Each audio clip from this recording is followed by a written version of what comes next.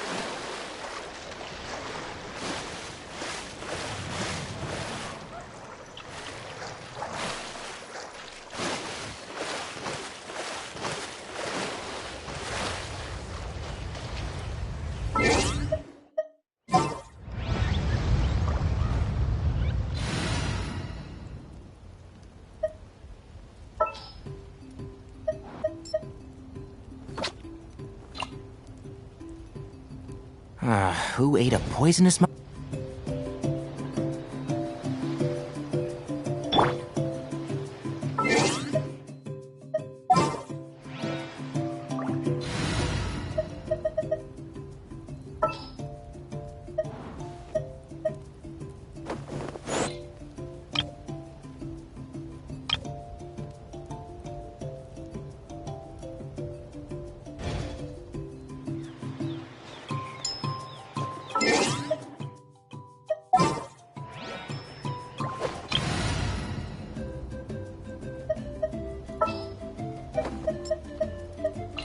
Who ate a poisonous mushroom this time?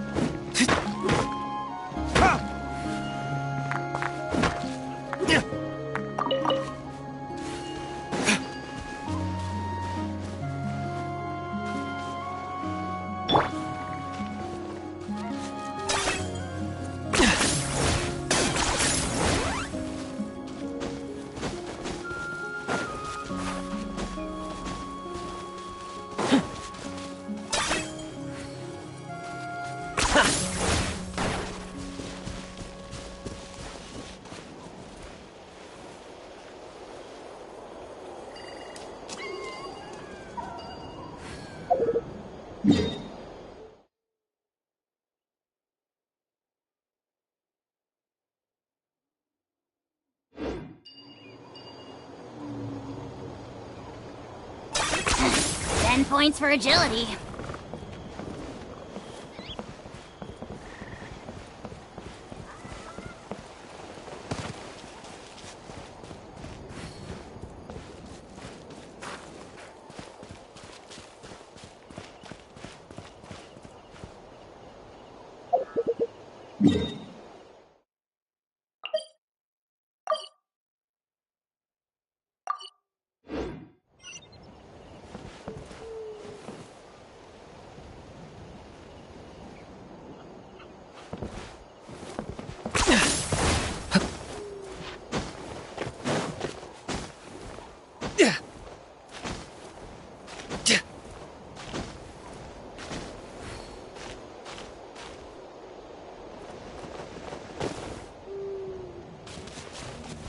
Come on, we can do it.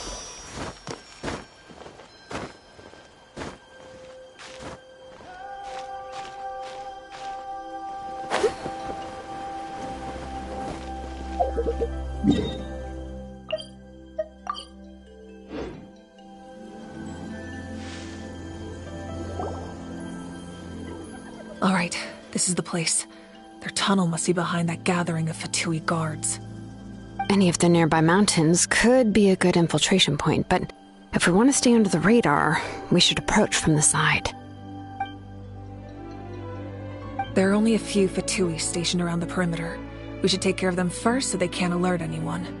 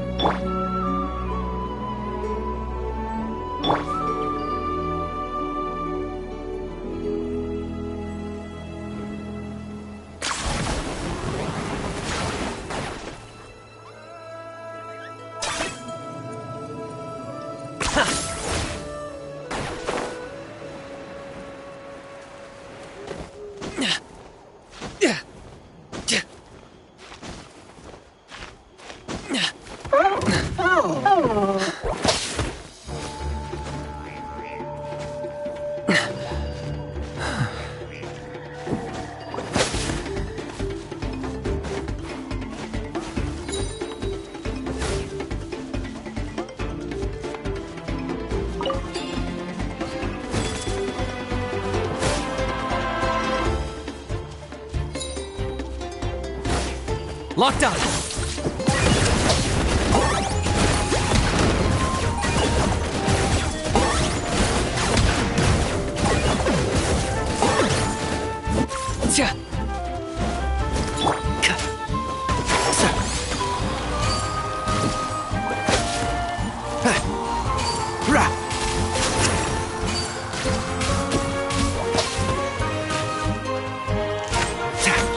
And shroud!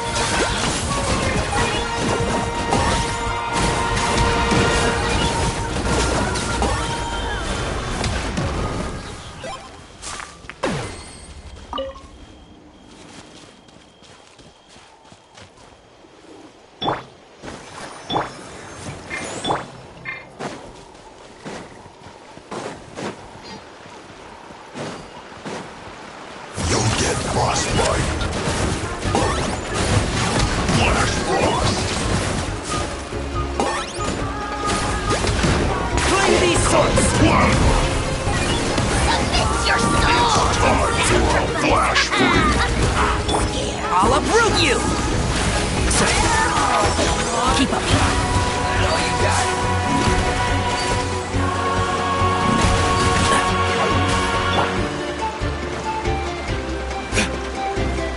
Verdict is...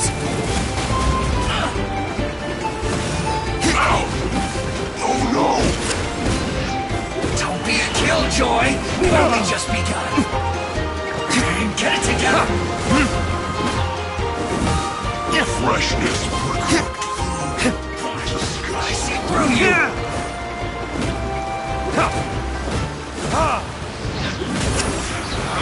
You can't run! Well, neither can I.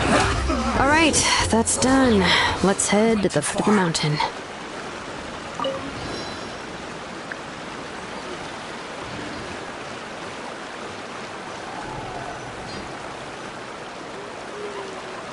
What do you think, Shilonen? Is this a good spot? Yeah, looks good. We'll take it from here.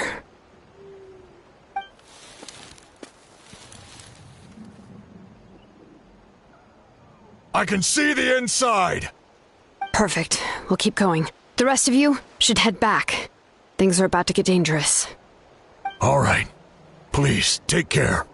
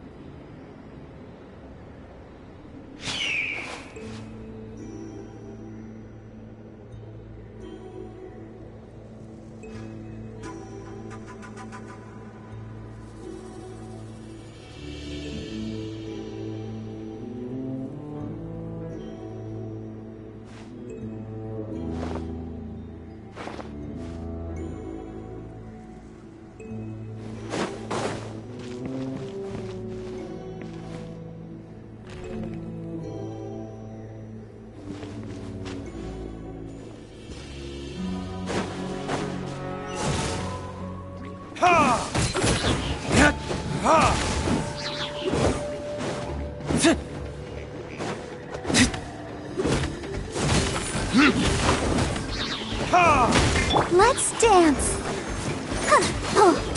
Hey.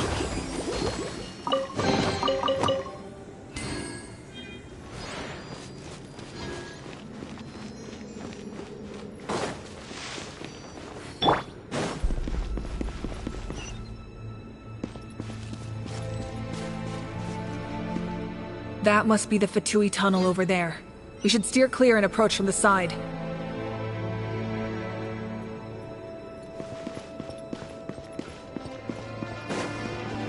Keep up.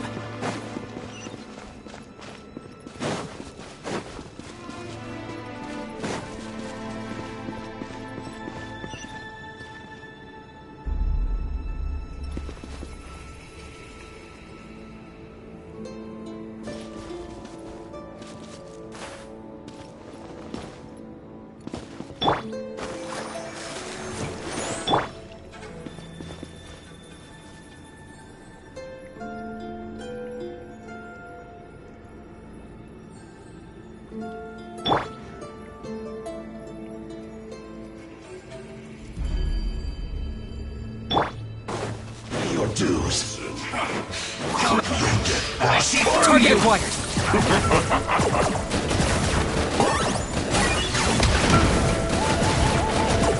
Don't be a killjoy.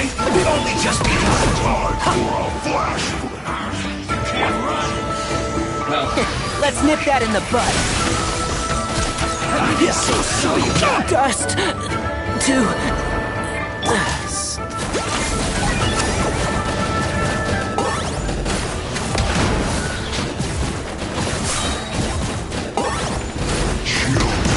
Don't be a killjoy. We've only just begun. I see through you.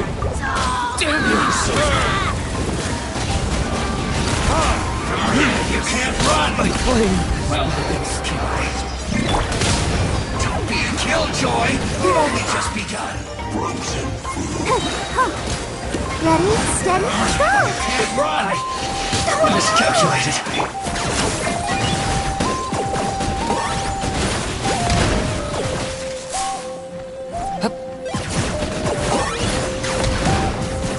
So soon. Chill to the bone.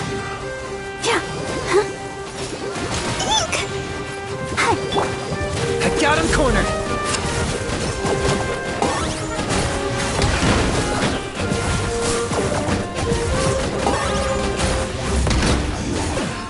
Run from death. Going anywhere. Frozen food. Target acquired.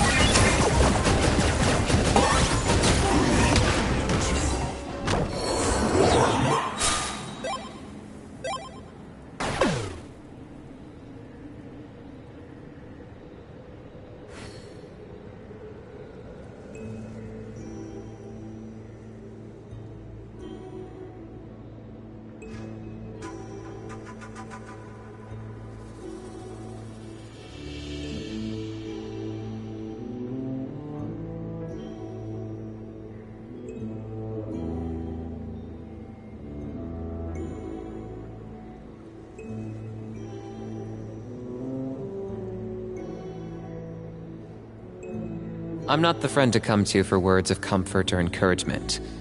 But when it comes to weighing the costs of your actions, ask away.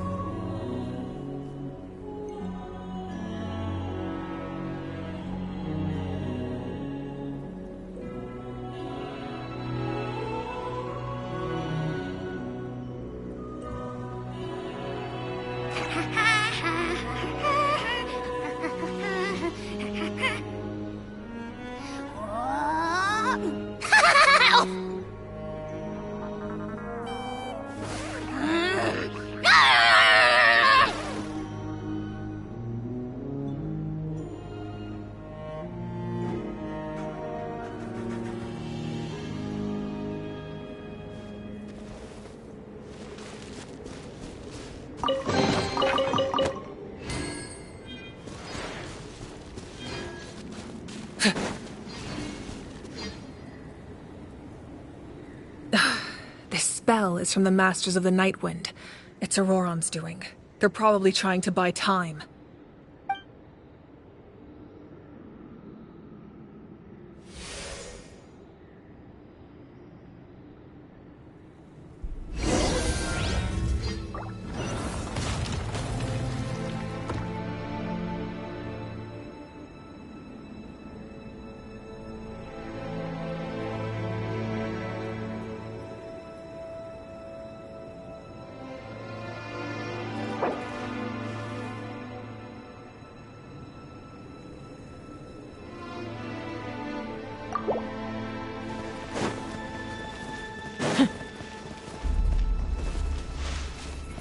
These wheels are relics from ancient times. We should try to restore them.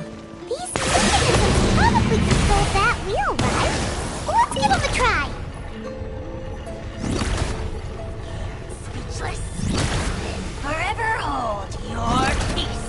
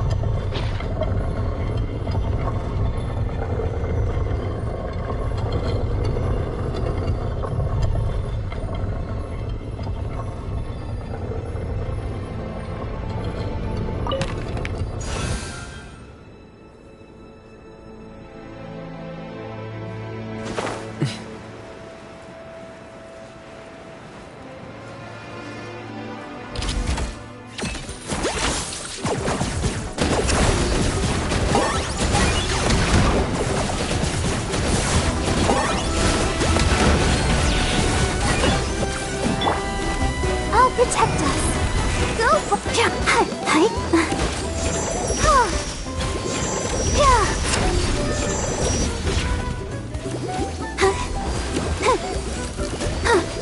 Locked on.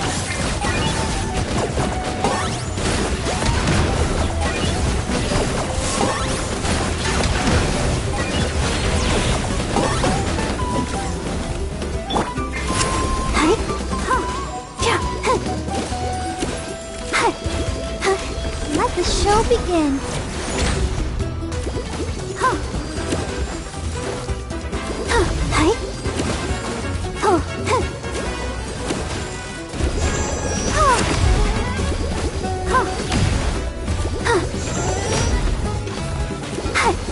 I got him cornered.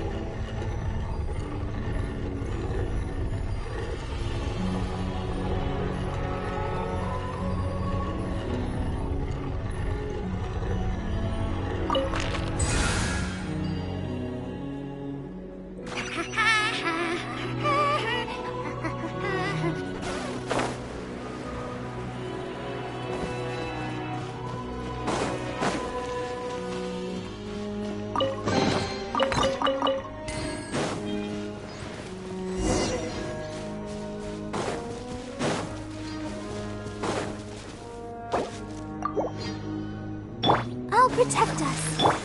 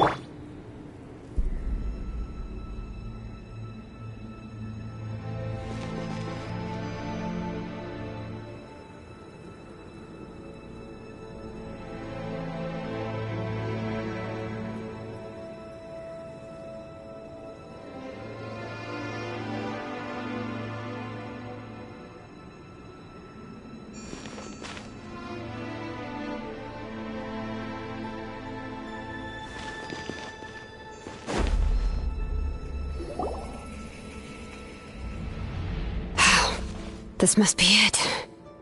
There they are. Oh, the captain's here too. Perfect. Looks like they focused their defenses over there. Oh, they're here. Huh. I thought the Pyro Archon would choose a frontal assault. It doesn't matter. They're too late anyway. Stop! It's too late. We need to turn it off! I won't let you do this!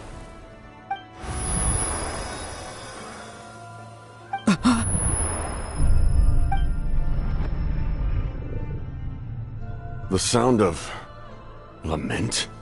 What was that sound? It was like a piercing cry. Now's our chance to turn off the device.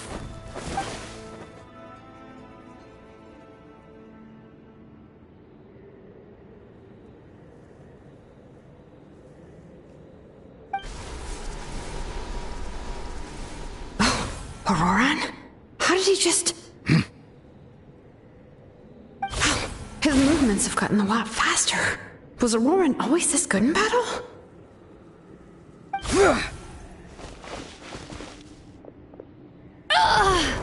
This ends now! Huh? Something's wrong.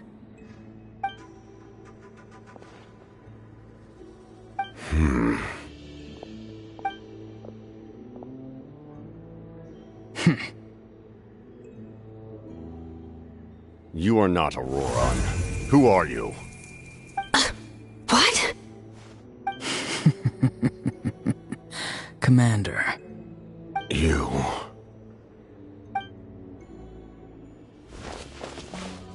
So, you still recognize me, Commander? I'm glad. Although, I believe you have some more pressing concerns at the moment. We did it! You see? You indulge your sense of honor for just a moment, and now you've lost your chance. Even now, you're still the same as ever. His voice is completely different. Is someone inhabiting Auroran's body?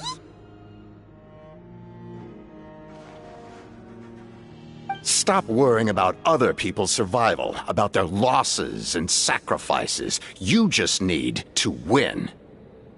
That must be why I've returned. For this moment.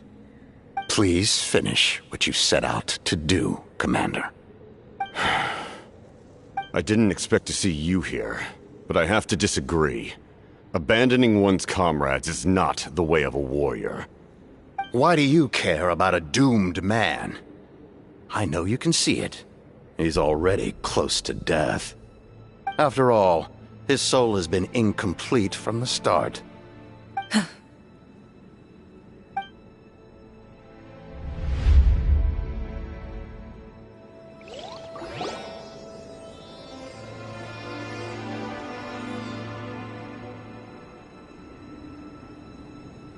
Someone said I'm close to death.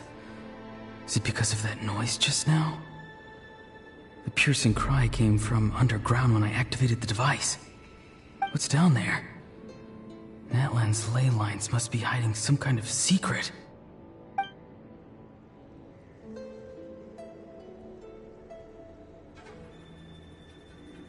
Am I dying? Oh, no. It's too soon. Ah, Auroron, it's you. What'll it be today? Oh, why the long face? Don't tell me you still haven't let that go. I knew it was a bad idea to tell you. I heard everyone wanted me to be the savior. Savior? Ha! Sounds nice, doesn't it? But, does such a person truly exist? Even if they do, why would you have to become that person, Auroron, is that you? Oh, here, have a seat. Let Granny cut you some fruit. We just got a fresh batch. Can I get you anything else? Some grilled meatloaf, maybe? Ask for anything you want. We've got plenty of ingredients. What about those spiced rub mushrooms you made me last time, Granny Kuimi? Ah, you liked those, did you? An outlander taught me that recipe, actually. A merchant, to be exact. Never thought about going into business yourself, my boy? You could travel all over. Our Auroron? A merchant? He's far too honest for that line of work. Well, at least an honest merchant like him wouldn't prey on old-timers like us.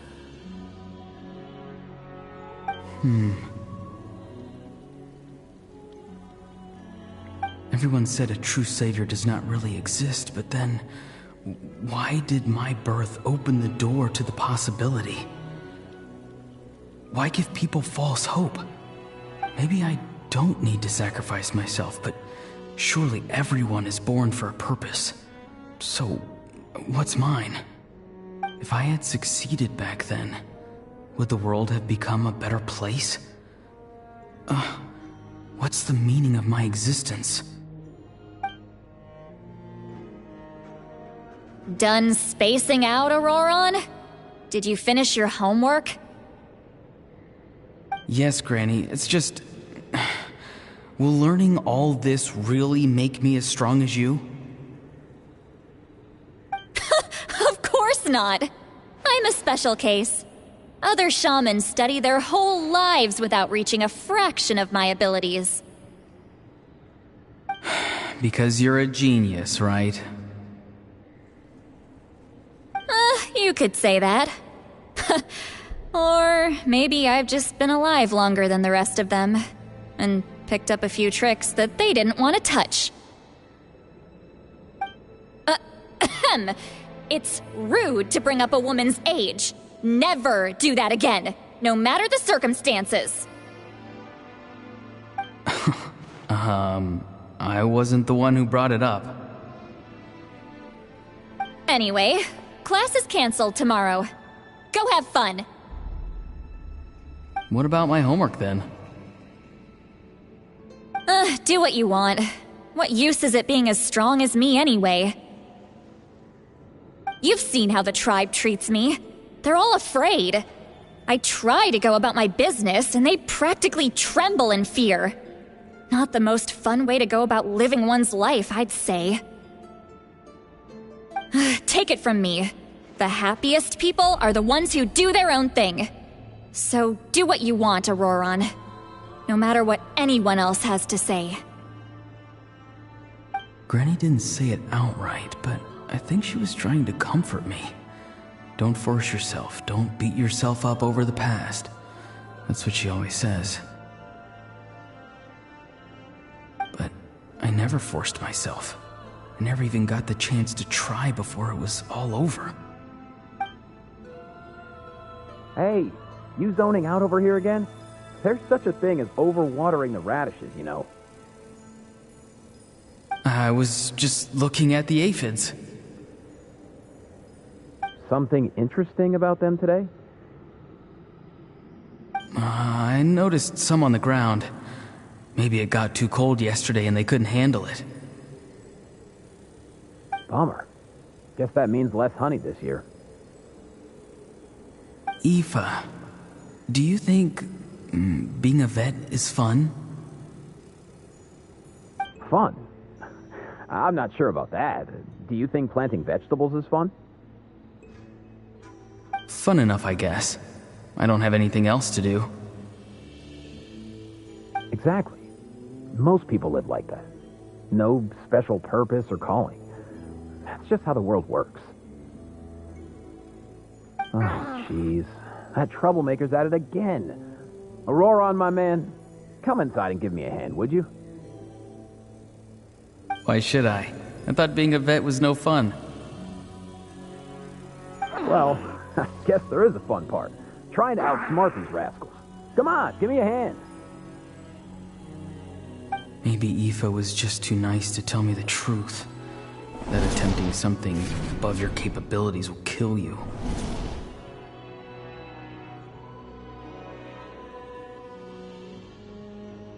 My soul is unstable. I only survived because I had people to help keep me in one piece. A part of me has always been missing. That's why the other spirits said I was close to death, but... Why struggle? It's a miracle you were even born. Just close your eyes and wait for death. It was you, the thing that came out of nowhere. Thing? I'm a warrior, far stronger than a weakling like you. I'm not weak. There's just a limit to what I can do. And that's exactly why your fantasy is so ridiculous. You really think a useless thing like you can save the world? Useless? Savior? Ha! Sounds nice, doesn't it? But, does such a person truly exist? Even if they do, why would you have to become that person? Hmm? Exactly. Most people live like that. No special purpose or calling. That's just how the world works. Take it from me. The happiest people are the ones who do their own thing. So do what you want, Auroron. No matter what anyone else has to say. But...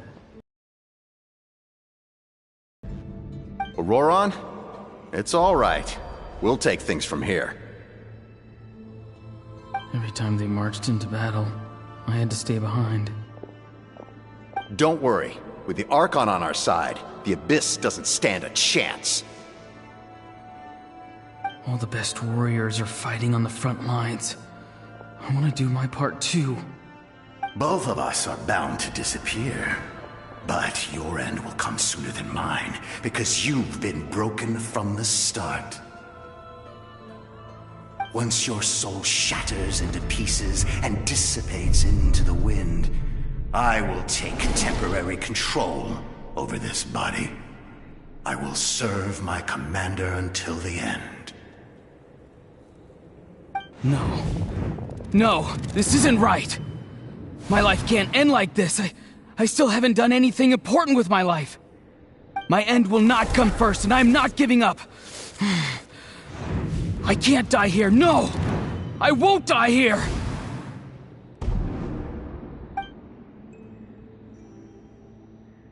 Auroran! Auroran!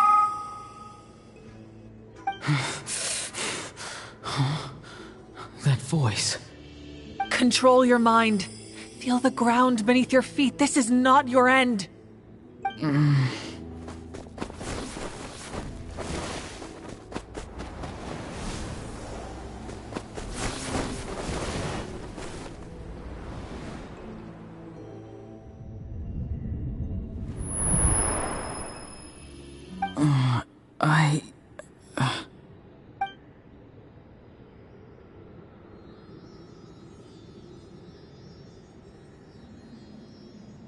His eyes are open! He's alive! Well done. You managed to do the impossible. Uh-huh. What do you mean? Don't try to talk. Focus on holding yourself together. I can't believe the captain did that. Maybe he thinks of Auroran as a comrade. He was helping to rein him in all this time.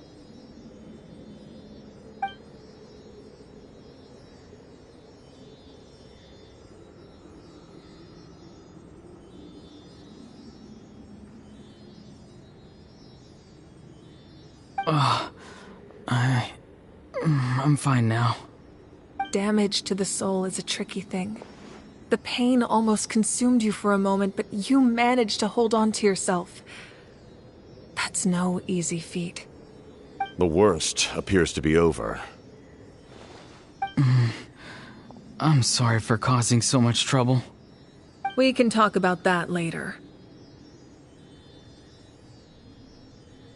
Our plan. It failed, didn't it?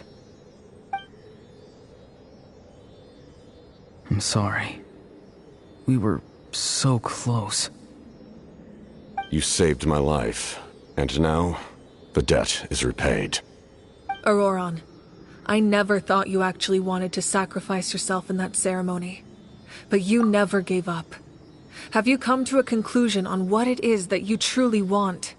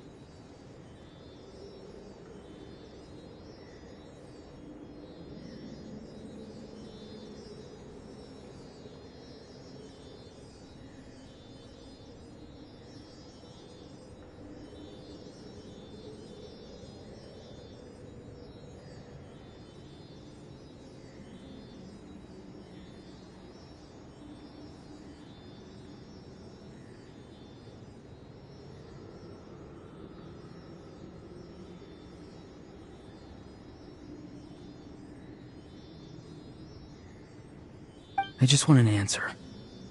A reason why I exist and why everyone always did so much for me.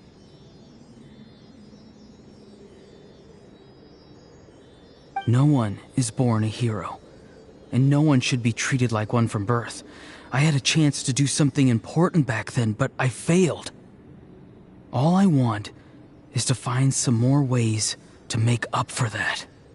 The answer you seek now lies before you.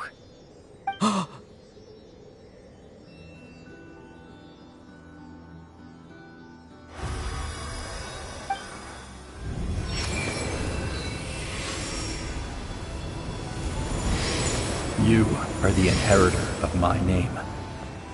The hero from the masters of the Nightwind, who shall fight for this generation. Fascinating. You're not the person that the others thought you were. And yet, you're also not the kind of person that you thought you were. It can take a lifetime to truly discover who we really are. Like you, I never thought I had what it took to be a hero. I was too cunning, too self-absorbed. But in the end, I sacrificed my life for this nation. Now, remember your name. Even if others will see a different meaning, it still symbolizes your nobility and yearning. My ancient name. BD. It means devotion.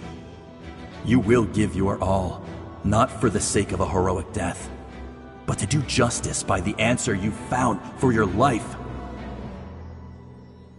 For that answer, you will offer all of your strength and be born anew. Through your devotion, you will prove your worth.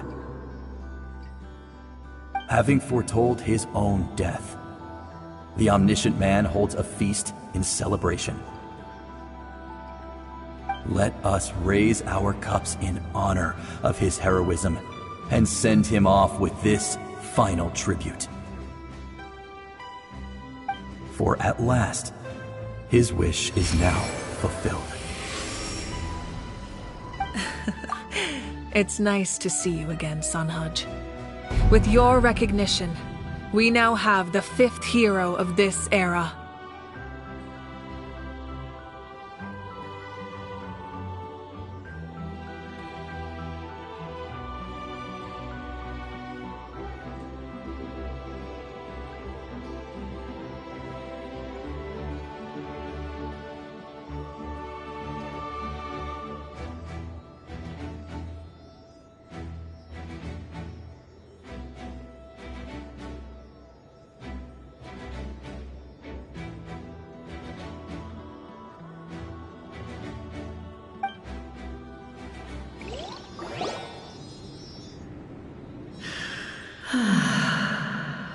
I am happy to see your plan advance one step further. It seems that my cry did not cause irreversible damage. What is that voice? Just as I thought. The Lord of the Night has awakened.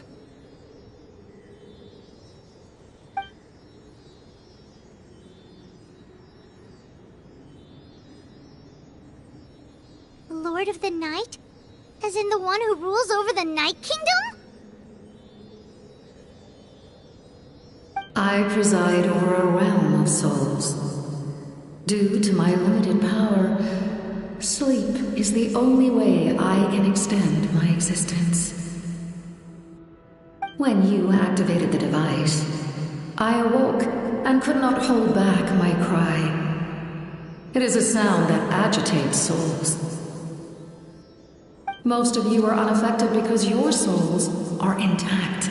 But with a damaged soul, the effect on your friend was heightened, and his soul almost shattered as a result.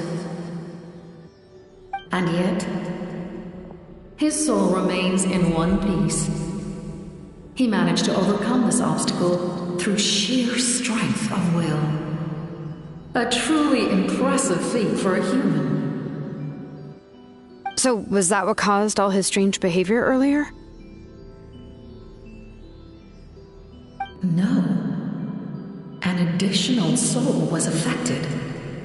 It tried to take refuge in the missing part of your friend's soul, but was ultimately expelled. However, this soul does not hail from that land, or the Night Kingdom. Its origins remain a mystery to me. Activating the source mechanism was supposed to reconstruct the ley lines. Why did it awaken you instead? Because I was the one who originally constructed Natlan's ley lines, otherwise known as the Night Kingdom. The ancient battle between the Descender and the dragons destroyed the corner of the world, allowing the Abyss to invade. Natlan's ley lines took the worst of the damage. To aid the people of Natlan, the Lord of the Night used the fragments of the old ley lines to reconstruct a similar network. That's how the Night Kingdom was born. The first Pyro Archon, Xbalanque, strengthened that realm and established the rules that aid our fight against the Abyss. The Ode of Resurrection and the Pilgrimage, both of which are practices that survive to this day. Oh, right! You said before it all came from the power of the heavens. The ancient dragons tried to use this device to strengthen the ley lines by imbuing them with power. Back then, this method was rather ineffective. They lacked the skills to navigate the intricate structure of the ley lines. And now, the structure of the ley lines has also completely changed. I am the only possible vehicle for the power generated by the device. It was an incredibly crude and painful method, but I managed to absorb some of that power. Now, I can speak to you like this and provide you with aid. Such as rebuilding the ley lines once more, at the cost of my own existence. But why would you make that kind of sacrifice? The people of Natlan worship me and call me their lord. In the ancient past, before we died out, we were also known by a different name. Angels. But adventurers like you are probably more familiar with our devolved form. Seelies.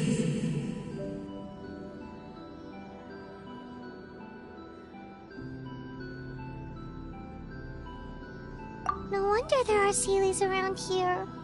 A Seelie also helped us in the Night Kingdom! Few angels remain in Natlan, so the same is true of Seelies. Everyone rallied around me and offered their power to humanity to reconstruct the ley lines.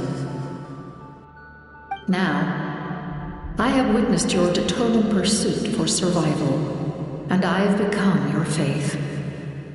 I am very pleased. Moika, inheritor of Xbalanque's will, and leader of Natlan. Despite all the obstacles and misunderstandings, I have awoken, and the efforts of this harbinger and the young hero have imbued me with power. Say the word, and I will once again work to fulfill my mandate, just as I did thousands of years ago. You need only nod your head. For the sake of your people and your nation, for the sake of overcoming the invasion from the Abyss, give me your orders. I will not. After reconstructing new ley lines, you will cease to exist. The rules of Natlan are founded in the Night Kingdom. If you disappear, so do they.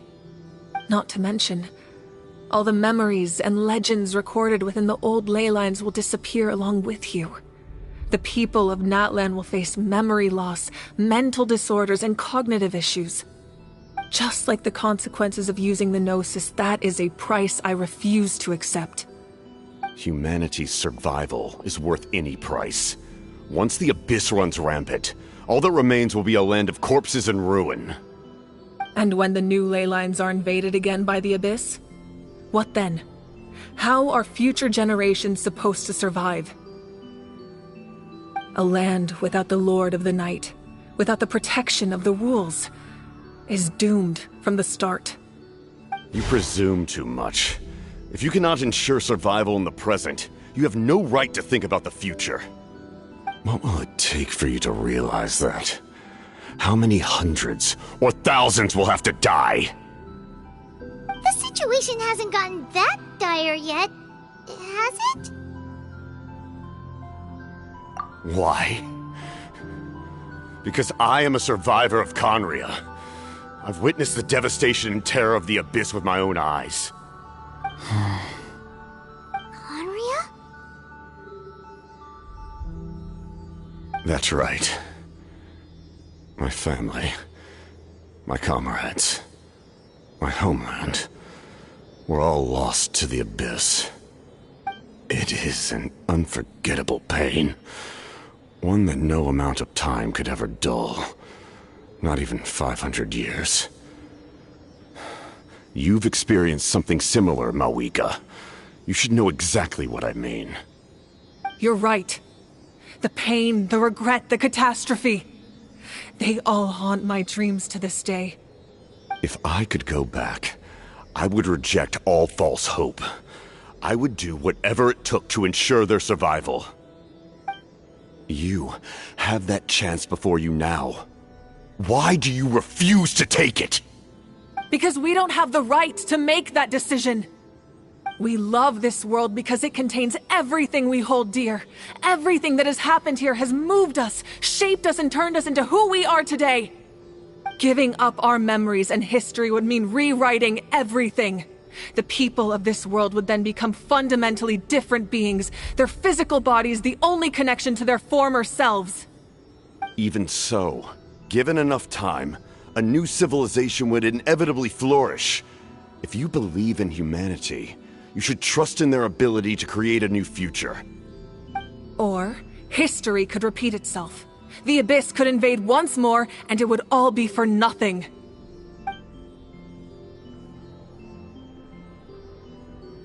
Can I say something? I once carried the hopes of many people, and I was also desperate to save our nation. In the captain's plan, I saw a chance to ensure our survival. But as I was on the brink of death, my wish for life and purpose was rekindled. I've been very fortunate to be well cared for by all the people in my life. I refuse to forget that. My feelings were so strong, they overrode my compulsion to sacrifice myself for their safety. No matter what path lies before us, we still have a destination. If we lose our way now, we will lose the meaning of our existence. That's right. Natlan's heroes gave their lives so we could have this chance against the Abyss. Their sacrifices are our blessings. Not only are their deeds and spirits exceptionally meaningful, they may also well be our path to victory. I don't want to give up just yet. Yeah, we're just one hero short. The power from the device will allow me to remain awake for some time. I stand at the ready should you change your mind. Even if you fail, you need only send someone my way. My offer still stands. Humanity is truly remarkable. Even the gods in the heavens hold you to be special. Even now, you stand before me, dazzling like the sun. You must have a profound connection to this land since you're so determined to save it. But what are you really trying to protect? The land or its people?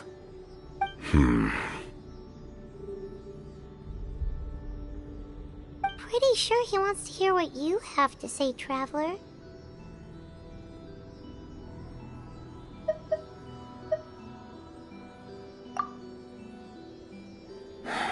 Fine.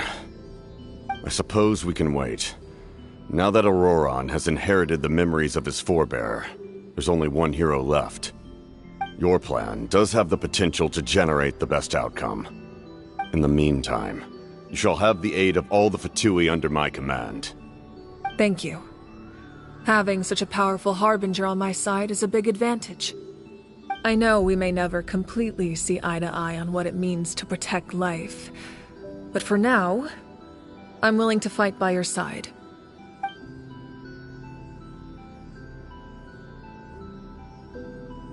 All right, we should let everyone else know about the plan. They're probably still at each other's throats outside.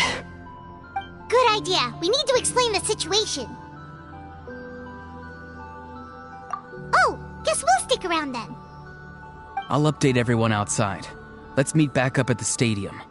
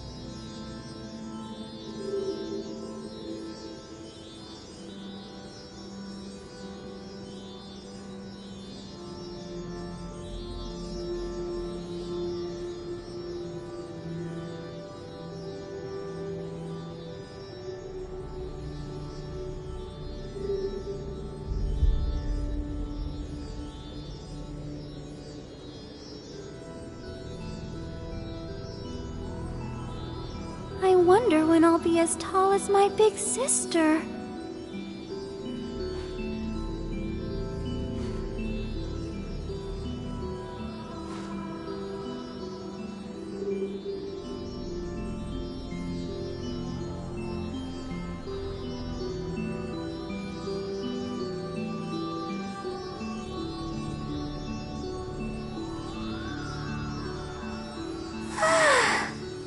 Standing around is making me so sleepy.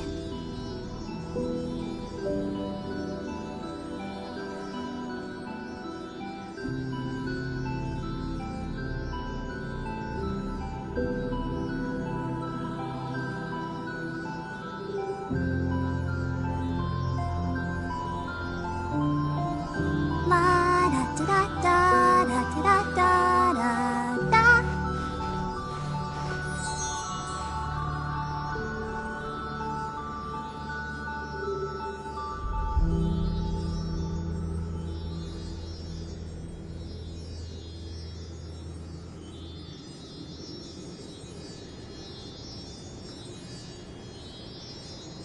I wonder when I'll be as tall as my big sister.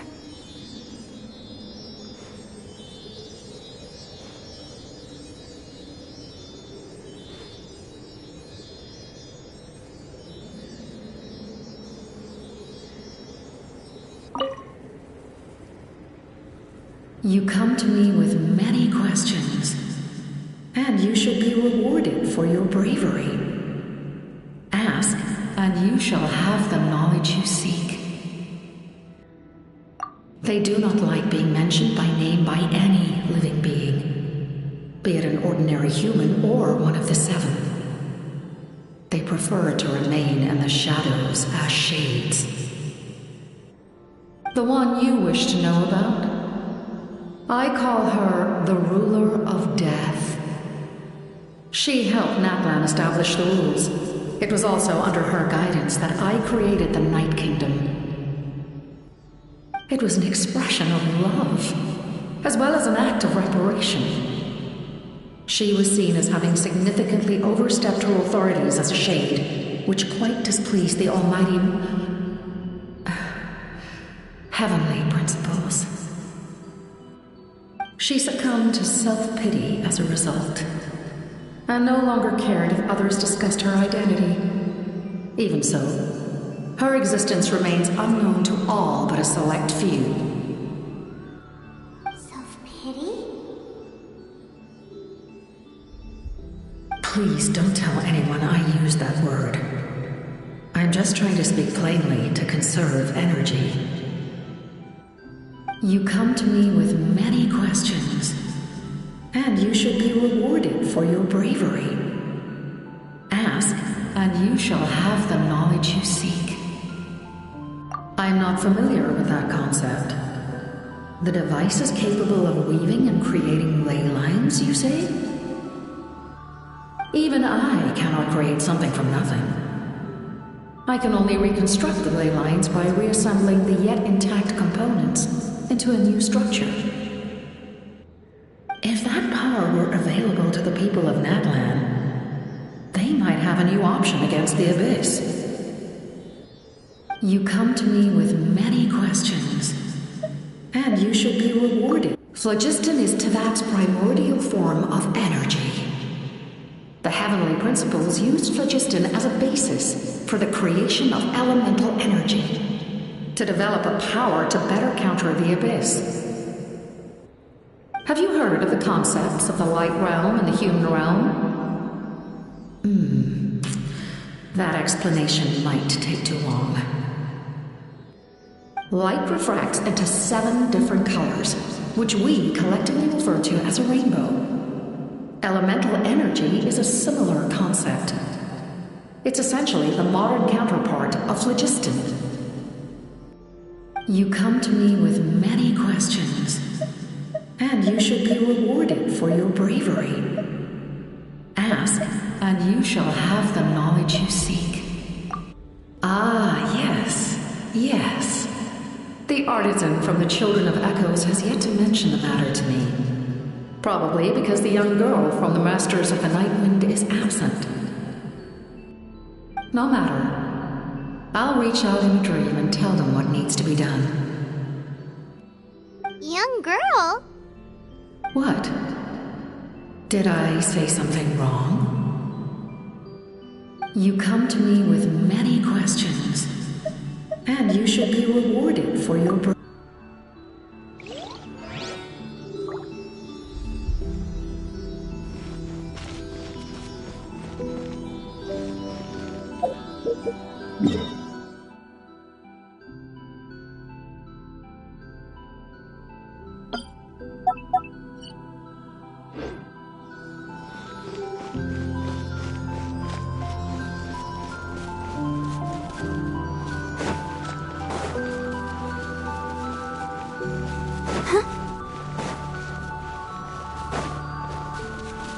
Let's dance.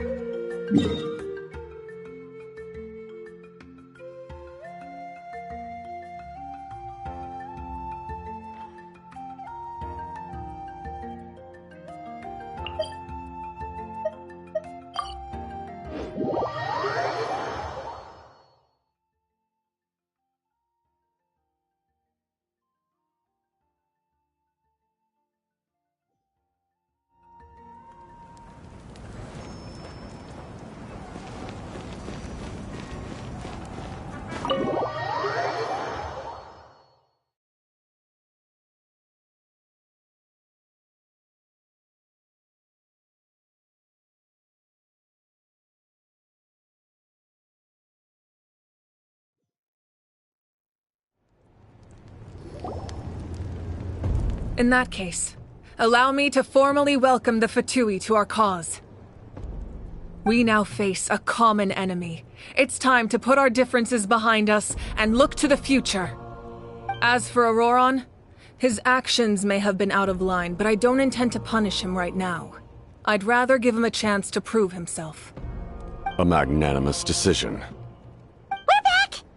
Whoa, seeing the two of you chatting like this, Paimon almost feels like she's dreaming. This may be an unexpected outcome, but a favorable one nonetheless. Now that we're all here, I have some questions of my own. Tell me, how did you discover the source mechanism? We weren't getting any closer to obtaining the Gnosis, so I had my men scour Natlan for a different option. Auroron helped as well. We tracked down 3 scholars, Aberawa, Bosomtwe, and Kushtal, and combined the results of their research to locate this ancient device. I've never heard those names before. Seems like my own investigation failed to locate some critical personnel. I'm just not sure how I missed them. Strange. Perhaps they simply live in seclusion. In any case, their results speak for themselves. That's true. Now we have another option at our disposal. Compared to using the Gnosis, our current plan will buy us some time. And if all else fails, we still have this plan as a last resort, even though executing it will come at a heavy cost. But that means making everyone forget their past! We should definitely try to avoid it if we can. Oh, actually, speaking of the Gnosis, how did you know what it could do? That story begins with the Cataclysm 500 years ago. I failed to save Conria from the rampage of the Abyss.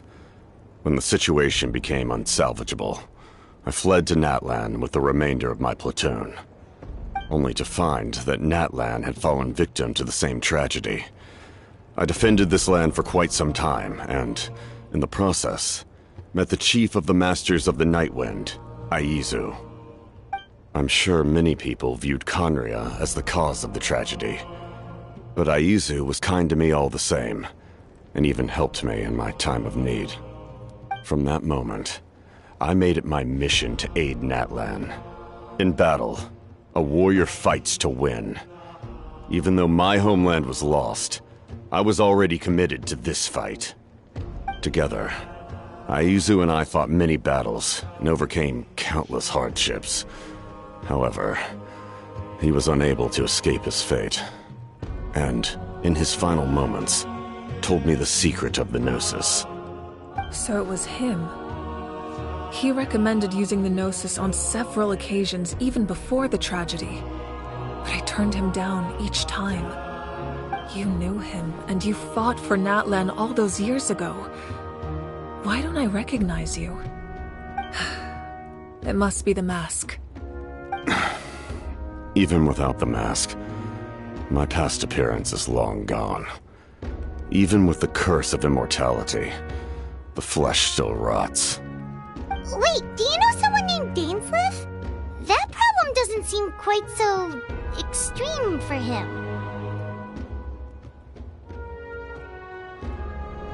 You've met him already?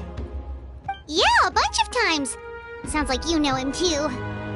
During the age of Conria, all I knew was his name. The last time I saw him in person, he was traveling with the prince.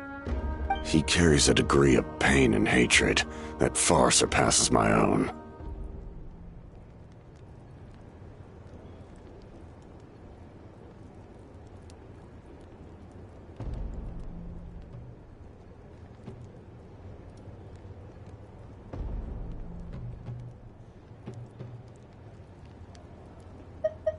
Yes, you're the sister of the prince. Given the role I held in Conria, I would prefer not to harm you. Although, this is likely a self-imposed burden. If the prince saw me now, I doubt he would even recognize me. As for your question, I don't know how Dane managed to slow the deterioration of his body. My appearance is much changed, and that's not the only thing. Even my physical strength is a shadow of what it once was. I would have never known. During our battle, it felt like I was fighting against the pinnacle of human strength. And I still lost. I deserve no praise for that outcome. Still, it's a shame we never faced off 500 years ago. You could have seen what I was truly capable of. I agree. Had we fought then, I'd also have been more motivated to go all out. So, all that commotion back at the stadium, and you're saying neither of you were using your full strength? I'd say we're evenly matched. If we face off again, victory will come down to who wants it more. I imagine you held back since there were spectators around that could have gotten hurt. But capitalizing on that situation would have only led to a hollow victory. It would have been no different than taking hostages. My goal was the Gnosis, and I failed to obtain it. I lost, and take precedence over her orders. That's why our methods can be so radically different, despite sharing the same goal and the same sovereign. I needed the Gnosis because I came here to save Natlan. That was my primary motive. Once Natlan is saved, if the Gnosis still remained in my possession, I could bring it back to Snezhnaya.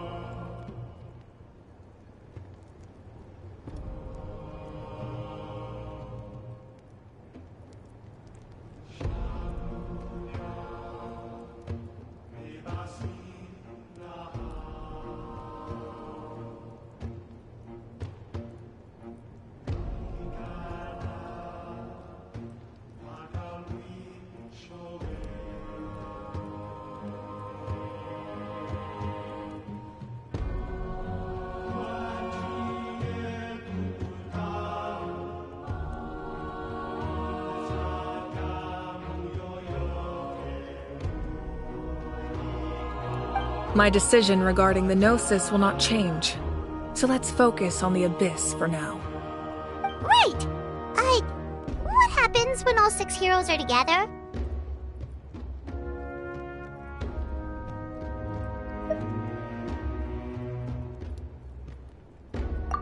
We will unleash a great power that can be used to thwart the Abyss.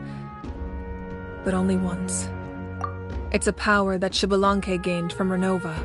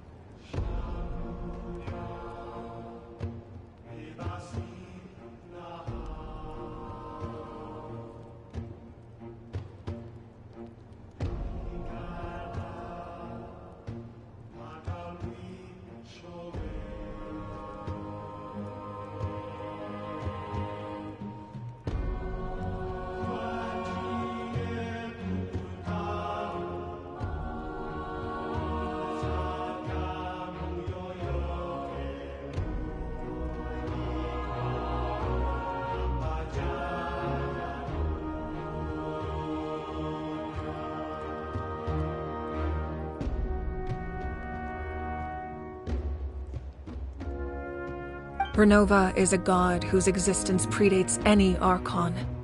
You can think of her like an emissary of the heavenly principles. She controls the power of death. Wait, is that why you have the Ode of Resurrection? Yes. Renova also orchestrated Natlan's rules. As for the Divine Throne, like I said before, when a human ascends to the Divine Throne, their inner flame will awaken. The size of the flame depends on the person's potential. The same principle applies to the ruler of Death's power, with one notable distinction. The amount of power inherited will not change depending on your ability to tolerate it.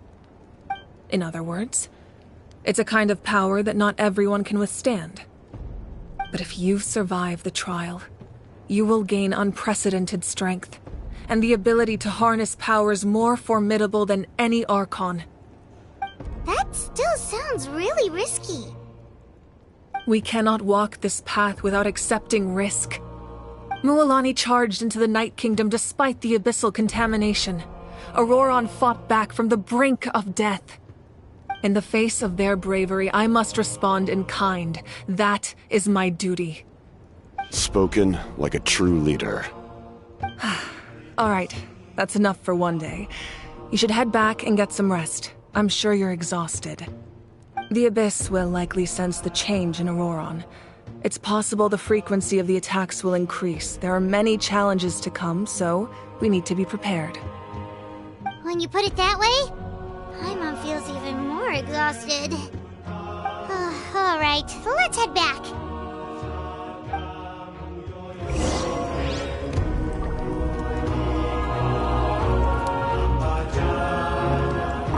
Now that we're working together, we'll need to coordinate our efforts. I'll leave a portion of my forces for you to command. That will definitely help relieve some pressure. You're sure they won't object?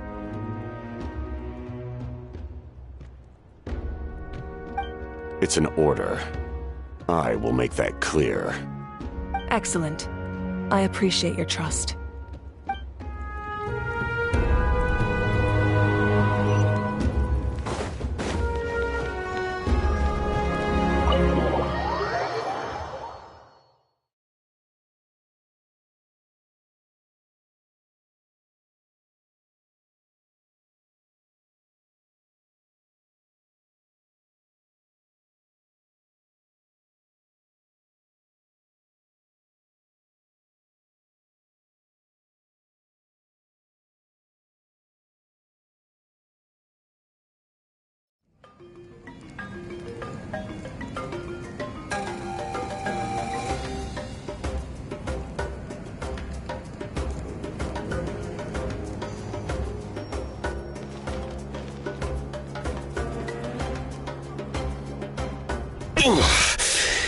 That hurts.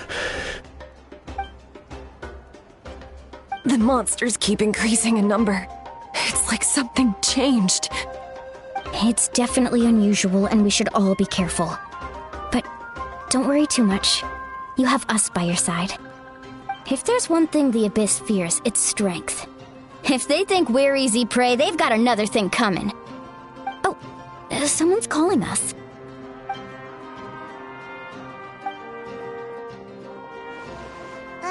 Something wrong, Traveler?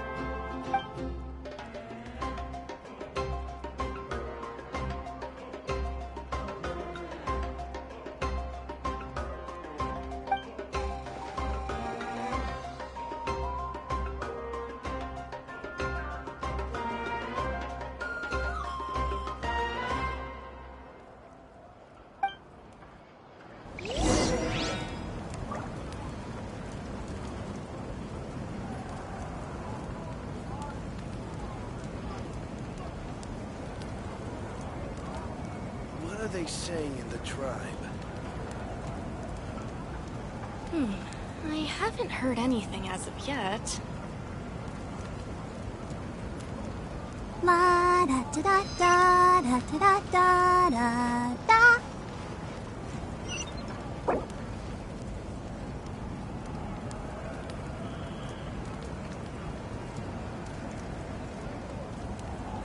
What are they saying in the tribe? I haven't heard anything as of yet. Are you tired? Try my new spicy energy drink. I'm sure it'll wake you up.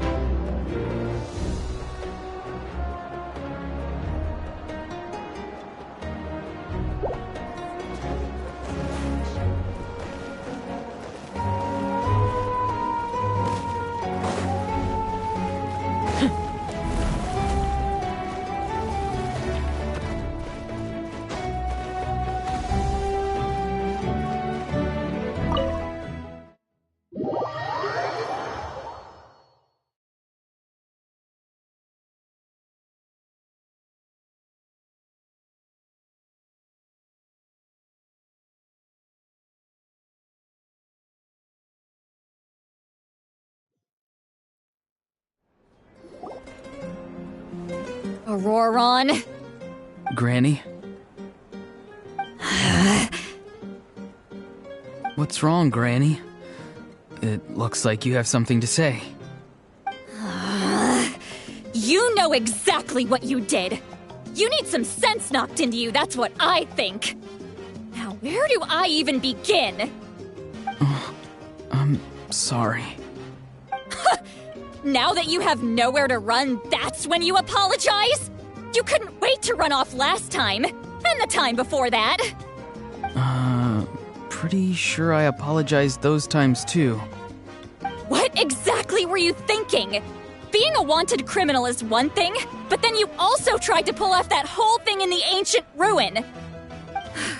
I'm not the one who needs an apology. Apologize to yourself for risking your life. Okay. I'm sorry. I don't have anything to say for myself, Granny. Yell at me all you want. I know I messed up. You better be sincere. This is an incredibly serious matter. I'm being sincere, I promise. I've seriously reflected on my actions. I know what I did was risky, and I know I made some bad choices. But I don't regret it. I just had to do something. Not because I thought I was special, but because I wanted to help Natlan as much as I can.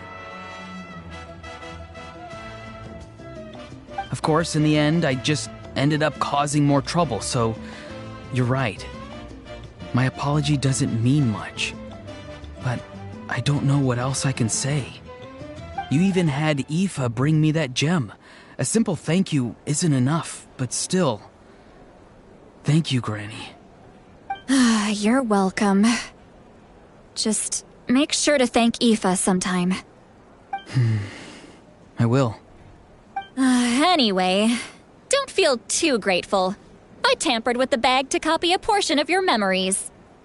Oh, I didn't notice. Of course you didn't. You forget how many years I have on you. Like you could uncover one of my tricks. Anyway, I have something else to tell you. The Pyro Archon has discussed your case with the others. Many of your actions violated the rules of Natlan, and you should understand you'll have to take responsibility for that. I understand. But your efforts weren't entirely meaningless in the end. In addition to giving us another failsafe, you saved yourself with sheer force of will and managed to become a hero. Not too shabby, grandson. Did the Traveler in Paimon tell you to say that? What? No! I said that because I mean it! I can't believe you're complimenting me at a time like this. You normally let your fists do the talking. You're not off the hook just yet. I told the Traveler I was going to break your legs, and I meant every part of it. Could you not? I still need them to walk. Trying to negotiate, are you? All right. Make me an offer. Given all the good things that I managed to accomplish, can you let me off the hook this one time? I promise to do better in the future. Fine. I can let this slide for now. But I'll be watching. We'll see if I change my mind. Oh, Traveler, Paimon. Didn't expect to see you here. Hello! Yes. Looking after these little rascals is rather exhausting. Taking care of the Traveler isn't easy either. Paimon's life is an uphill battle. Traveler, Paimon, I want to thank you for your help back at the ruin.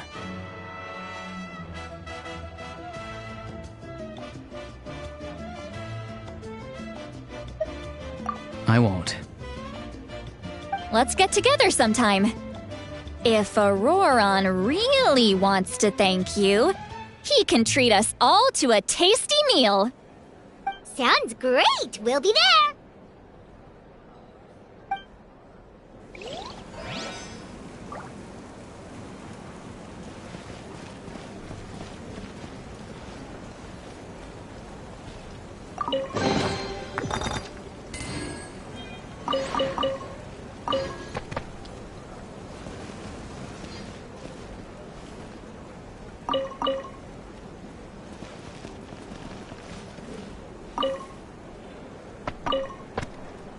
A time trial. It's worth a shot.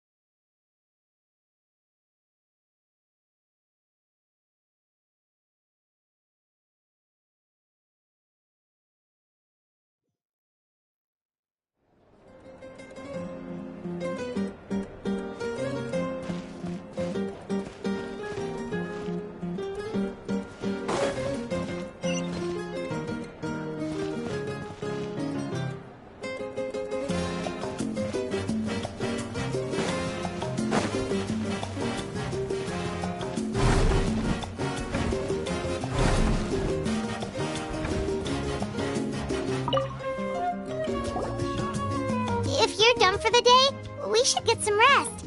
Paimon has a feeling we'll need it for tomorrow.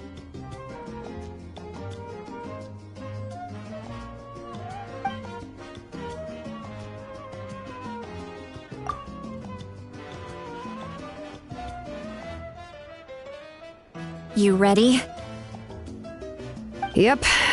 Let's go meet the Lord of the Night.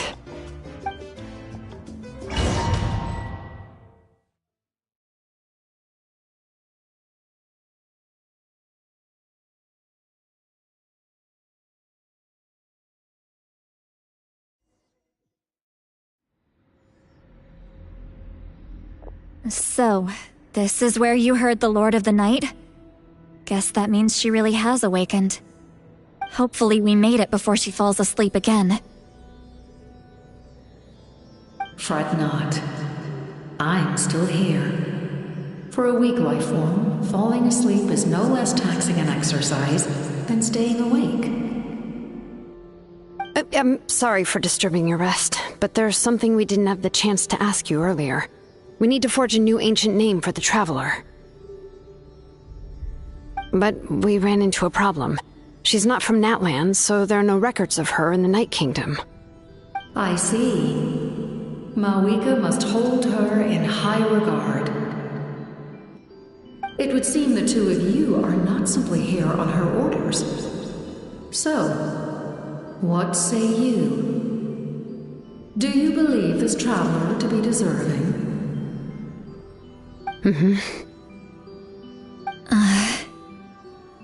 Speak your mind. There are no others here.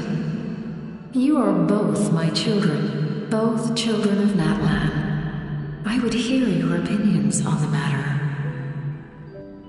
She is special. She saved Kachina and devoted herself to helping us avert this disaster.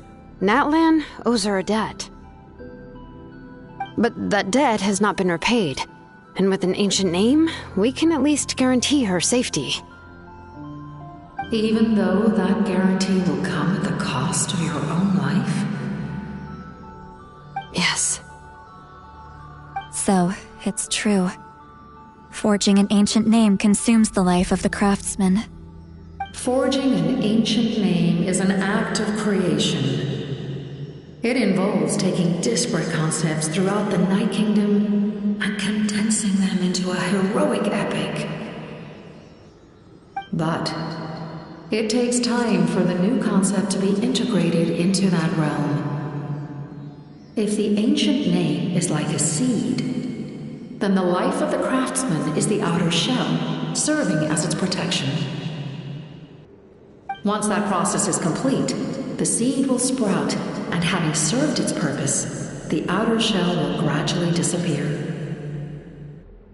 Forging an ancient name is no easy task, and creating one for an outlander makes it even more challenging.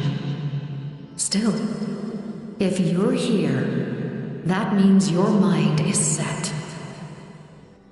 Yes, because I believe forging this name will be well worth it. We don't know how long we'll be able to hold back the Abyss or what the final price of averting this disaster will be. If giving up my life means that all the people of Natlan can have a future, then the sacrifice is practically negligible. Even when I'm staring death in the face, I don't think I'll regret this decision. I bear the name Baraka. This is a part of my duty. I understand. The chance may be exceedingly slim, but you still want to seize it, because this could be the final step to victory.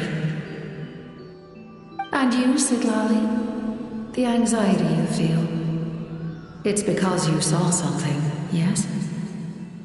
Something you were not meant to see. So, you know about that too. What is she talking about?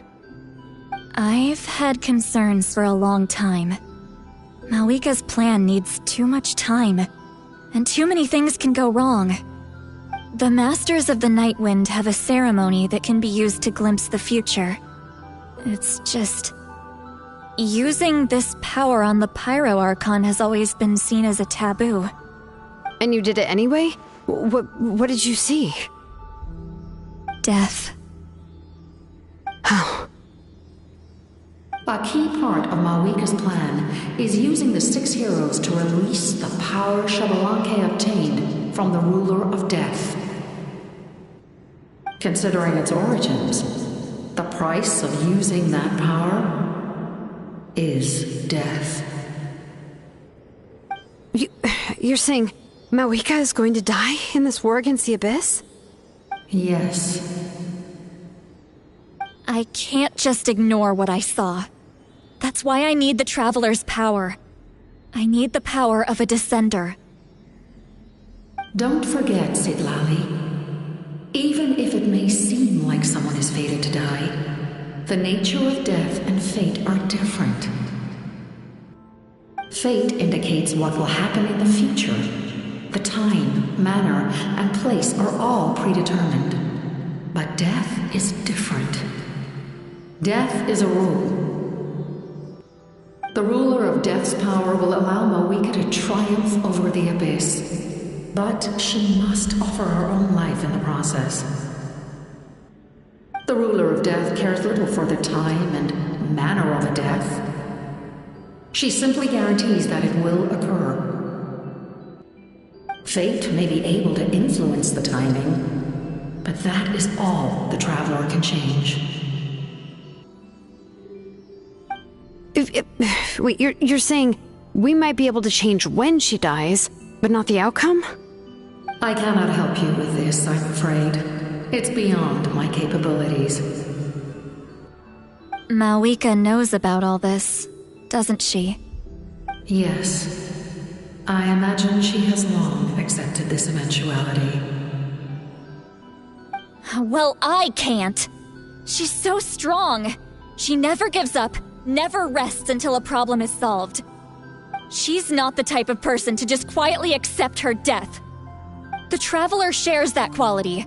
That's why I think this gamble is worth it. Together, I know they can overcome the impossible. Be it fate or death. We shall have to wait and see, but I will curb my expectations. My time is running out. It is my honor to witness humanity in this moment of absolute determination. We won't forget your contributions. Once we deal with the Abyss, we'll find a way to keep you alive. Thank you for saying that, but there is nothing you can do. How many years of life are enough? 10? 100? 1,000? 10,000? The Night Kingdom will disappear. The humans will continue to fight against the Abyss, and in the end, all will cease to exist. When you consider all of that, extending my life is meaningless. That's what makes us different. Even if our end comes tomorrow, humanity will still do whatever it takes to survive today. Exactly. Times like these always fill me with admiration and reinforce my commitment to the mandate I shoulder. My Creator was right in esteeming you as special above others. Here.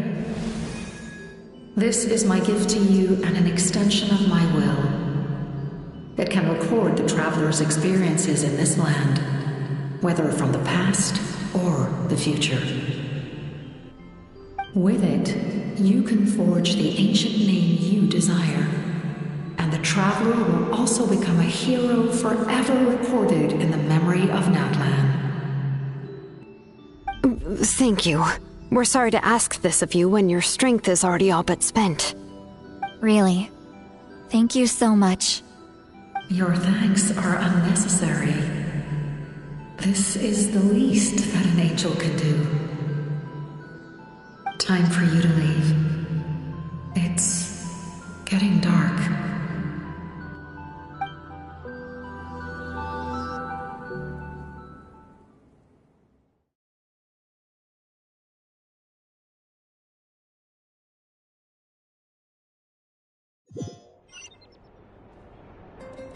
I can't sleep with all the noise outside! Forget it, let's go check it out.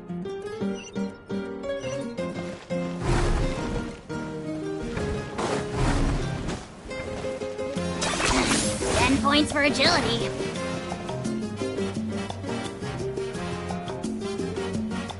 Shilon and Lolly, is there a reason you're up so early?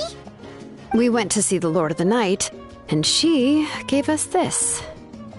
Like I said before, I couldn't forge your ancient name because there was no record of you in the Night Kingdom. But with this, we can finally record your deeds.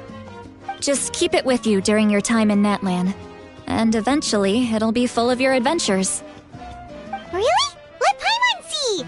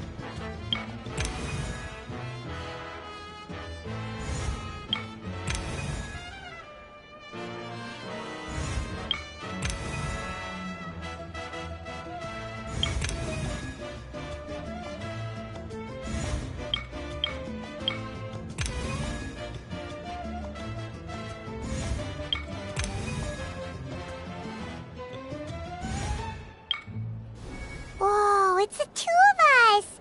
And a sun in the middle! Oh, and that must be... Kachina? It's not a concrete medium. It reflects the Lord of the Night's will, and shows what she wants you to see. Well, in other words, don't worry about his form. When you want to check the contents, just take it out and have a look. Sounds convenient! It's also super light and doesn't take up too much space. This is a really awesome gift!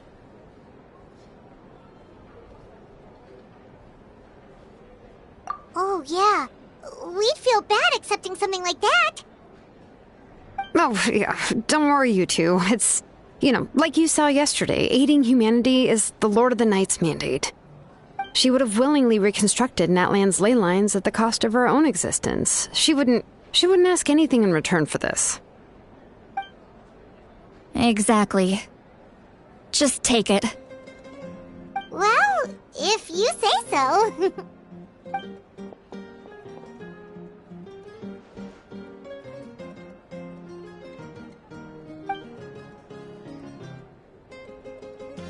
So soon? We just fought them off. We can figure that out later. Let's go!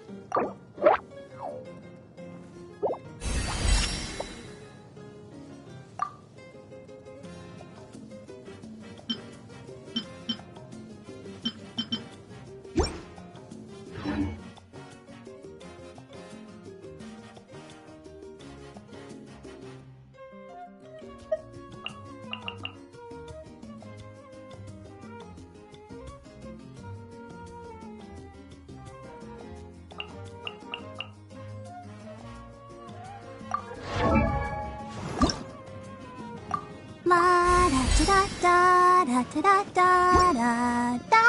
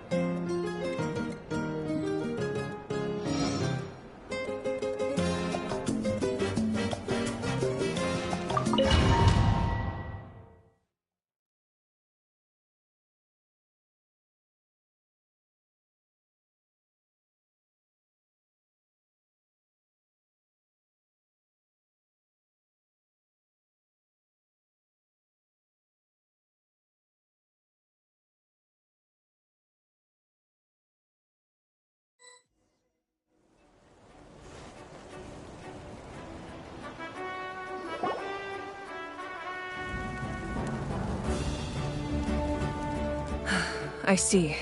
I'll send reinforcements to those 2 locations. This other one is too dangerous. I'll handle it myself.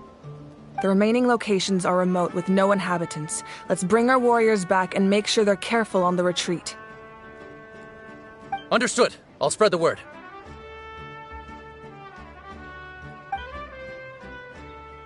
We're here. What's going on? Kachina said the Abyss attacked again? Yes, it's not looking good. Our forces have always been able to handle the sporadic attacks, but now, there are more monsters than ever, and the attacks are more frequent. What about the scale? What areas are they targeting? All of Natlan.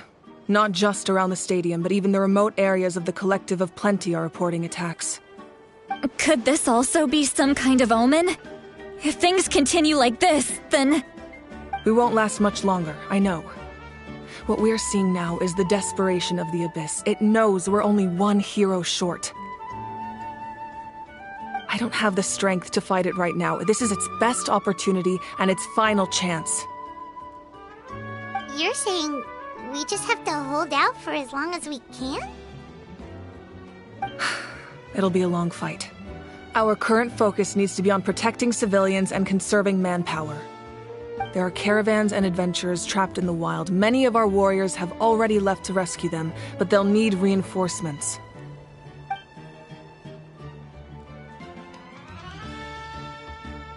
All right. Shilonen, Kachina, head to the camp near the Children of Echoes. Sitlali, you're needed in the Masters of the Nightwind. As an important figure in the plan, Auroron will stay here. Your tribe is too far from the stadium. Understood. I'll leave right away. I prepared a hot air balloon to take you where you're needed.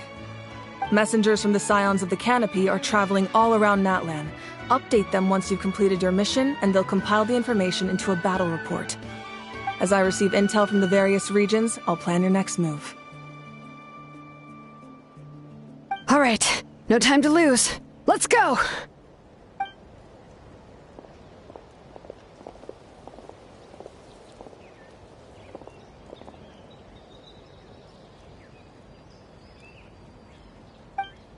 What about us? Where should we go? I received word that a small team escorting civilians back to the stadium was attacked. They won't be able to hold out for long. Can I leave them to you?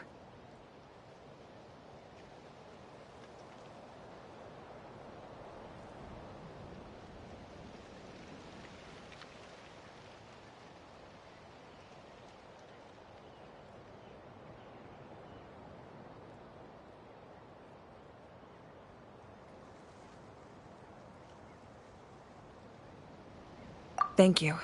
The hot air balloon is over there.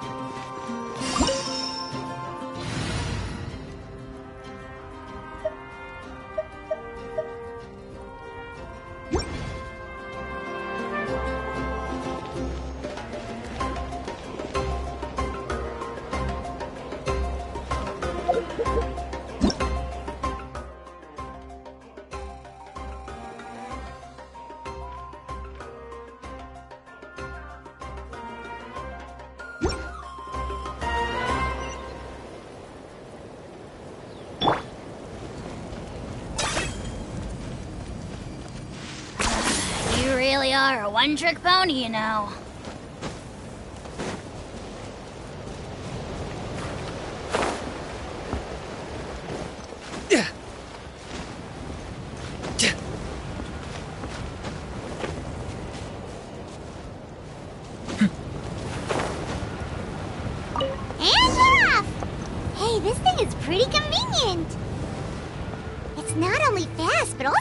Us a lot of energy.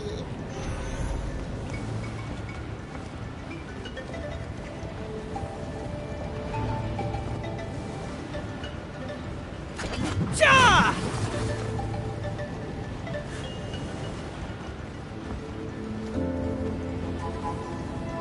Oh, there are warriors fighting everywhere. Seems like chaos in the making. Good thing for those battle reports.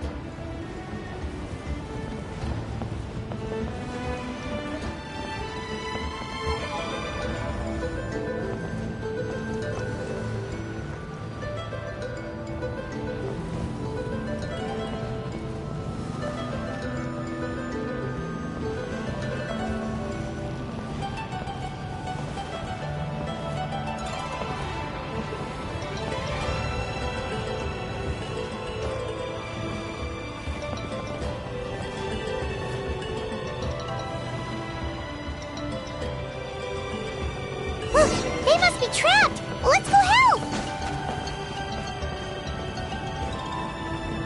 Reinforcements! Thank goodness! Target acquired!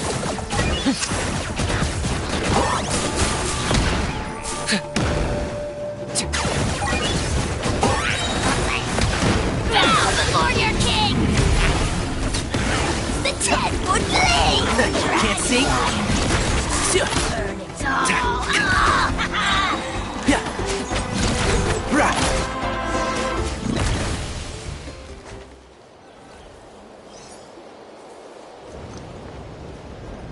Thank you for coming. We were almost at the breaking point. There were just too many monsters. They just kept coming, wave after wave. I've never seen it this bad. At least we got here in time. You all should get going. I know, but it's not that easy. A lot of people were hurt in the battle just now. Our cart was also attacked, and now our supplies are scattered everywhere. That's not important right now. We need to focus on getting out of here alive. I know, but these were medical supplies. What if they need them back at the stadium? It's them! Over here!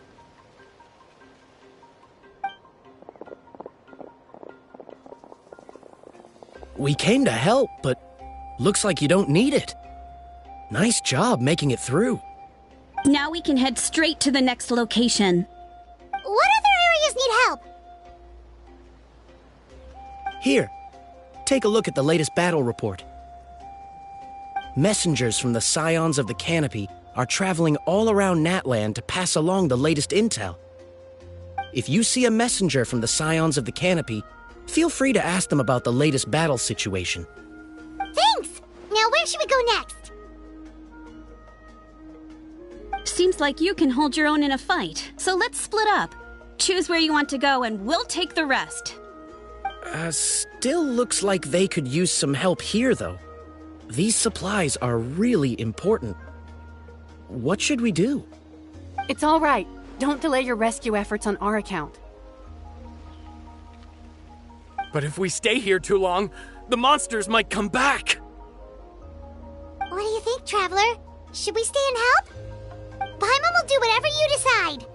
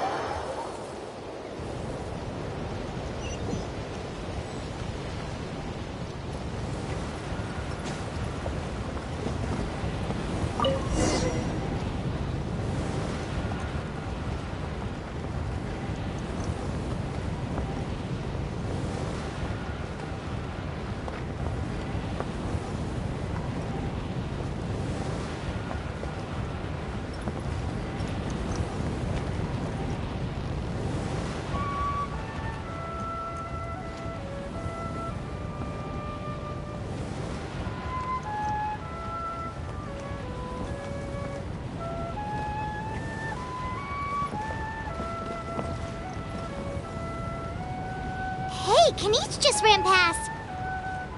He must be busy delivering messages. At least he didn't look hurt.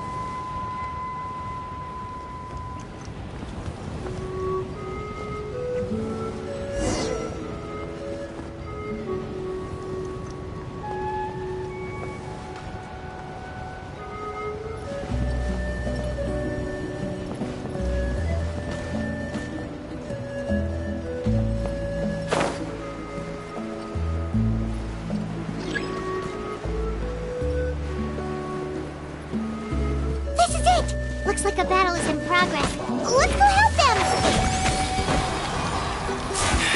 How much longer are these things gonna keep coming? We're reaching the breaking point!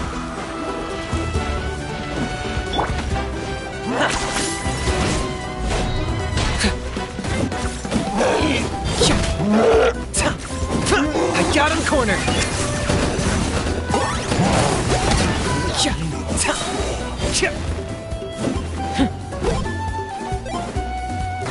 And Shroud!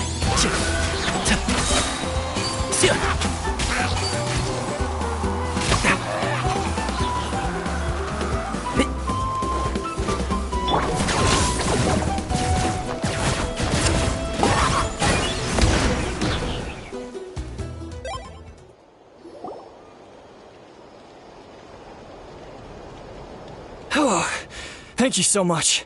You came just in time. What's going on? Were other places hit? Yeah, seems like it. The Pyro Archon told us to be ready to evacuate. She warned us something like this could happen. But I never thought there would be this many monsters. You got here just in time. But what should we do about the wounded? The wounded? This area was hit bad. We're housing the wounded in this house for now, but we're short on medicine. It's not easy. We don't know what to do next. We're sitting ducks if we stay here, but we can't just leave them behind. Thank goodness you're here, though. You saved us all. You're right. The monsters are gone, so it should be safe for now. Some of my men can escort them. That will take time, though. And some of the wounded can't walk. They might have to stay here. Don't worry. Once we escort the first group, I'll call for reinforcements. That way, everyone can evacuate. Let's help them out here for now. Then we can head to the next area. Oh, there's a messenger over there. Don't forget, we can get the latest intel from them.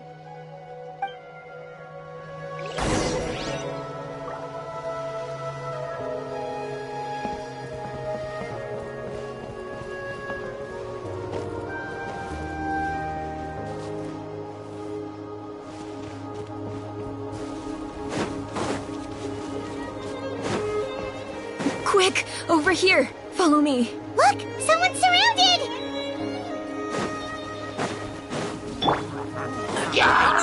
Let's nip that in the bud. One with the forest.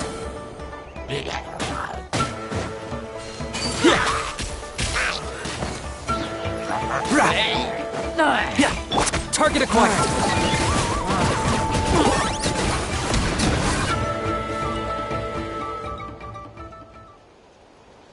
Thank you. They really came out of nowhere. Yeah, that was close. Thank you for coming all this way to help us, Doctor. Just doing my part. It really is getting dangerous out here. Looks like sticking with a group of warriors is the only way to stay safe. Anyway, I should head out. Other places need my attention. She seems quite anxious. Guess that means things aren't looking good.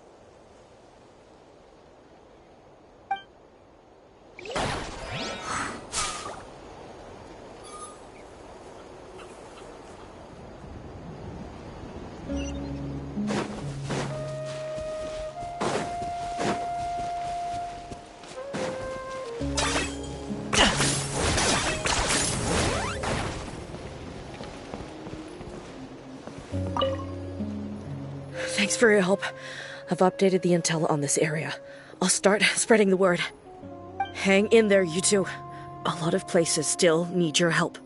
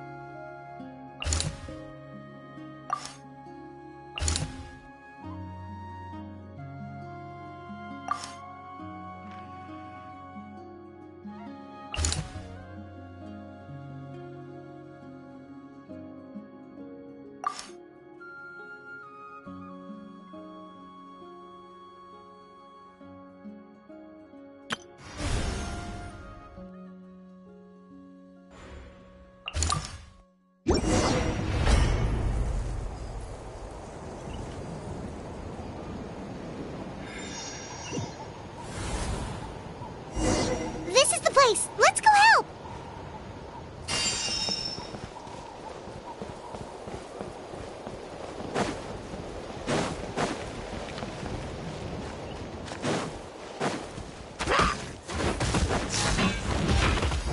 I got him cornered! For the Lord of the Night! Submit your soul in sacrifice! Scared, speechless. Forever home. Off-roaded kids!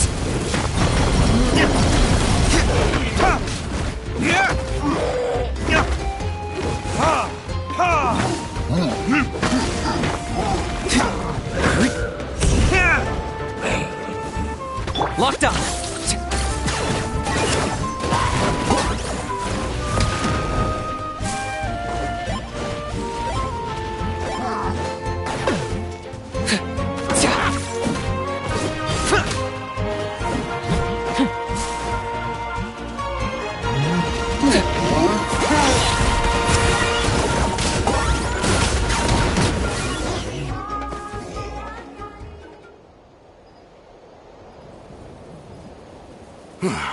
Thank you for coming.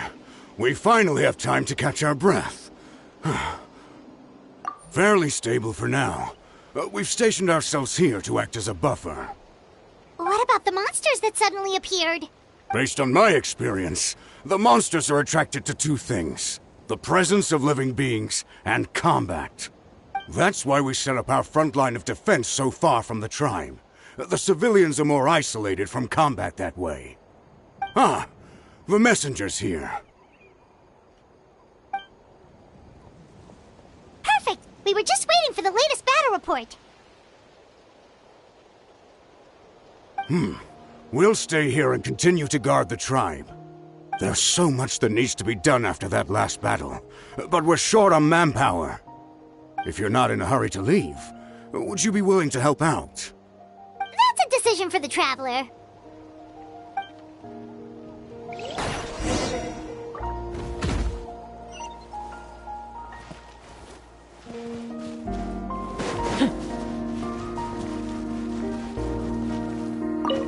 Here's the current situation. People from all over Natlan are trying to make their way to the stadium, but they're being targeted by the Abyss. If you have the strength, they could really use some help.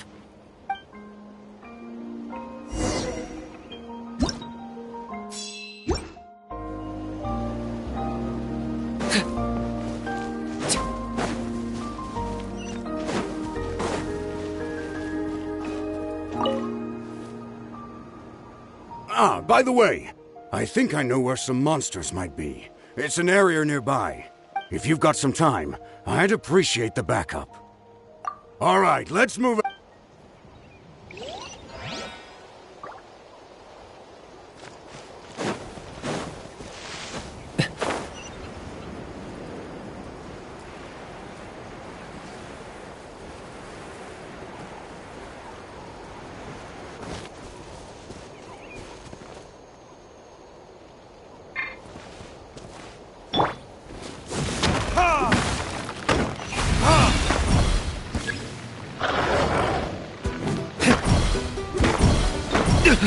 You will pay for that.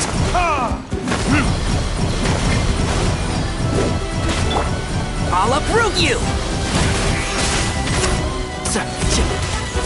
I got him cornered.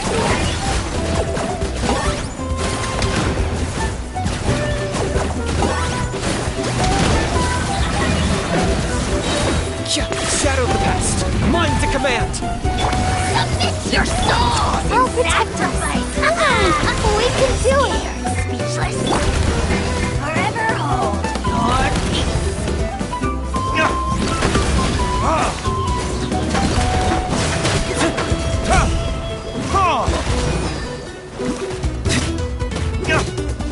Target acquired.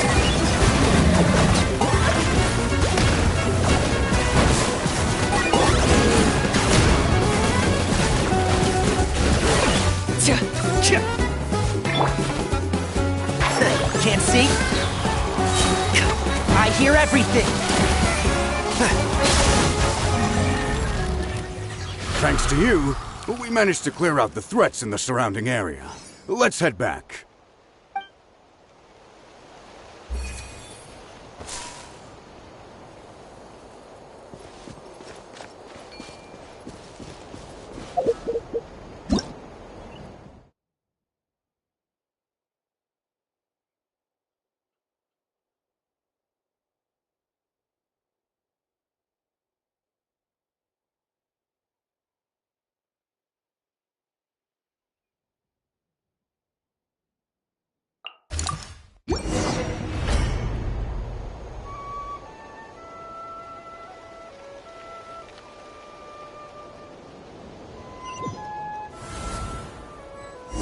Wow, there are so many people here? Looks like it really is getting too dangerous for people to stay out in the wild. Guess that means the situation isn't getting any better. Well, we'll just have to keep fighting.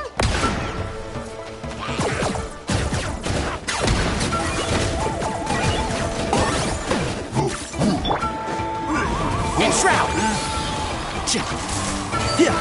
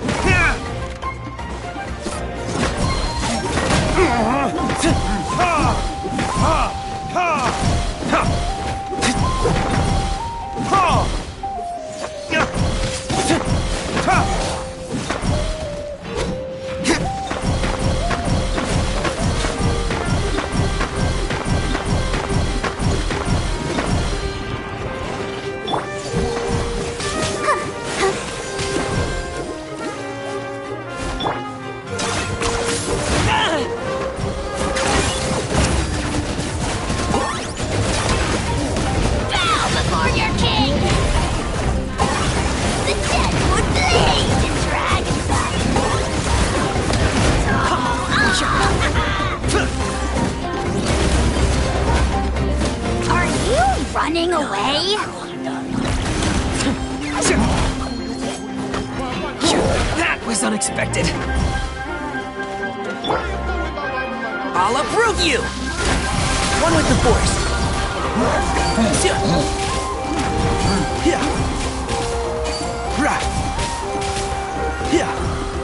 I got him cornered.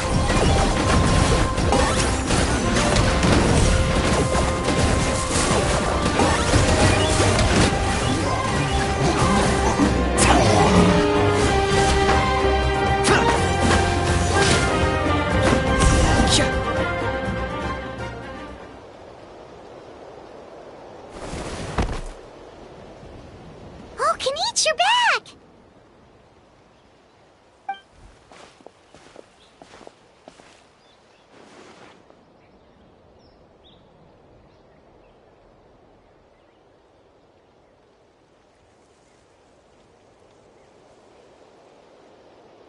Yeah, it really feels like we're running short on people everywhere. It's so dangerous out there. Just when we think everything's under control, another thing goes off the deep end. Not that Paimon's complaining, it's just... What if things get even worse?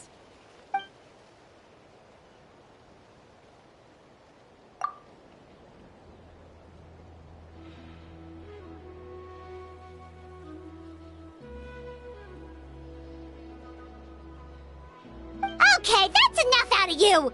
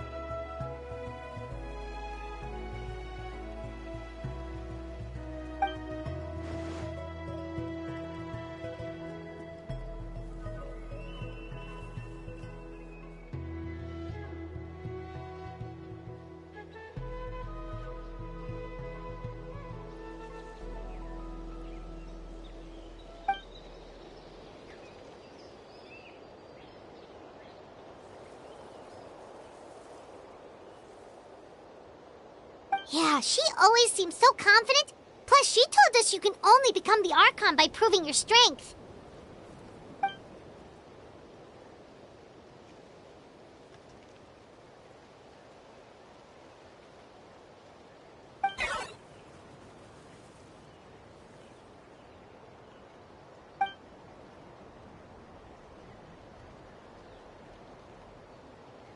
Good idea!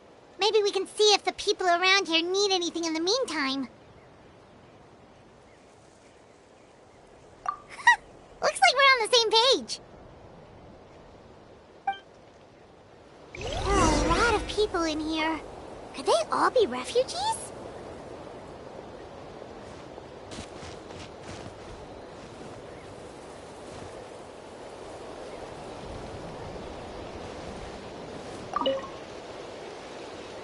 Oh, it's you two! Oh, I'm so glad you're all right. Hey, you made it back! Sure did. Dargo made sure we got back safely before rushing out again. Plus, we managed to deliver the medical supplies to the stadium. I really can't thank you enough for your help.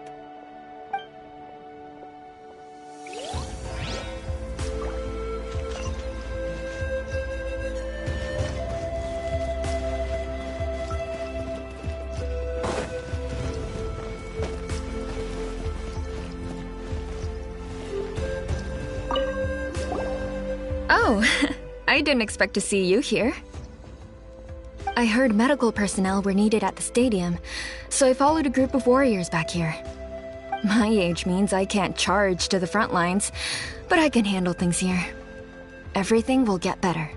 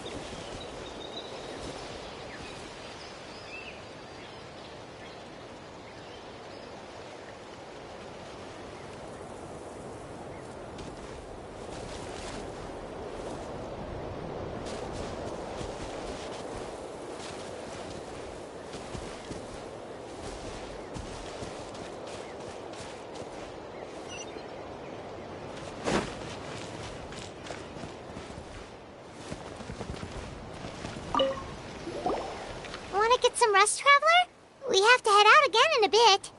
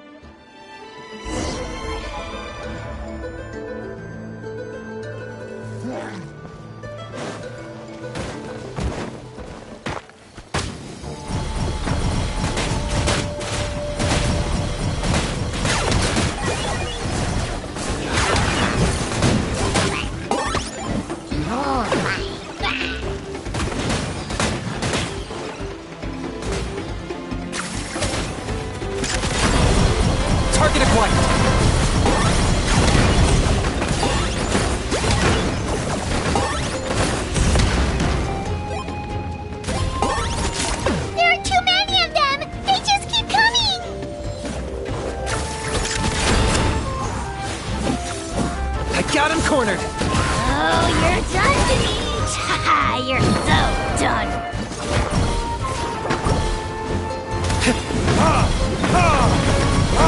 Time for retribution! I hear everything! Enshroud!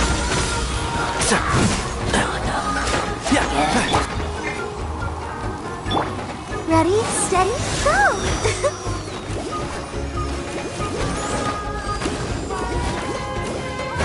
Oh, hi. Yeah. Hi. Yeah. Oh.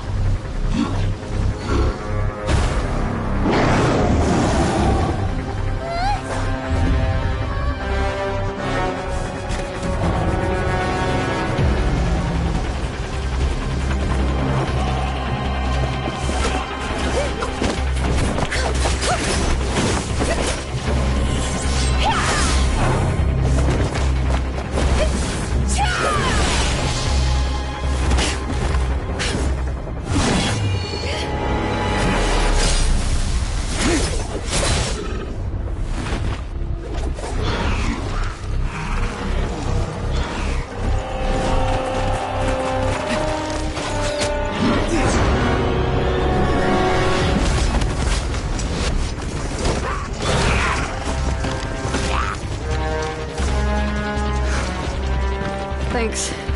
The situation is grave. Hold this position. Keep the people safe.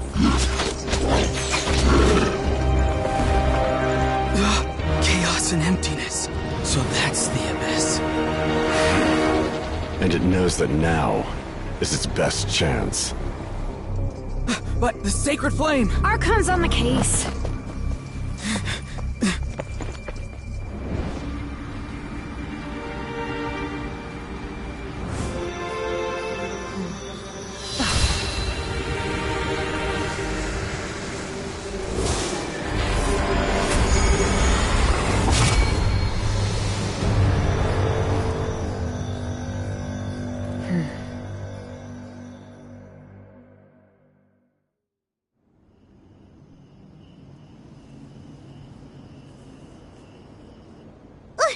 What was that?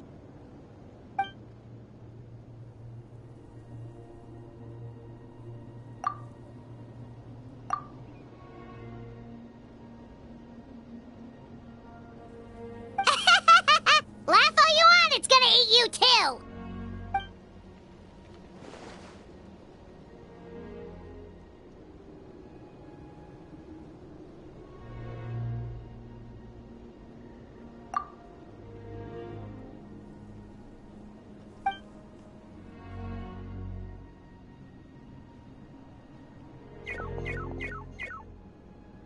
The fact that Deadpan Kaniche is this nervous just goes to show how serious this really is.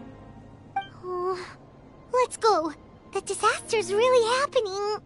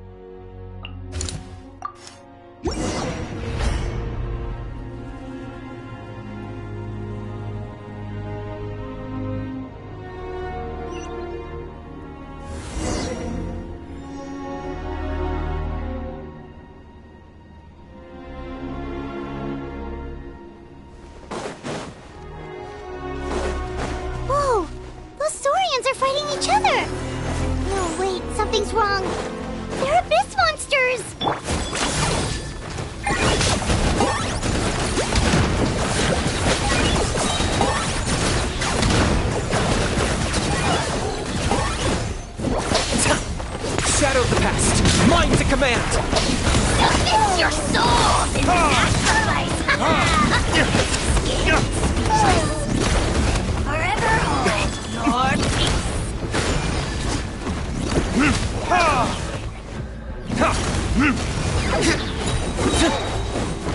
Locked on!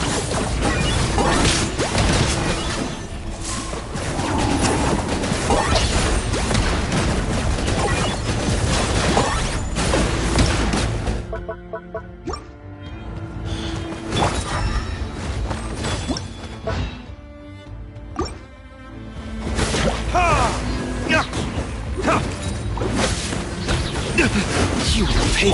I'll protect us.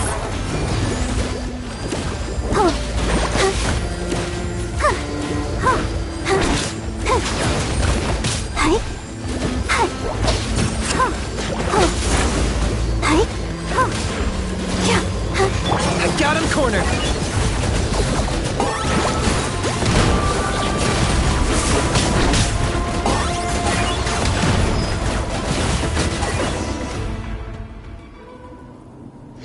Over here! Come on, quick! Hey, wake up! And you, wake up! They're all dead. Oh no! Were we too late? We were on our way to the stadium with our Saurians when that dark entity emerged in the sky. Seconds later, the abyss monsters appeared and changed into Saurian form. They fought till the end to protect us. And now...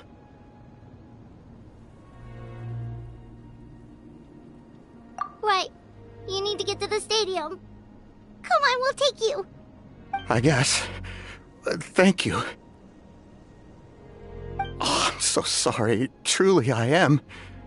May the Wyab watch over your souls, now and forever.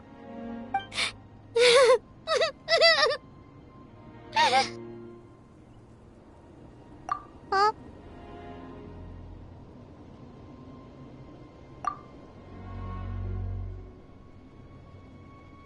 Yeah.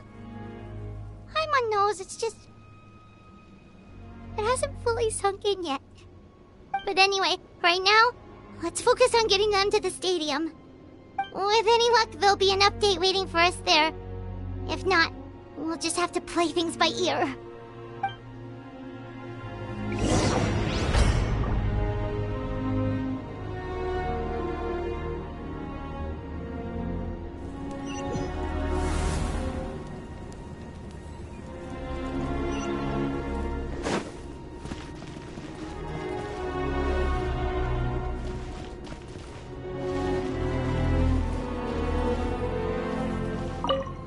Need the latest battle report?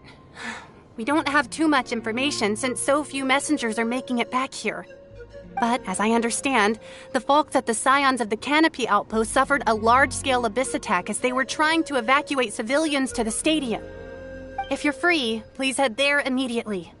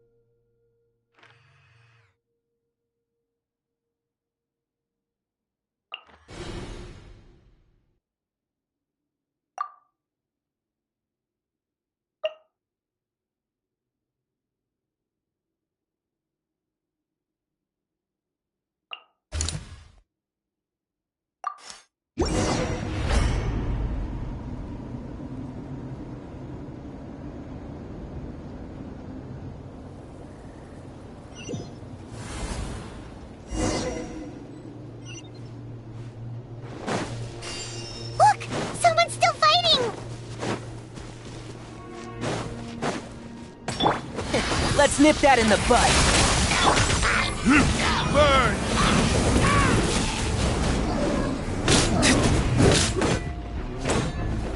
Oh,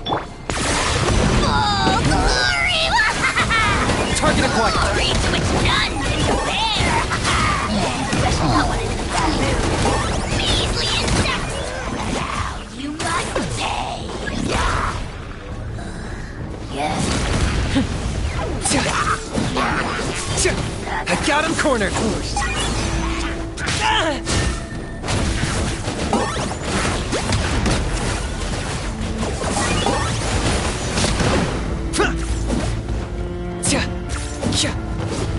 La la la la la. Like the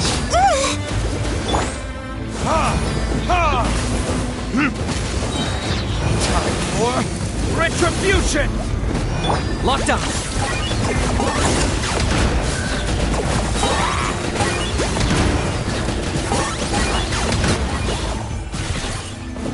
bow before your king. Submit your souls in sacrifice.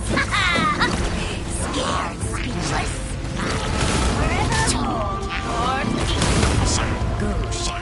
Target acquired.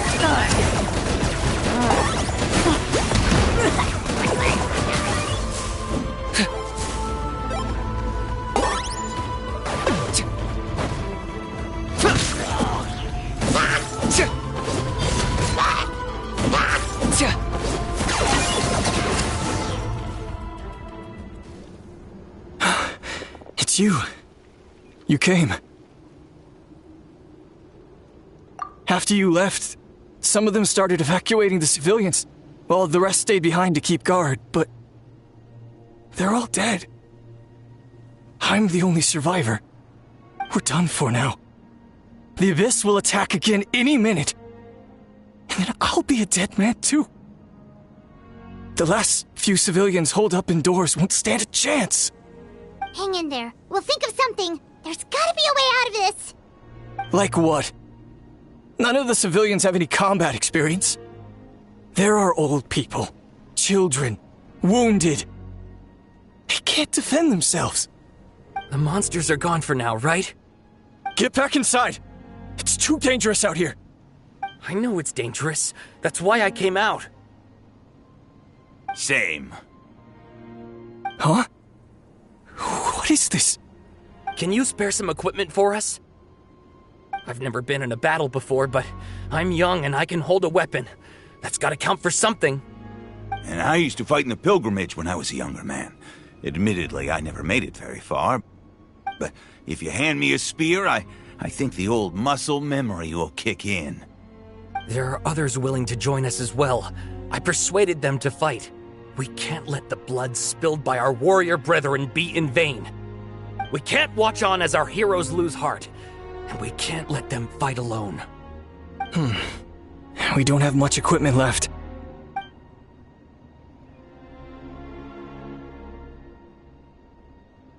Okay, take these. With a few extra fighters, we should just about be able to hold our own. It'll be a slow advance, but that's better than being stuck here. Everyone who's fighting, be prepared to follow my orders to the letter. Yes, sir. Got it. Take our hot air balloon. You can use it to get to the stadium. No need. You'll have other people to save. We're taking up arms so that you can focus on more important things. You're the heroes, after all. Okay, well, try going that way. That's the route we came from, and there weren't too many monsters. Thank you, both. You've been a huge help. I am devastated by the deaths of my brothers in arms. But if their sacrifice means anything, I have to live on. We're not going down without a fight. Thanks. We will. Now, go. There are other people to save out there.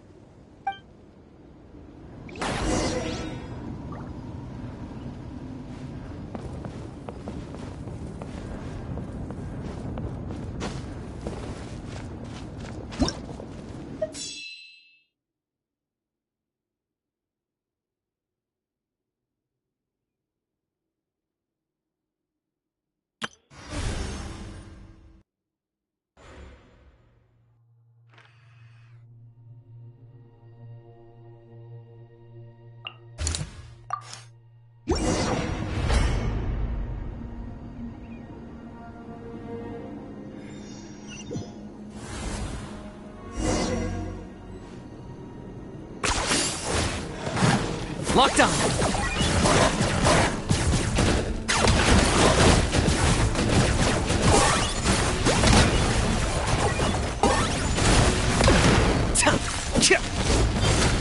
I'll uproot you!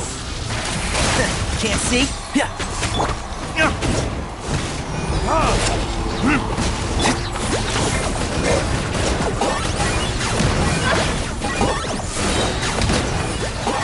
Shadow of the past, mine to command! Submit your soul in sacrifice! Scared, speechless. Forever hold your... Nope. Nobody here. The latest intel said the Children of Echoes need support too. Let's head over.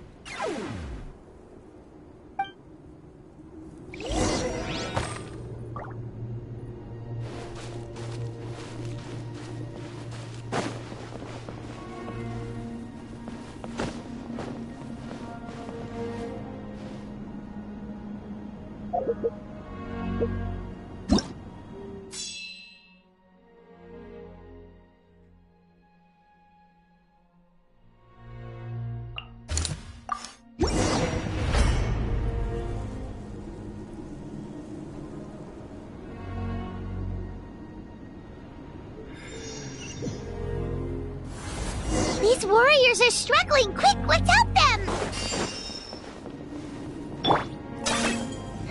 10 points for agility.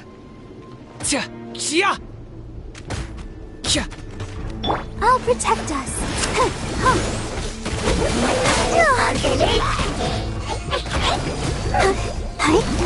I got him cornered! That was unexpected.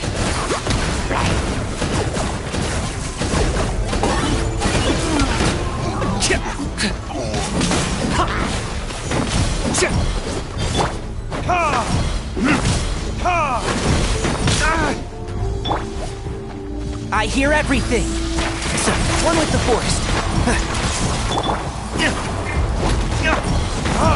Burn!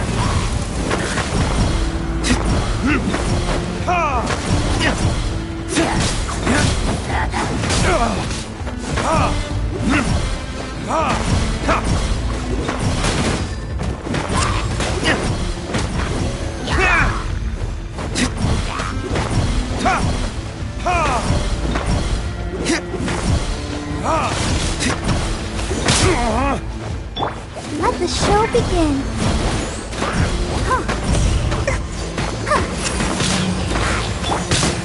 Target acquired.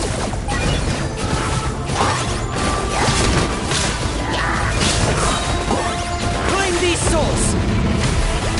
Submit your souls in sacrifice.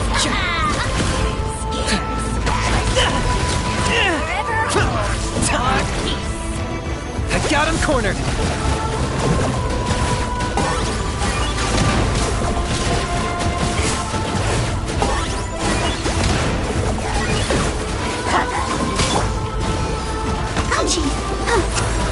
Enshroud! I'll uproot you!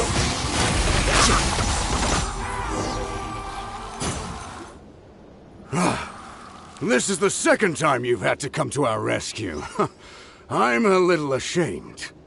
Thanks to your efforts last time, we managed to fend off the abyss here, even after whatever that was appeared in the sky. But at this point, I think we're gonna have to cut our losses. This base is as good as gone. Yeah, everyone needs to stick together. Best to regroup somewhere else. All right, time to evacuate. There's a volunteer unit here too, so first I need to ask them what they want to do next. For anyone who still wants to fight on the front lines, the Children of Echo's front is the closest to here. Anyone who wants to leave will likely also see action as they evacuate, but will be afforded safety at the stadium. Those are the options. We're abandoning this base, and you're free to stay with the group or leave. As of this moment, the Children of Echoes are reasonably well defended, so please, weigh the risks and consider your family's safety before you make a decision. Now then, anyone who wishes to keep fighting, show me how serious you are.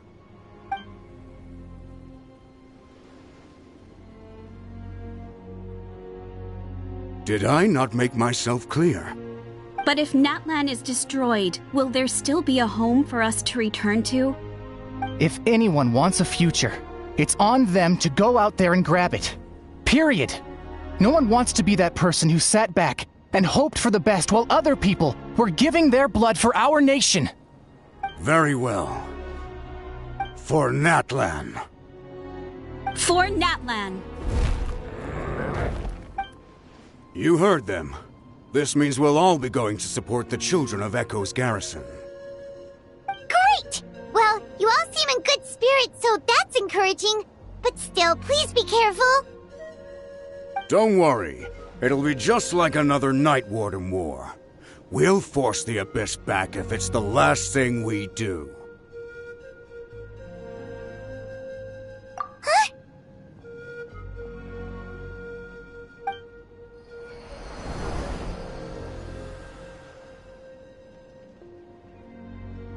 Shoot! That creepy Abyss thing is raining down a dangerous-looking substance again! That's over towards people of the Springs territory. From what I've heard, their defenses have been substantially weakened by the Abyss invasion. Then let's head over and check on them!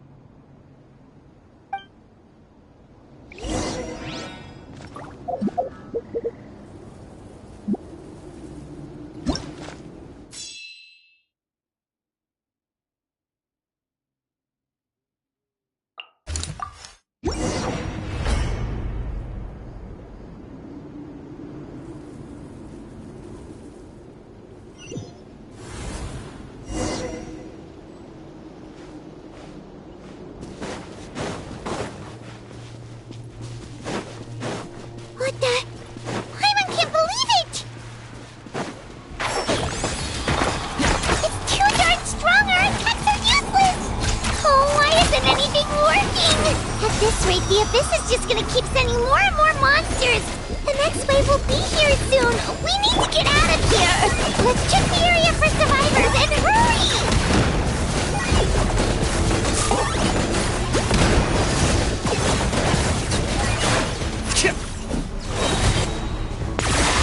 Oh, glory! It's your soul! Locked up! Forever hold your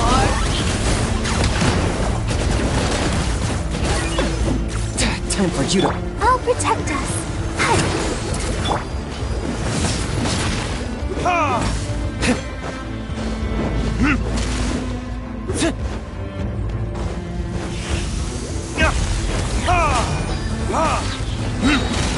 Target acquired.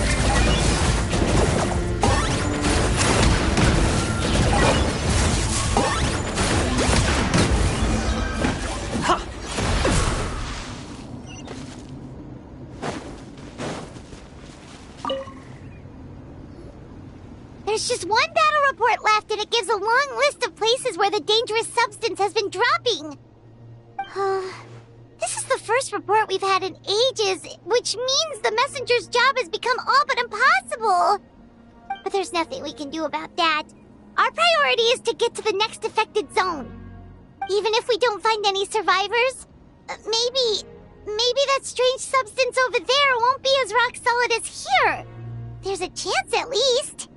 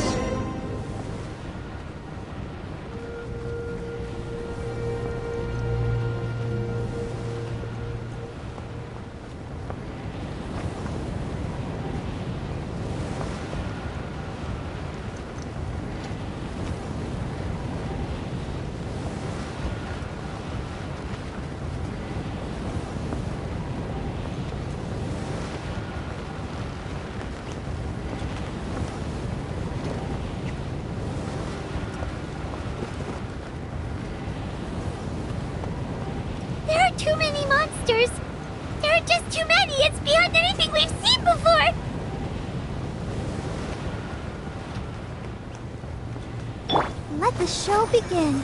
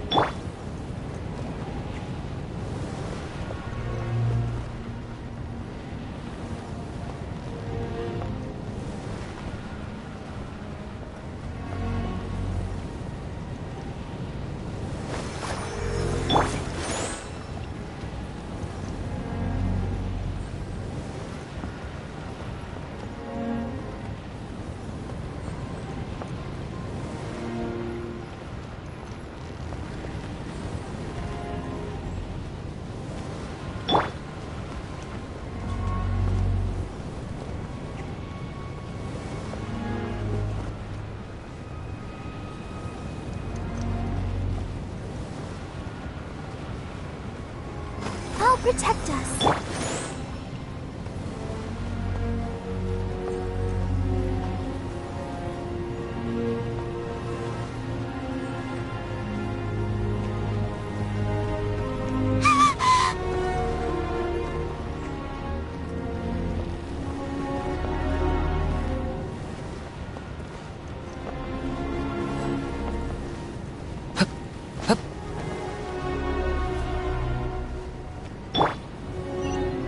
Let's dance.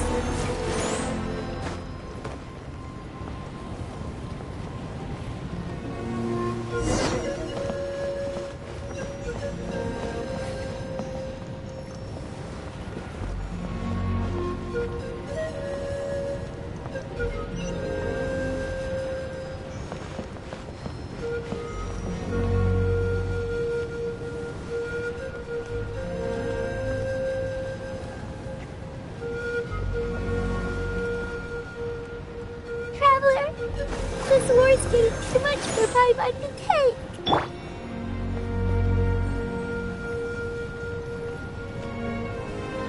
Okay, let's do this!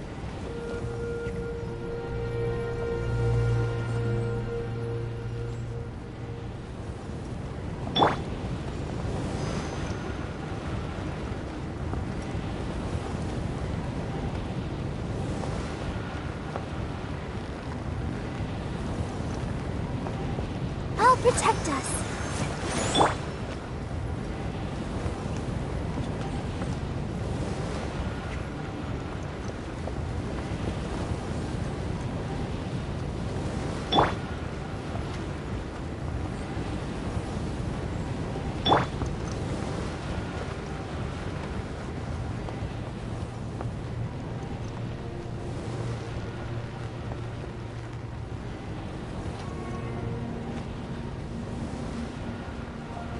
Let's dance. Oh, thank goodness, those people are still standing.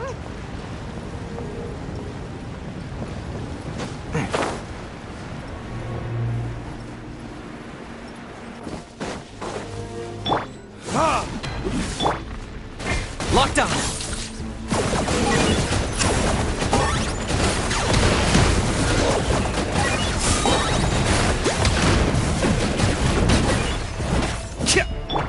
I hear everything.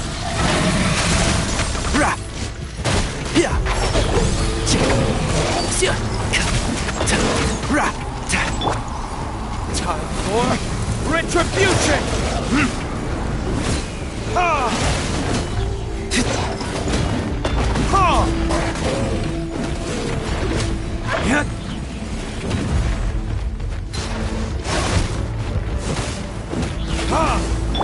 Claim these souls! Submit your souls in sacrifice!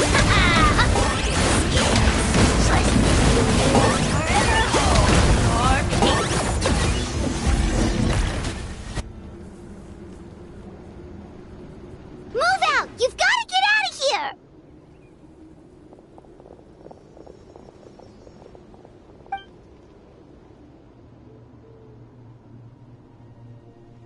Still no luck, huh?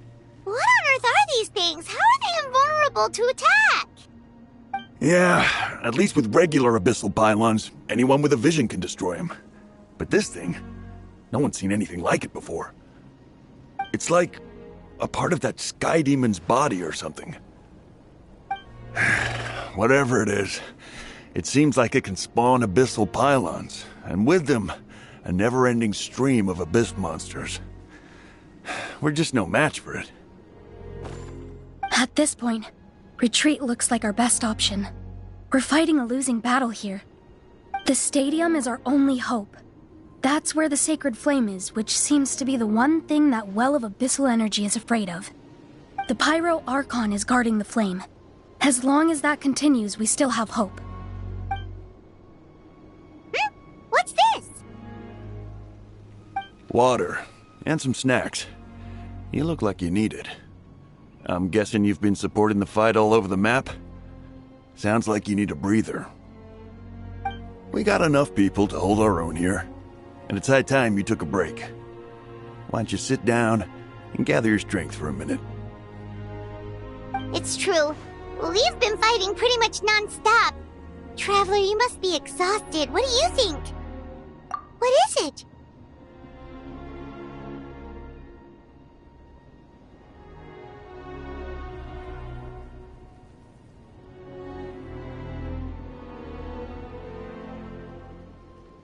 Oh, you're right. Well, then guess we'd better go warn them. It's your decision. If you want to set off right away, Paimon will come with you.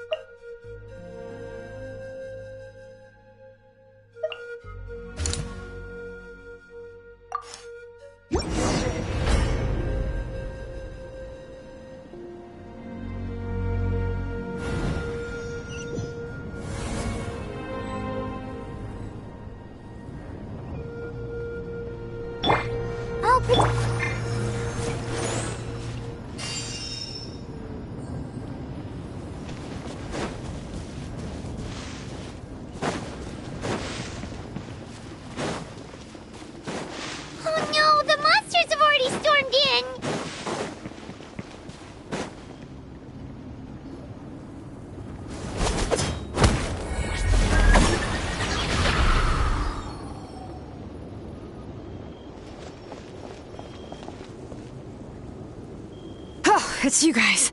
Things are bad here. Something fell out of the sky that's impervious to our attacks.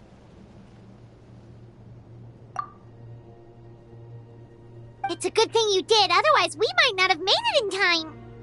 Kachina, she and I can deal with the remaining monsters and abyssal pylons. You should go catch up with the rest of the group before your parents start worrying about you.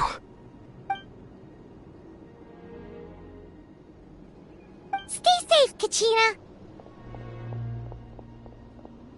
Come on, let's get this done.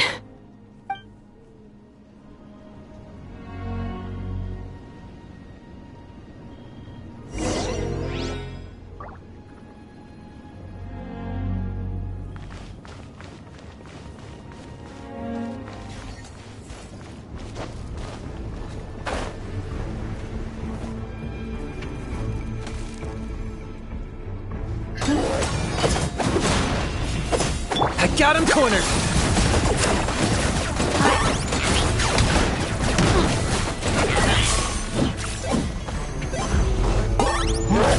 All right.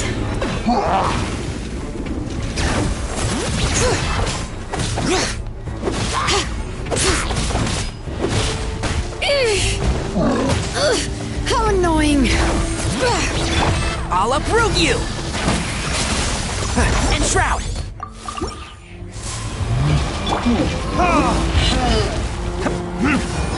Verdict locked on.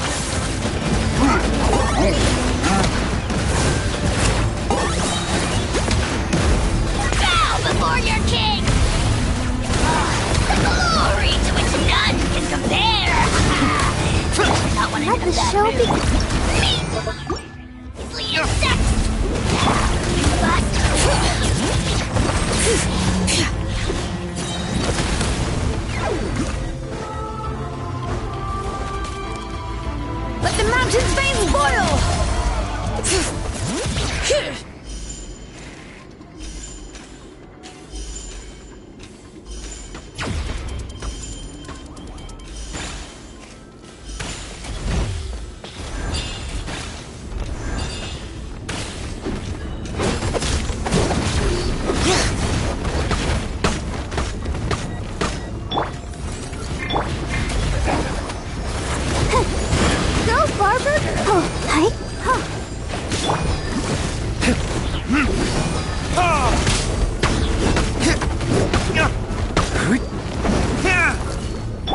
Got him cornered!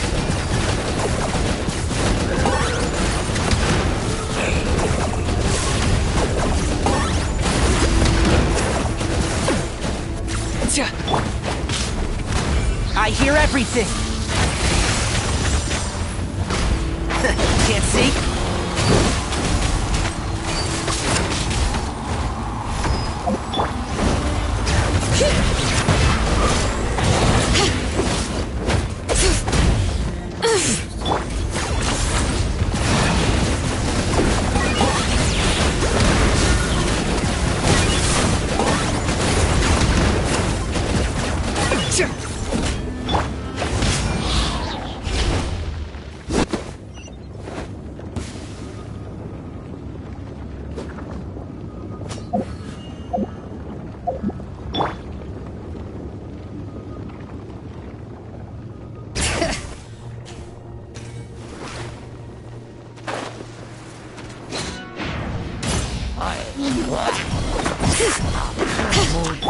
Shadow of the past! Mind to command! Locked up! The dead one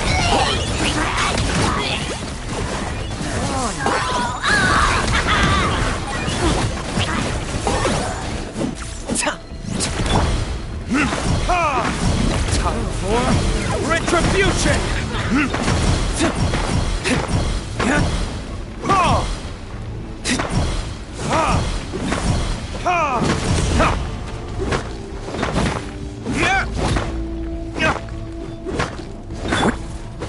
Let's nip that in the bud. And trap!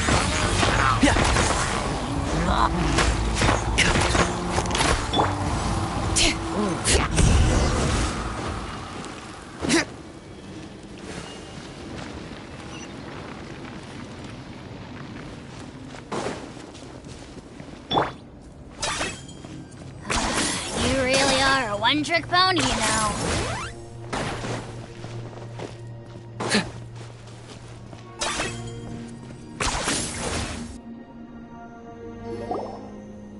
Yep, that's everyone.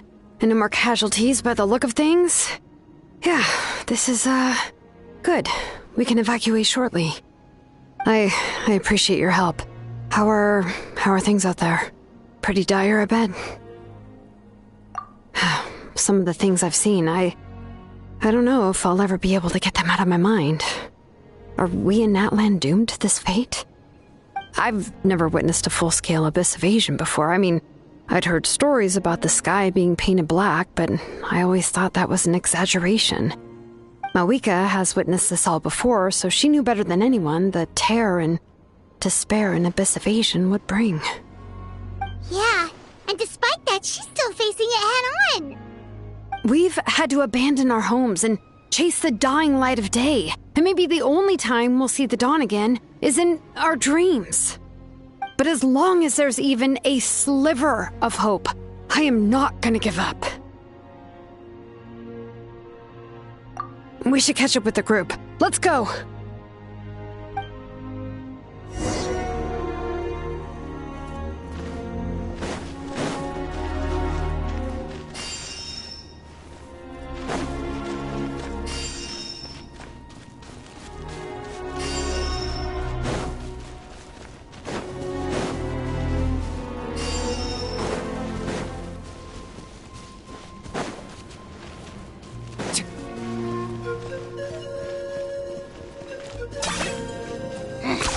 Points for agility.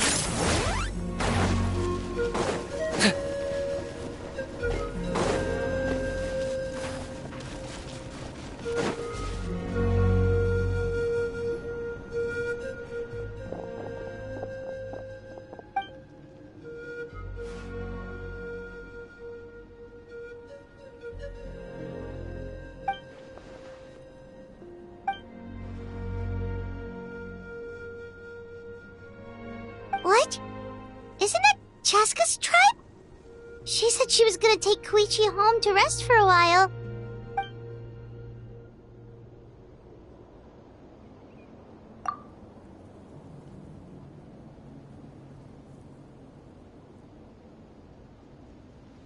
But how, right? Everyone's struggling just to defend themselves. There is no spare manpower. At this rate, it won't be long before even the stadium is indefensible. And with everyone congregating at the stadium, the Abyss forces will start converging there too. Then there'll be a battle on a scale much larger than anything we've seen so far. On the bright side, at least my old injuries aren't playing up at the moment. It means I can actually join in with the fighting. The crux of the issue is that the heart of the Abyss itself has joined the invasion. That's a power we just can't match. I have every faith in the courage of our people. The Natlanese will never give in to despair. But still, the fact is, our lives are more fragile than our spirits. Traveler Paimon knows what you're about to say. Yeah, Paimon sure is getting tired from all this flying, but it doesn't matter. Wherever you go, Paimon's going too.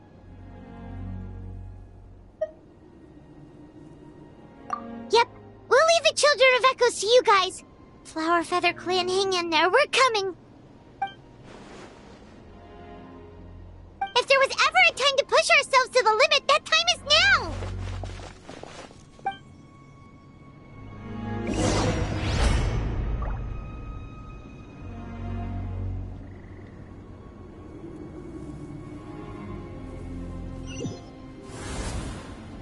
Wait! Over there! It's Cheska and Koichi! Traveler! Over here! Hurry!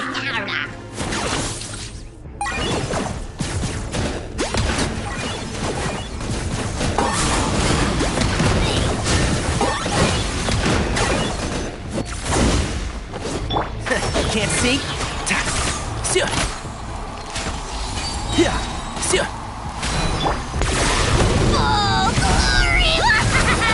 Target acquired! Sacrifice! Speechless? Then forever hold your peace.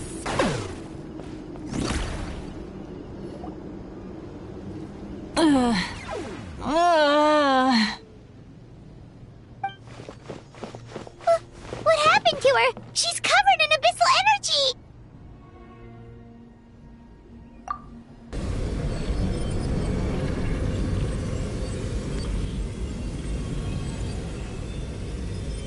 Please, save her.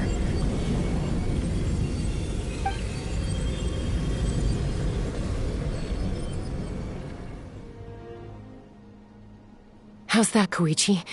Any better now? Koichi! Koichi! Cheska, I used to think Mom and Dad were crazy for adopting you.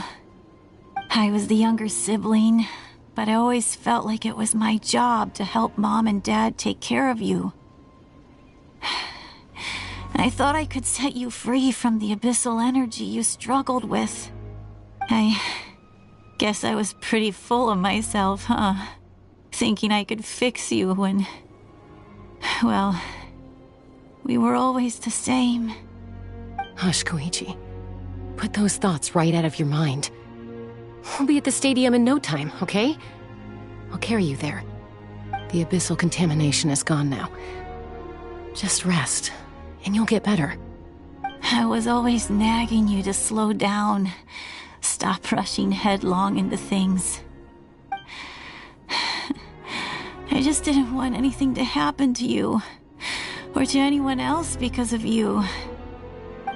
I worried about you so much. But now, I realize I never really understood what it's like for you. The fact that you survived an abyssal contamination was a miracle. But it also left you in a constant state of agitation. The fact that we became family was another miracle. But with me worrying about you all the time, it feels like I just agitated you even further. No, absolutely not. Nothing could be further from the truth. Do you hear me? All you ever did was love me. Same goes for Mom and Dad. I've always known that. And I feel terrible because I really did want to get along as a family. It might take me some time, but I'll find a way to make it work. I'm so sorry, Koichi. I never meant to make you feel this way. It's okay, Chaska. No need to apologize. You didn't do anything wrong. No one did. It's nobody's fault that things didn't turn out great. I get it now. So, no nagging from me this time. You keep forging ahead, sis. Never slow down, and never hold back.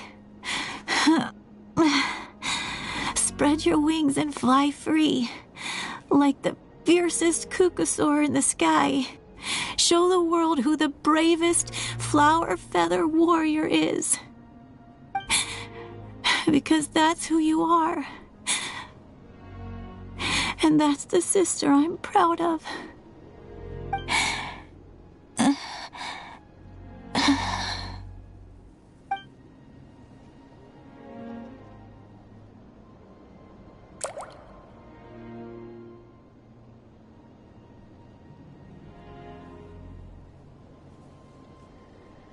Koichi!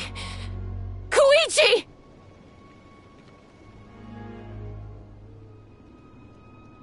Koichi?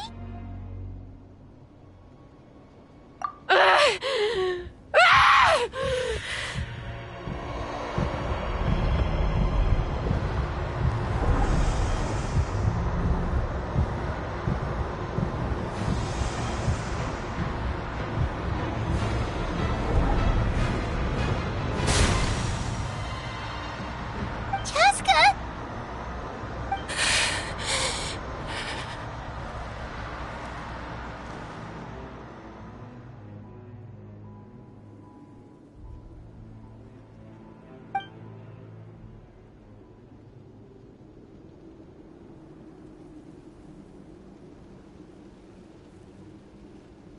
What happened?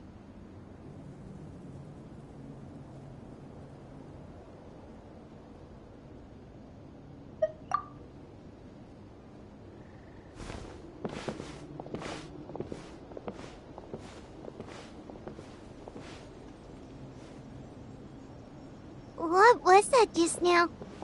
It looked like abyssal energy was flowing out of her, but then a split second later, it disappeared.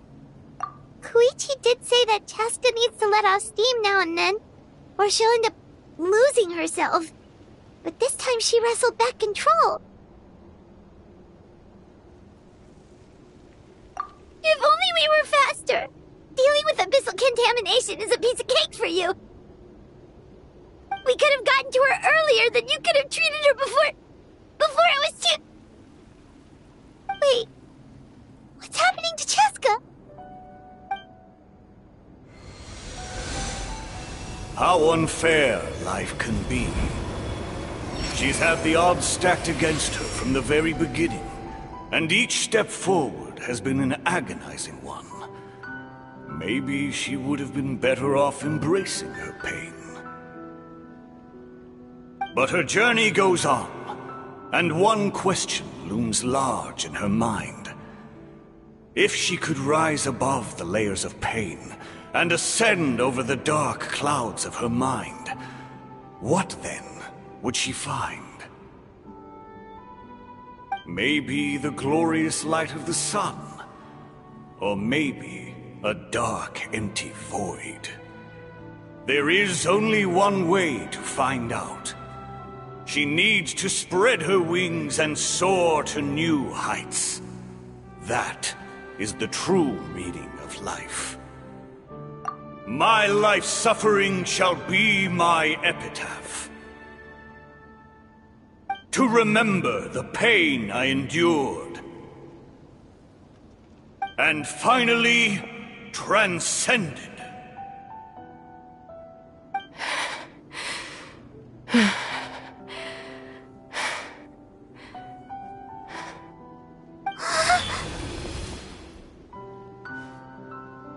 Let's take Koichi somewhere safer.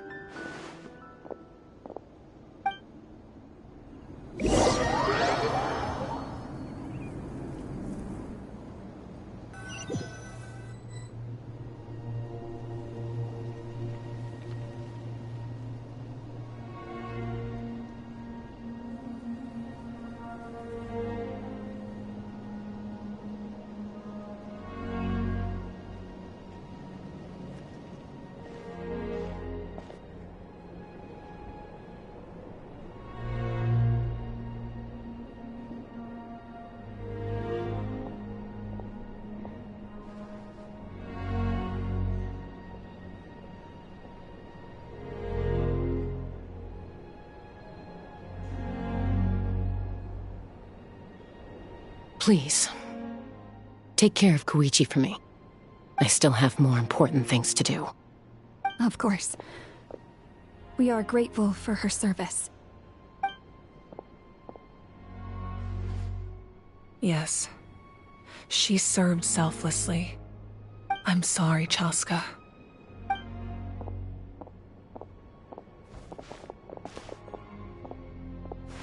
It's all right.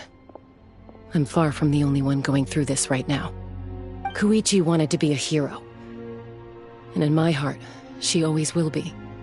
If we want to honor what she stood for, not to mention her sacrifice. Archon, we need to hurry. Time for this war to end.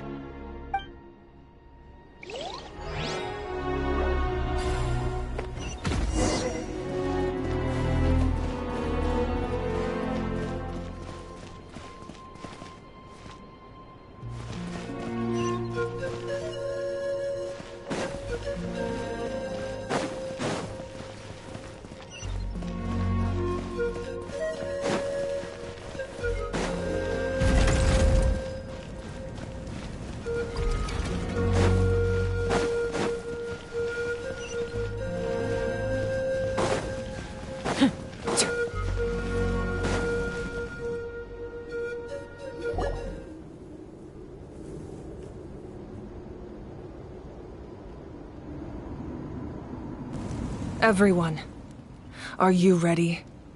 A bitter war lies ahead. Our victory begins in each of your minds. So ignite the spirit of victory for me.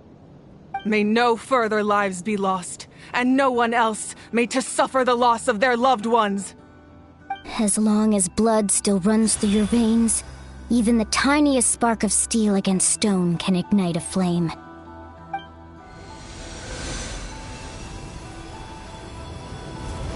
Its blaze will become one with the gaze of all Natlan. Even amid everlasting darkness, our bonds remain eternal.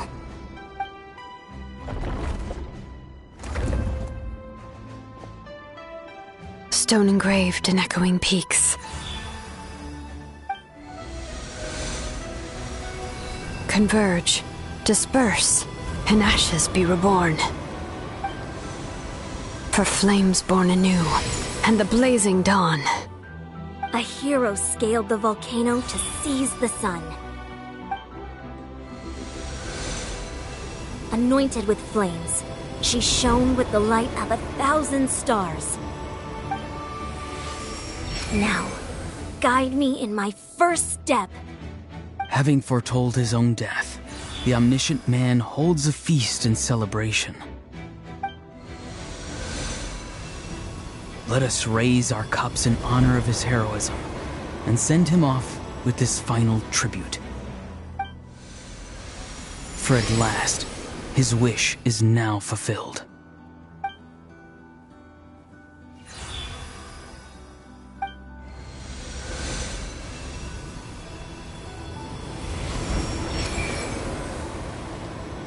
My life's suffering shall be my epitaph. To remember the pain I endured, and finally, transcend it. Heroes of the ages! Our moment has finally come!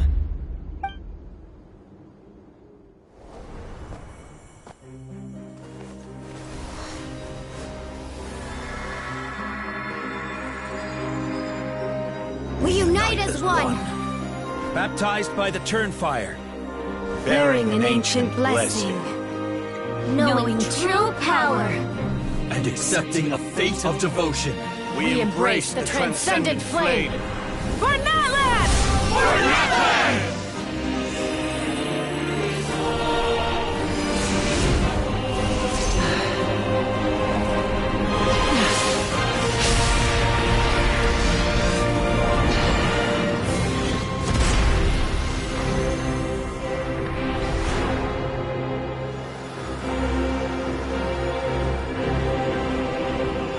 In the name of the Pyro Archon Halloran, I declare the Night Wars underway!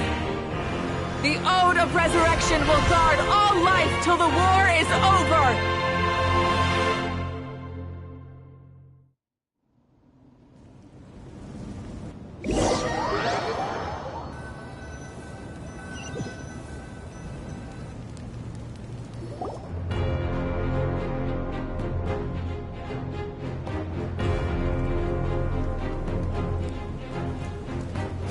is an outright scary level of power.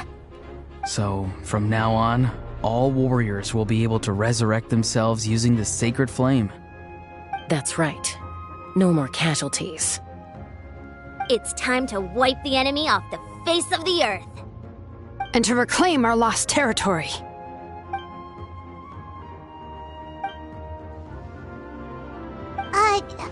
We'll come with you.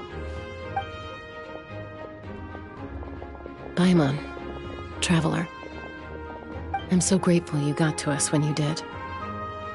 You gave Koichi the chance to say those words to me before the end. If I'd lost control out there in the wild, this counterattack might never have been possible. Probably best not to think about that. More importantly, how are you feeling now? Any better? Not really. But now's not the time to deal with it. In the spirit of VUCA, I have to rise above it. The conflict and suffering in me are there to test my character. My struggle will make me stronger, and make me the person Koichi believed I can be. Alright, let's go show the Abyss what human beings are made of. They'll be sorry they messed with Natlan after we're through with them.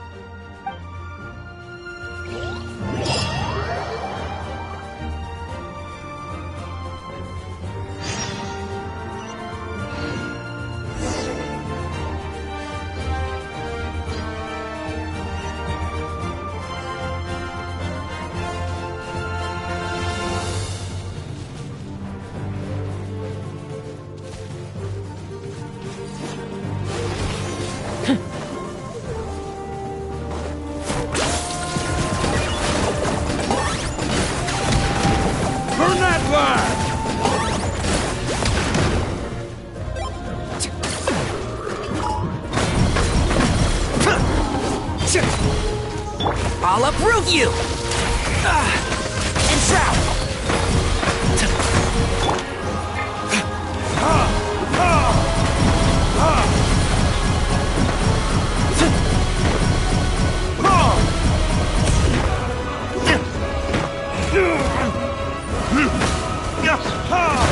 I got him cornered!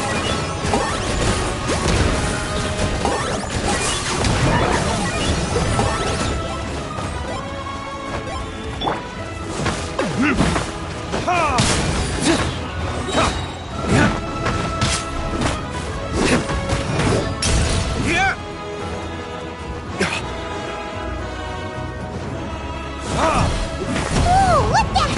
Aerial support from Moika? Look how powerful she is now. It's borderline unfair.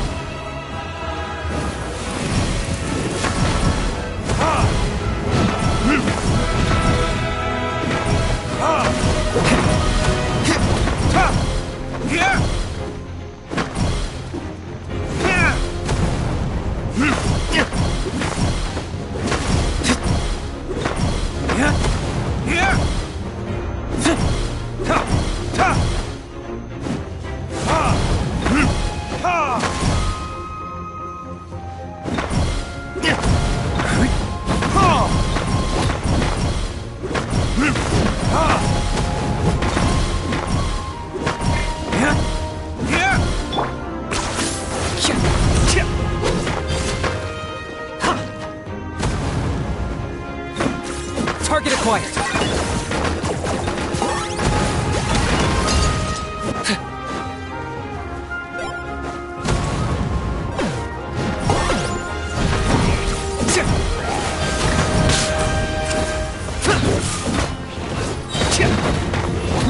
My mistake.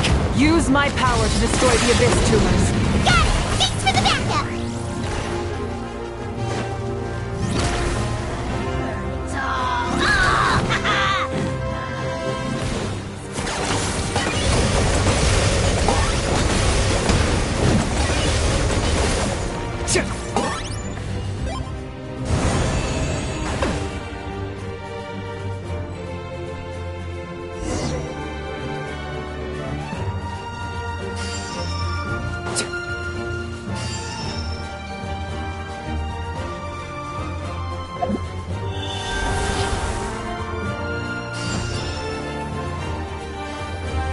Oh, did you guys see that huge fireball?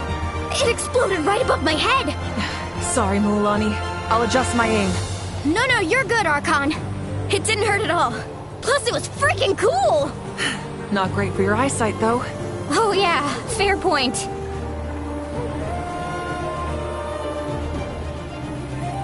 Ugh, Ahal's coming in way too hot! Is it possible to mute him? Done. Thank you, Malika.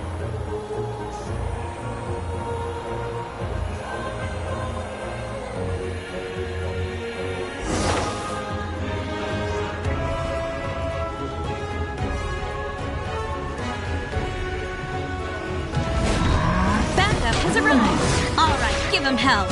Vengeance for Koichi.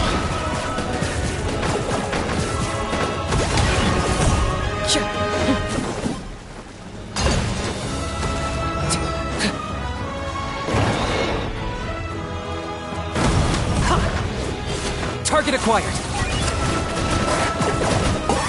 The enemy ranks are thinning. Time to double down. Use the Pyro Archon's power and show no mercy.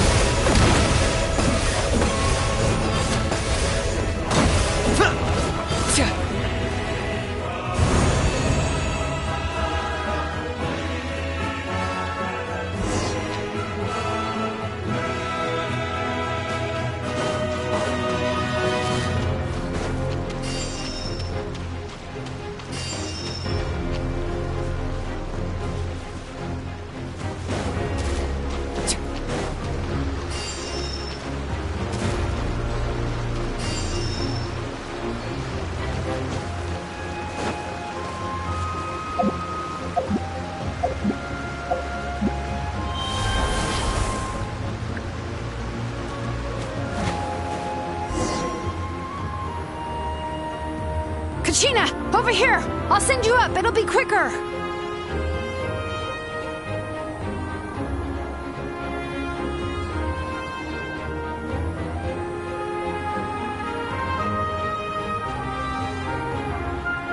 Okay, everyone's safe.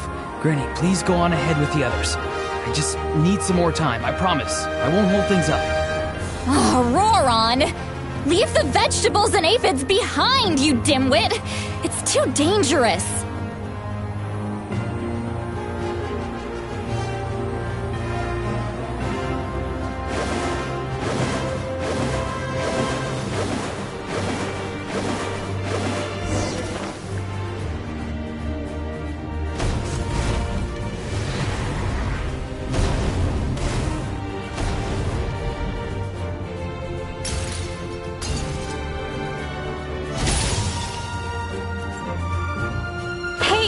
You're back!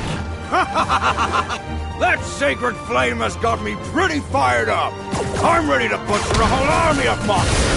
Everyone! Nothing's now off the table! So charge! Let's give them everything we've got!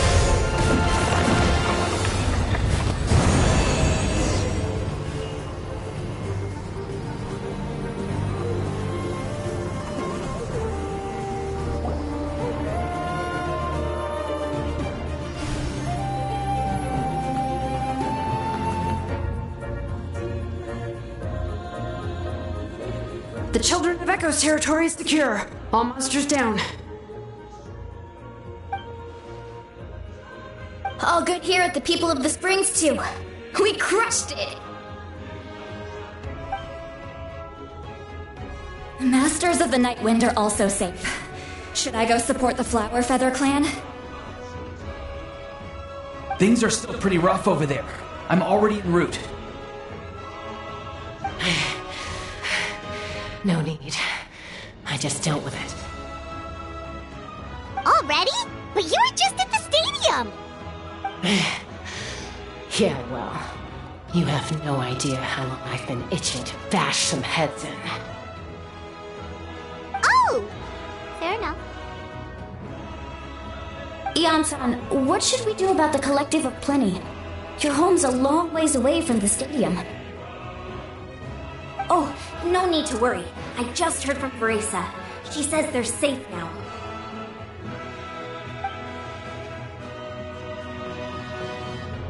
Yeah! Their only game plan was to outnumber us. And that ain't gonna work now that we have the Ode of Resurrection on our side!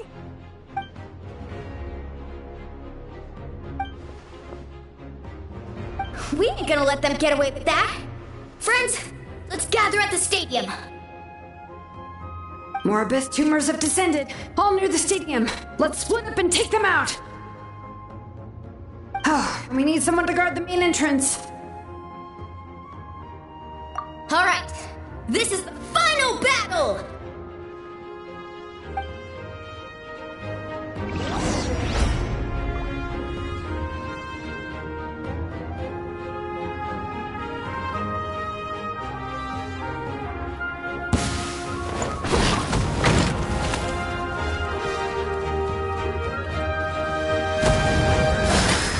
Target acquired.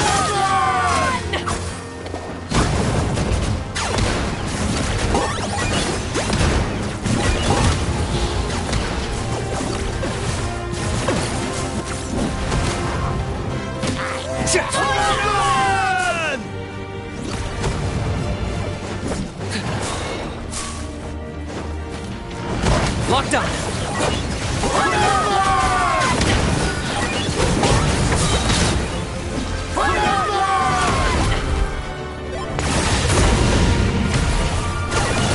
Your soul!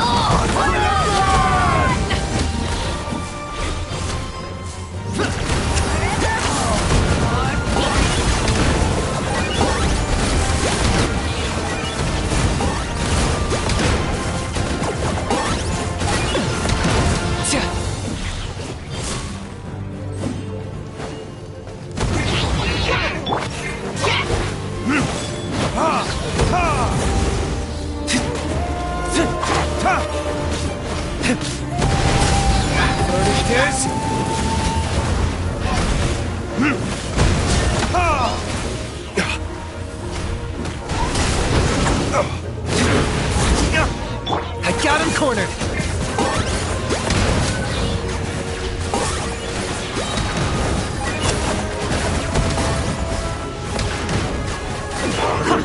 Shadow of the past, mine to command. The dead would blaze in dragonfire!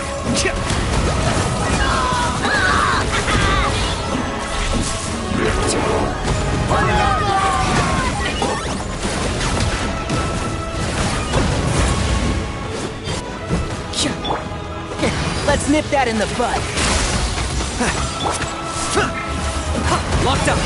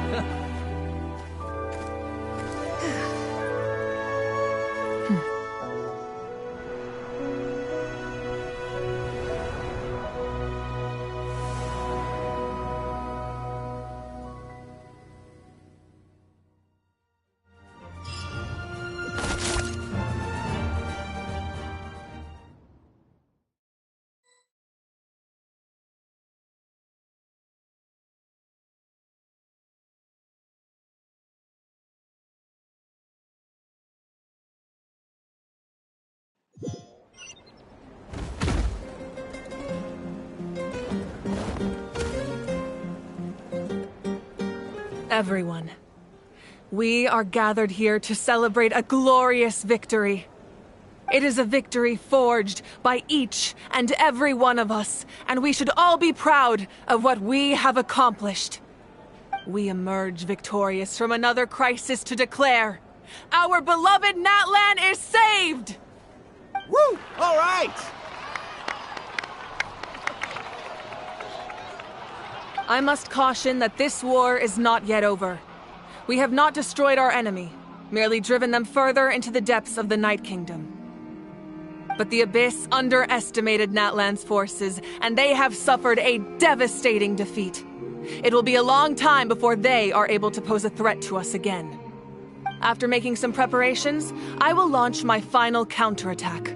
I shall strike them in their lair and wipe them out for good. Oh, man. Wait, Archon, are you saying you're going alone? Yes. The abyssal energy there is too strong. Contact with it would be instantly lethal to anyone else. I'm sure you're all still fired up, and you must be eager to take the fight home to the enemy. But I must ask you to temper your ambitions. I will return victorious, for all of us. It's kind of a shame that we can't join him with a final showdown.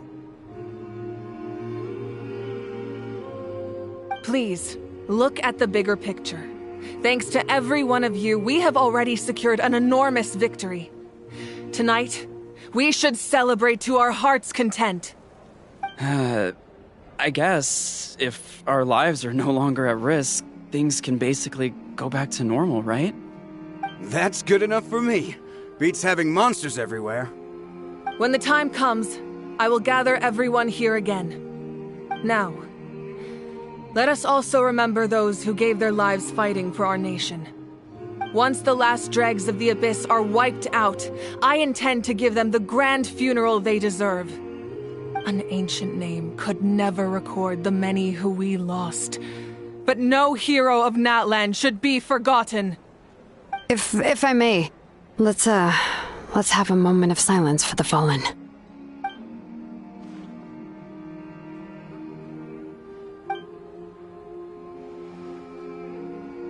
Lastly, there is one more person I must thank for his extraordinary support in our time of need, and that is the Captain.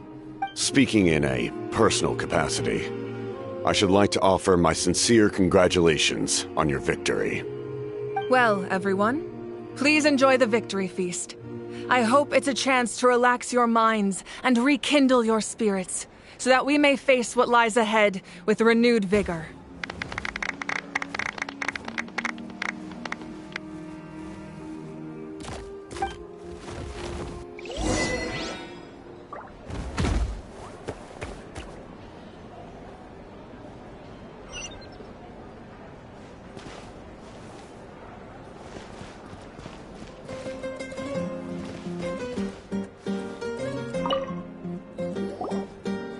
I must congratulate you on your efforts during this war.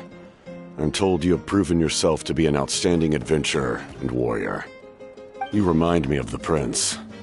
The similarities in your approach are striking, especially when you told me you wanted to win.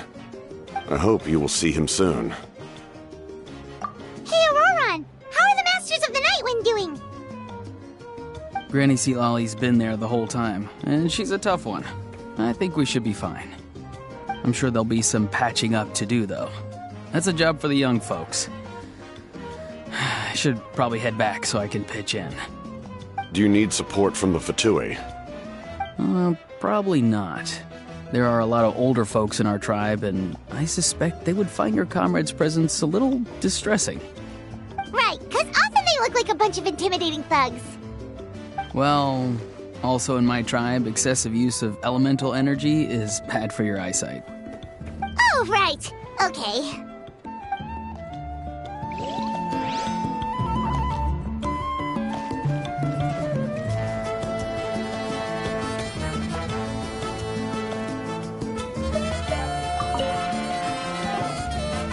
You did a great job, Kachina. Oh, you're much more confident now. Seems like winning the pilgrimage gave you a real boost.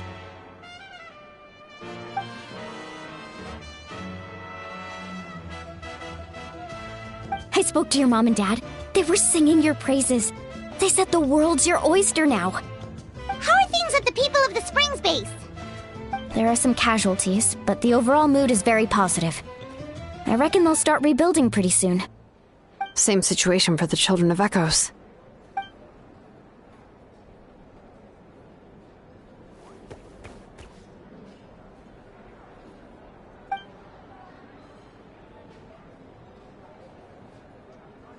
Oh, that's a great idea. Let's do it together. Let's hope that their sacrifice marks the beginning of a new age for Natlan. An age of unprecedented peace.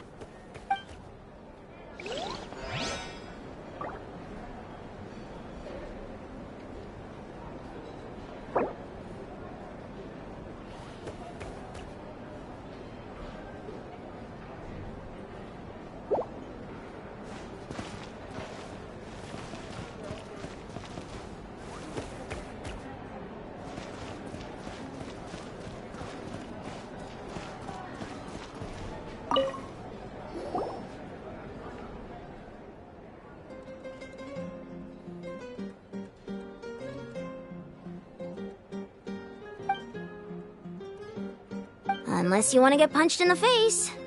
What is it with you, Ahau? Why are you so incapable of being nice?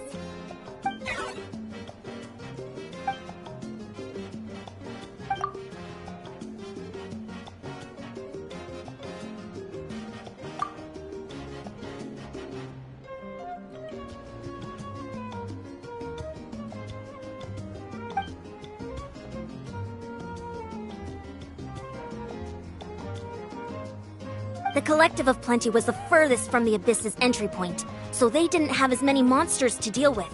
From what I hear, they got off relatively unscathed. But it might have been a different story if Chaska hadn't gotten there when she did. That's good to hear. All's well that ends well.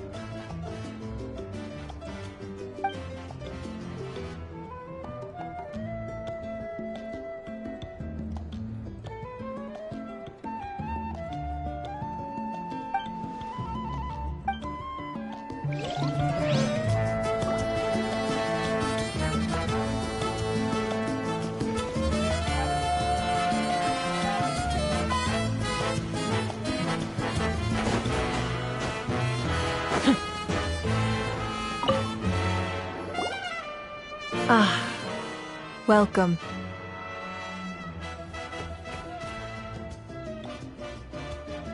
You seem a little out of sorts. Are you just tired, or...? I guess I am. You know, when I was up there in the sky, I could see all of Natlan stretching out below me. People everywhere, giving everything they had for a chance at victory. If only I'd been quicker. Maybe they wouldn't have... And Koichi. Maybe she'd still... I'm sorry. Now is not the time for that. Fruit juice, right? Make it a large? True. My 500-year plan has almost come to fruition. Just one last step to go. Namely, my final battle against the Abyss. But battle is second nature to me, so I'm not feeling a huge amount of pressure. It was so awesome. The way you exploded that thing in the sky with one almighty punch! Are you always gonna have that kind of power from now on? Oh, that was the Divine Throne unleashing my full potential. And it was only temporary.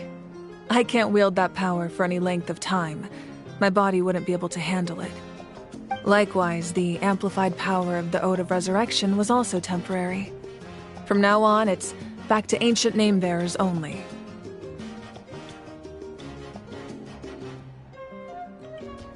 Correct.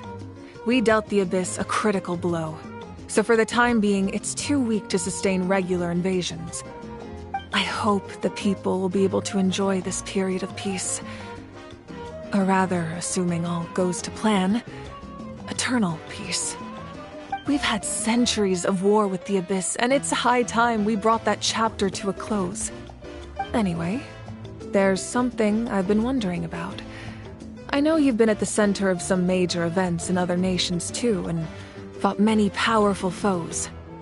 In this war, you were in the thick of it once again, dashing around tirelessly, supporting the fighting on all fronts. So tell me, what drives you to do this as a mere traveler passing through? Why risk life and limb for a cause that's not your own?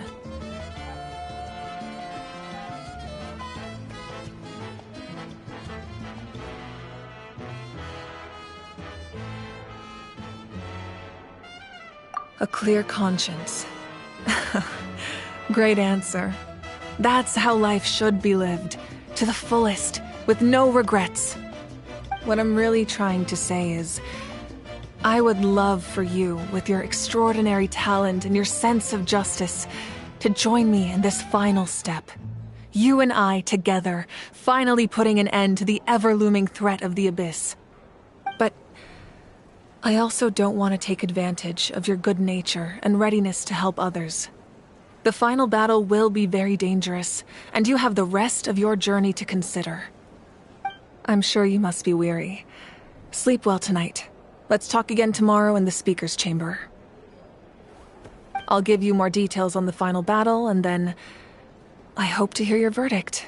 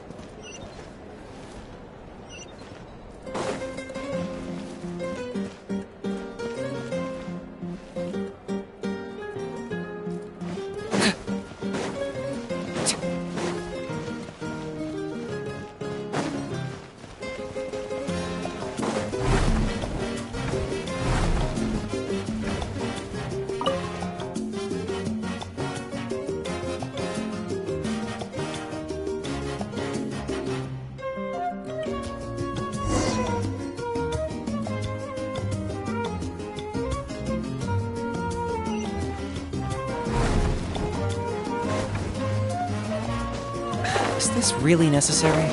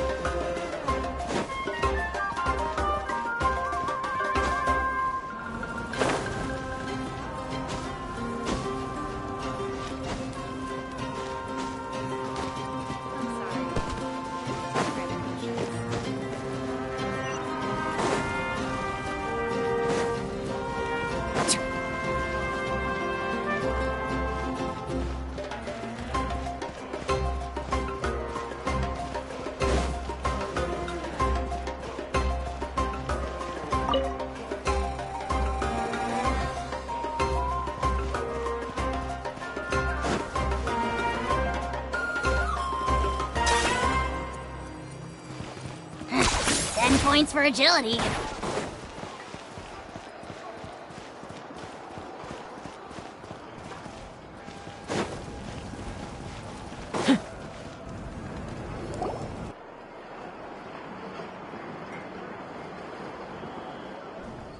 Hey, Traveler, Paimon. There you are. I've been looking all over for you. Oh, hey, Sweet Lolly! What's up? Listen up. I have something really important to tell you.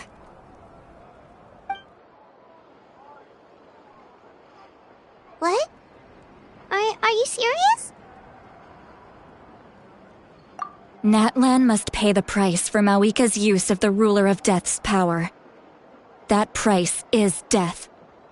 And only Mawika's death can clear the debt. I had thought that the Ruler of Death might have a change of heart after seeing the people of Natlan come together and fight so bravely, but... Even now that the war's over and the threat to Natlan is gone, it looks like that death is still set in stone.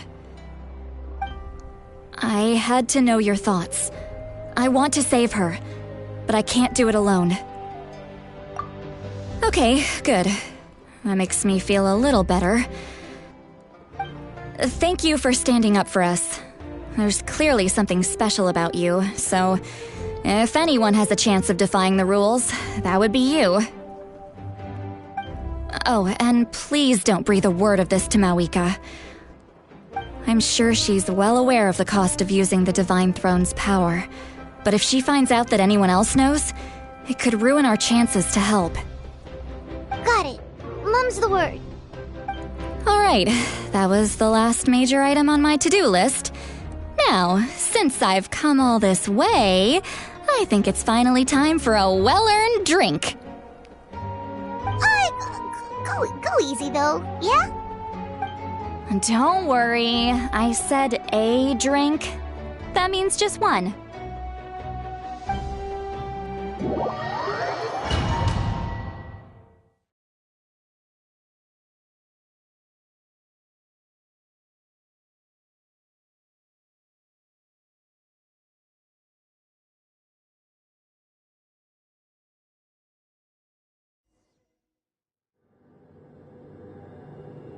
All right, you little munchkin. If you keep pestering me, I'm gonna have to get serious. I get 100 kids a day telling me they want to be the next Pyro Archon. Why should I train you? Nagging isn't gonna accomplish anything. No one can predict the future, and unless you have some exceptional jaw-dropping talent I'm unaware of. I can shoot those cornflakes in your kitchen from right here. Don't be ridiculous. You couldn't make that shot from all the way over here?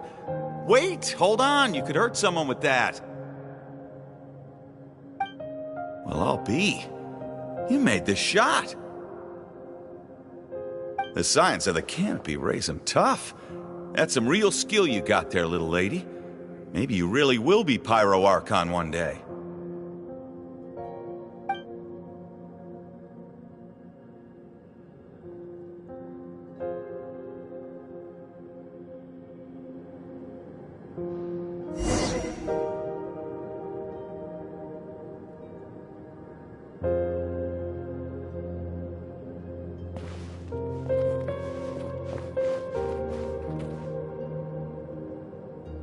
See this?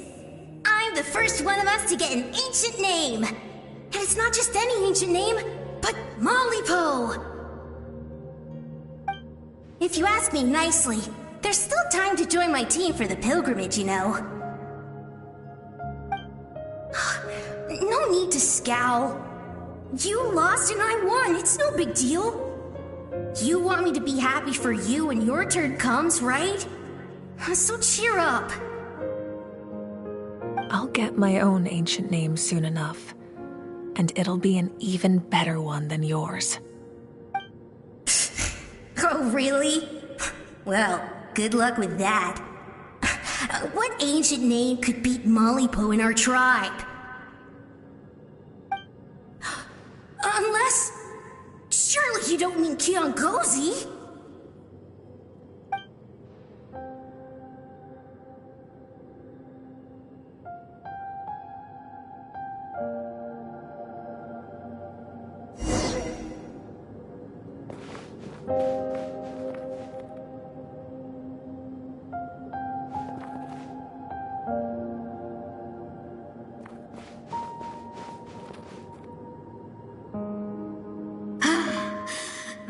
Fantastic. Can't believe I beat you in a wrestling match for once. Can't be more than a few days now until you're officially made the Pyro Archon. Imagine me trying to schedule a wrestling session with you after that. Excuse me, Pyro Archon, but would you be able to take a day off from running the nation to wrestle with me? I heard that the Pyro Archon inherits the knowledge stored in the sacred flame. And apparently it can change your personality. I can't help but feel a little worried. Worried that you won't be able to beat me in a wrestling match anymore? Why would I be worried about that? Never mind. Clearly I'm just overthinking things. Why would you forget about me just because of some new job, even if that job happens to be Archon? Come on, one more round.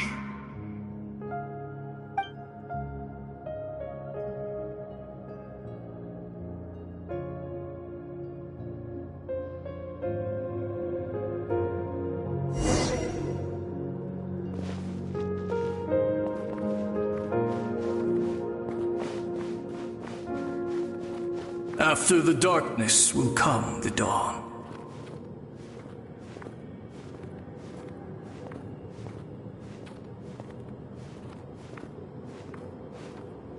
No one fights alone.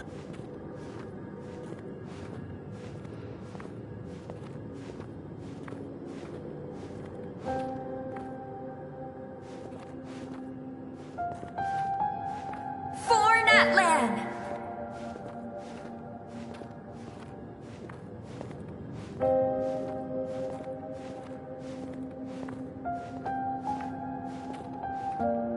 Look at the sky! It's getting brighter at last!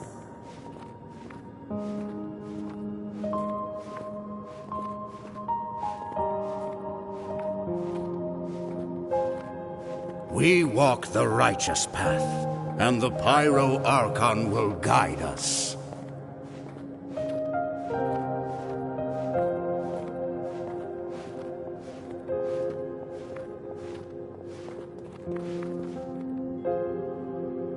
The victors shall burn bright, while the losers must turn to ash. I have done what is required of me. The rules are now written into the Night Kingdom, and this will help you to stand against the Abyss. It is still not enough. All this can do is give my people courage. It will not see us through a true catastrophe. If you are to make the Natlanese alone bear the consequences of a broken world, you will have to bring more to the bargaining table. You are the greediest human I have ever met, and the fiercest negotiator. No other would seriously ask to borrow my power. My domain is death, and its power comes at a great price. The question is, are you prepared to pay? I need that power. Only a hero can truly wield it, and heroes are not afraid of dying. No, a fear of death is ingrained in all living things. If the wielder of this power cannot conquer their fear, countless innocent lives will be claimed in their stead. For only then can the price be paid. Those are the rules. Mine is a nation that will not yield to the Abyss, and it will certainly not yield to your rules. As their culture and civilization is transmitted through the generations and their faith grows, the people will go from strength to strength and reach heights that even I cannot dream of. Very well. I shall agree to help you. But I am merely a shade, and I do not have as much freedom to do as I please as you might think. Then what do you propose? Keep this a secret. If I am questioned about it, I will deny all involvement and claim that treacherous Chibalanque stole my power. That will not be a problem. Thank you. I am glad we could reach an agreement.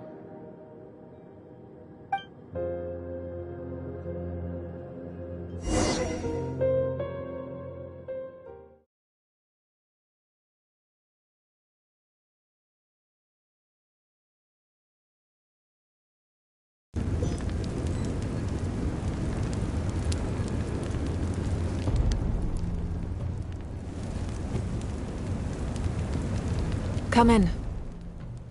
As you know, I've asked you to come here to discuss the task of wiping out the Abyss. Oh, but first, any progress on the ancient name? I'm surprised she was willing to help you, and by extension, me. I'm very grateful to her. Wait, hold on. Wasn't the whole point of the ancient names for winning that huge battle? Why would the Traveler still need one by this point? That's right. The Abyss has retreated to the depths of the Night Kingdom, a place that has long since been corrupted by abyssal energy. If we don't finish them off and restore the ley lines, the threat they pose to Natlan will remain. The battle we fought yesterday, we may one day have to fight again. This is the fate Natlan has always been resigned to. For thousands of years, we have struggled on the brink of a looming darkness and never known true peace. But this time, I want to break the cycle and free us from this fate for good. With the sacred flame, I can protect myself from the abyssal corruption, but beyond that, you are the only other person who can resist it. If your ancient name can't be forged, I will go alone.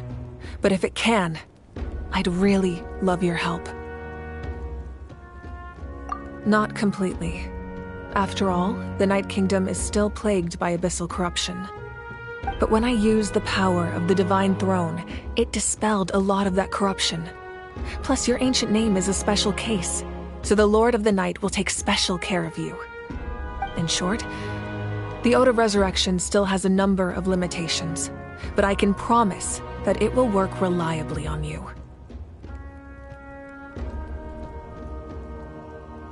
Whoa! Are we forgetting something here? What about Paimon? What's her place in all this? What? You mean we'll be separated? The Abyss is extremely devious. If you two go there together, you can bet they'll make Paimon their primary target just to put us in an impossible position.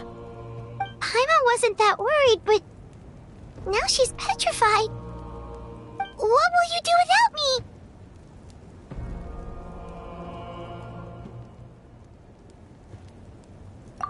Okay, well, Paimon needs to think about this because you're really asking a lot of her, but we'll give Paimon some time and she'll do her best to rise to the challenge. I greatly appreciate it. Everyone in Natlan knows how important this final battle is. You will be remembered and revered long into the future, until the end of time. If you have any other questions, please ask away.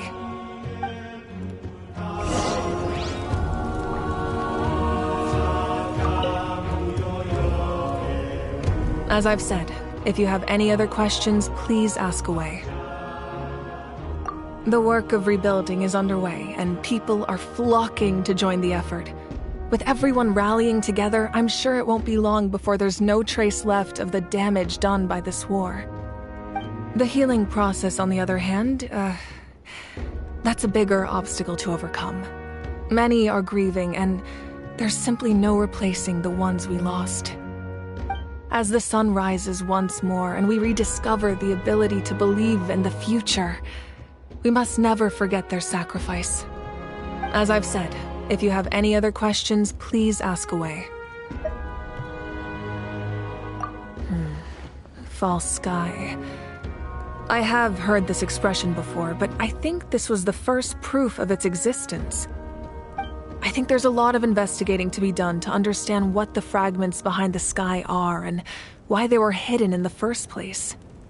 However, from what the Adventurers Guild tells me, Neither the split sky phenomenon nor the fragments have ever been observed in any other nation. My guess is that the Heavenly Principles wants them kept a secret. I just hope they don't cause me any trouble over it. Oh, you should be fine. We did something much crazier back in Fontaine and we're still here. Well, that's good to know. Anyway, the line I'm going with for the masses is astronomical anomaly. And I don't expect much of a backlash. Meanwhile, we can look into it at our own pace. As I've said, if you have any other questions, please ask away. That wasn't their souls we saw, but a snapshot of them in time. All the work of the ancient name engravers 500 years ago, who made some special modifications to their names. Their souls returned to the Night Kingdom long ago, and will have been reborn in Natlan since, albeit in a different form. For all we know, they may have already lived many new lives by now. And so, even though we will never meet again, they will always be by our side in one way or another. I think that gives another layer of meaning to the phrase "no one fights alone." As I've said, if you have any other questions, please ask away. We have a temporary alliance, but I can tell that saving Natlan is not his only goal. Yeah, Paimon still doesn't get why saving Natlan would be so important to him in the first place. Unless he's just a good guy who wants to avoid another Conria. But somehow Paimon doubts it's that simple. I wouldn't worry too much. Based on all the interactions we've had with him and knowing more about his background, I have a lot of respect for him. I don't think he has any ill intentions. Now, we should focus on the final battle. As I've said, if you have any other questions, please ask away.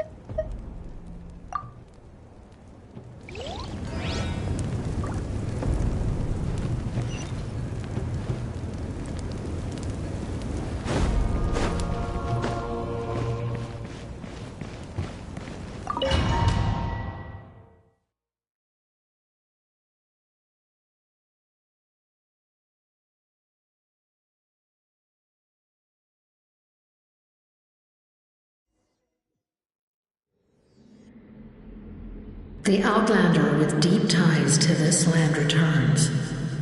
And this time, he is alone. The power that the Pyro Archon used to strike back at the Abyss came from the Ruler of Death. From what I know of her rules, she will demand death in return. How do you know of this? I see. So, the Ruler of Death sent you on your long journey. Natlan still has a final battle to fight, and I too have a final foe to face.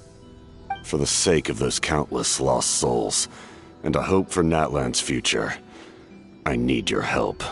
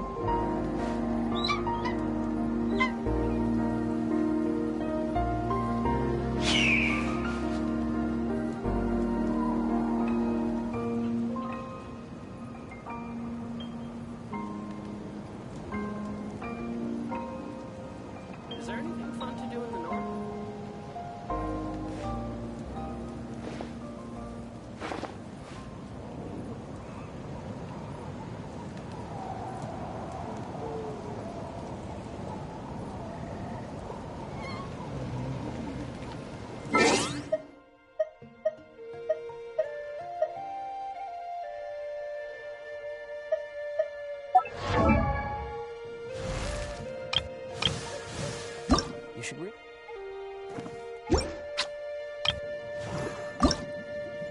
La da da da da da da da da da. The Knights.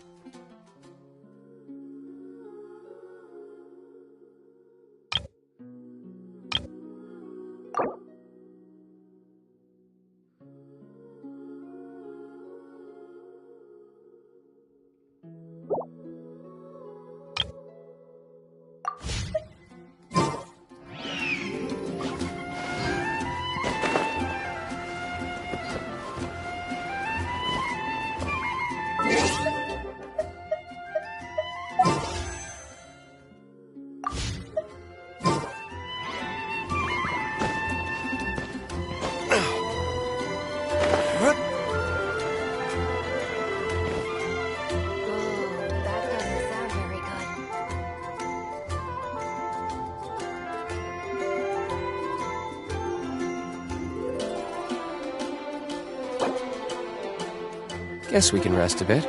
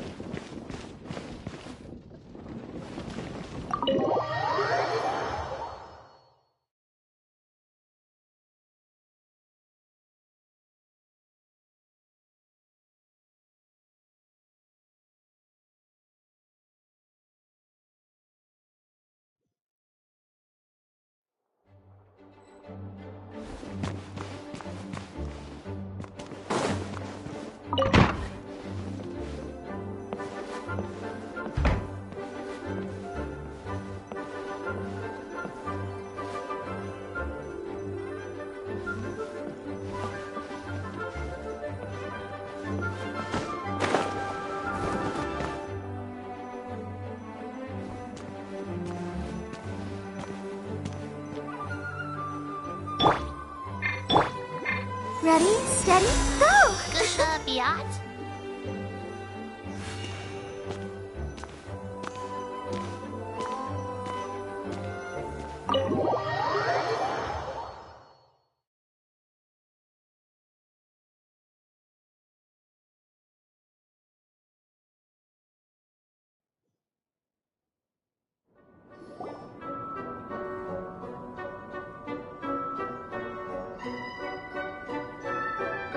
Huh? What's a place like this doing in a library? Could this be the restricted section Lisa mentioned? Doesn't quite feel like it, though. You don't think this place is hiding some terrible secret, do you?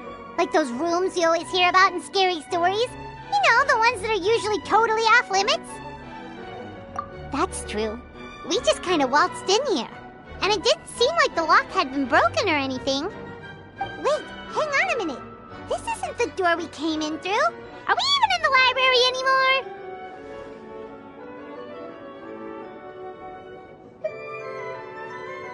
And what world would that be, huh? Too bad Lisa's not working today, otherwise we could ask her. Well, we're here anyhow, and this place doesn't look too dangerous. Why don't we just take a look around? New places are meant for exploring, after all. You gotta try all kinds of new things to become a good and experienced guide. Ooh, look, a stuffed wolf toy! So cute! It's so fluffy and soft. Huh. Wonder who left it here.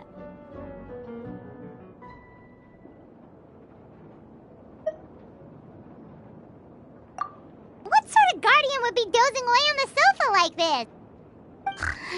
No danger in sight. Saw nothing means nothing happened.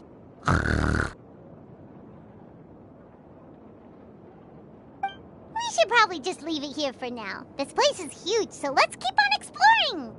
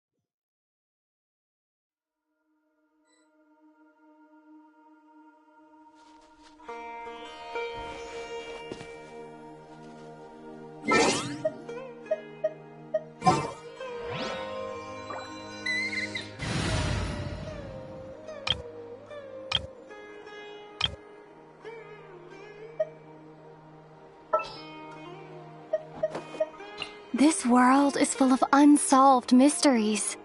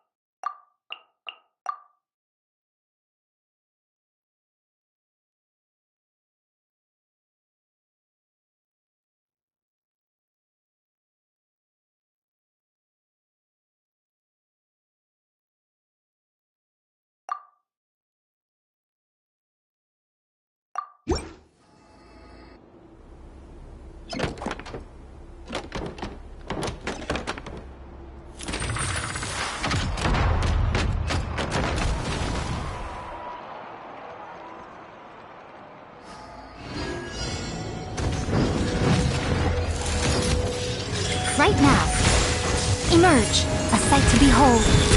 Come on out. Right now, show them. I hear everything.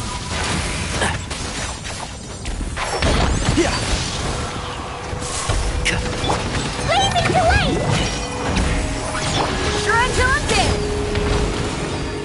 Feel the beat. Come on out. Show them. Emerge.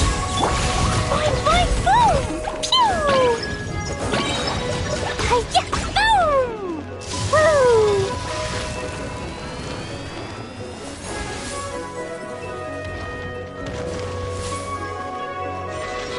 Blow them all up! Time to rock!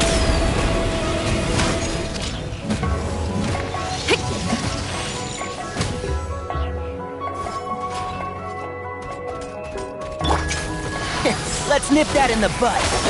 Can't see. Oh! Ah! I'll bury you! Dumpty Dumpty go! Pew! Come on out. I'm always watching.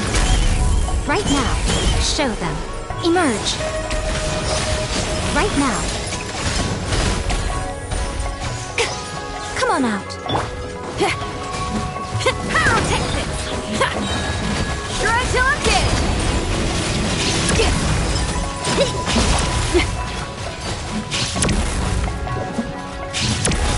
Blazing delight! Boing, boing, boom! Boom! La la la! I hear everything. I've not finished my research. Show them. Come on out.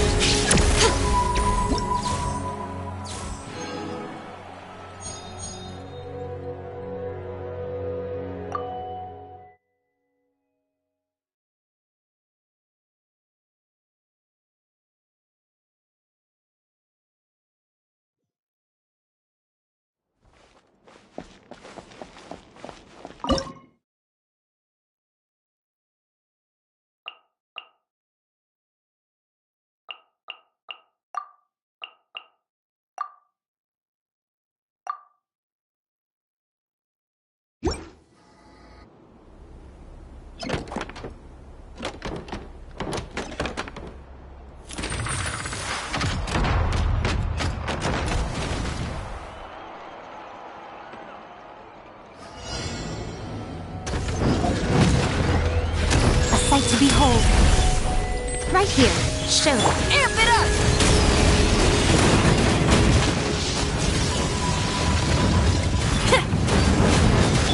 Let's flash! Pew! Da da da! Some here, please!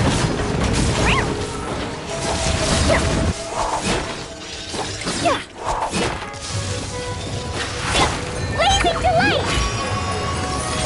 Feel the beat! Time to rock!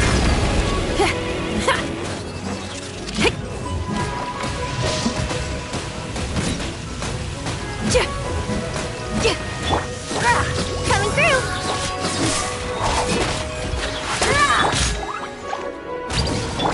Express delivery!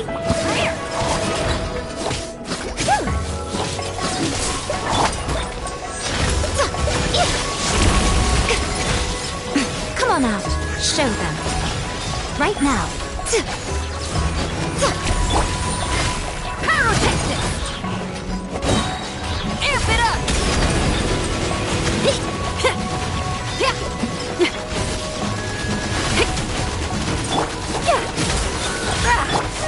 Jumpy, jumpy, go! Yeah, Maxi, flash! Service with a smile! My tail!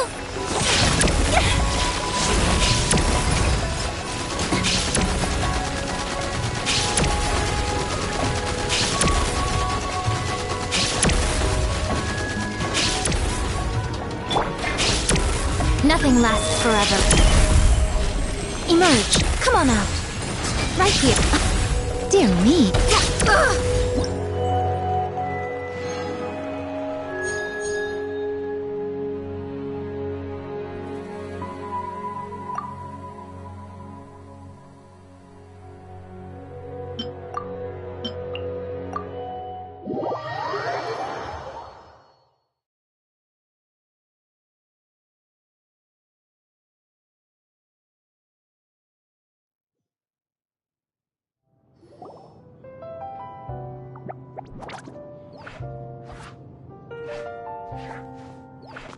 Oh no! Sorry! Guests, hello! I've been waiting here for the longest time and nobody came. I was only planning to rest my eyes for a bit, but the sofa was so comfy, I guess I dozed off. Let's I can talk! Sure can. Talking is one of the things I can do. All right, so... yes. Introductions are in order, aren't they? Greetings, my dear guests. My name is...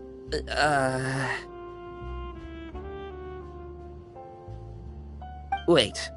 What's my name? Not sure we can help you with that one, buddy. Guess you were in a pretty deep sleep, huh? Seems like you're still waking up.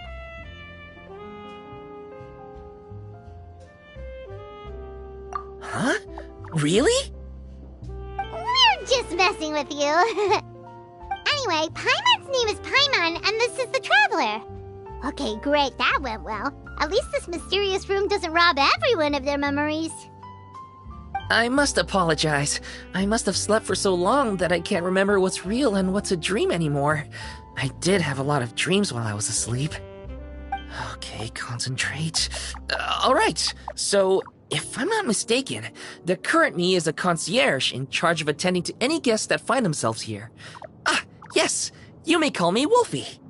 Okay, but, if all you can remember are your dreams, what makes you think any of them are real experiences? They're just products of your imagination, right? You mean, if it comes from my imagination, it can't be real life? Oh. Well, it sounds like you know more about that kind of thing than I do. I can't tell the difference at all. I remember a time when a horrid curse was put on me. My heart was cased in unmelting ice, and I had to spend my days in agonizing solitude, surrounded by nothing but boundless tundra. I also remember playing with Whitefang in the misty forest. We chased golden butterflies, waded through rushing streams, and shattered the very moon beneath our feet. And I'll never forget marching in that celebratory procession with the other troops, being showered in confetti as I excitedly waited for Her Majesty the Queen to bestow her honor upon me. It was glorious. To me, all these events are indistinguishable from real experiences. Take my latest dream, for instance. I remember being in a garden of forking paths, and Madame Mage said to me, "From now on, you are a concierge. Be sure to treat your guests well." And I found myself here. And like I said, I waited and waited and waited. And now, finally, 2 guests have arrived.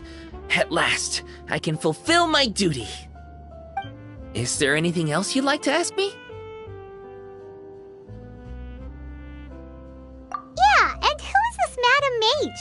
Is she really just a figure from your dream? Seems like there could be more to it than just that. Well, Madame Mage is Madame Mage. Just as you, dear guests, are guests. She and her friends, oh yes, and they're all mages too. Each one of them is a master of their own type of magic. Conjuring, illusions, and so on. One of them uses a quill pen to cast her spells. She has a very mysterious ink bottle that contains fantasy truth. I had a little taste when she wasn't looking, and oh my goodness was it bitter! Blech. But the other mages all love her magic. They use their powers of creation to transform her fantasy truth into true fantasy. How do they do that? I haven't the slightest idea. I'm just a toy with stuffing for brains. Is there anything else you'd like to ask me? Yeah, what is this place? We came in here through this one door in the library, but we were never able to open it before. Well, congratulations on your successful entry, dear guests. This is a special room, one that can only be accessed by those who are invited. Seeing as you two have this privilege, you can invite your friends to enter as well. On that note, I'd better tidy up this place as quickly as possible. Oh, and I should prepare some tea and snacks too. You don't mind if they're on the sweeter side, do you? Of course not! Wait, before we get ahead of ourselves, mind telling us where we are exactly? Are we even still in Mondstadt? That is a difficult question. Madam Mage created this room using magic, and I don't know magic. Still, you have my guarantee as concierge that this is a safe and comfortable place. I sincerely hope you enjoy your time here. Is there anything else you'd like to ask me?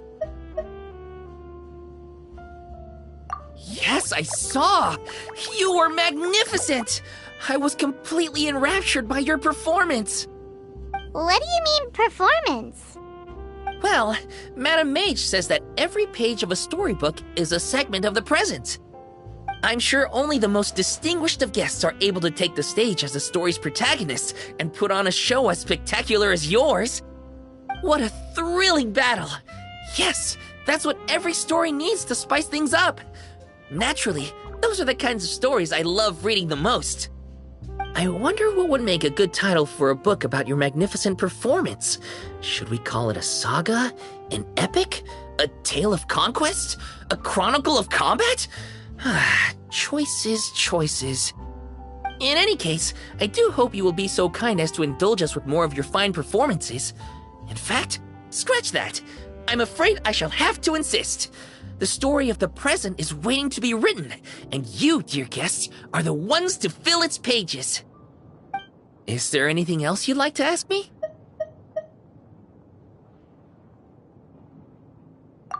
This place is getting more confusing by the second, but Wolfie seems alright, so we should be fine, right? Besides, our goal is to set foot in every corner of Teyvat, and the courage to boldly go where others dare not to tread is what will take us there. Wow, what a wonderful line! Spoken like a true adventurer. You bet! We're the real deal!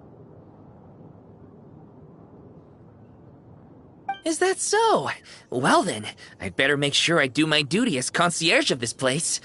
I hope this can be somewhere for you to rest and recuperate when you're weary, so that you can embark on your next adventure refreshed and renewed.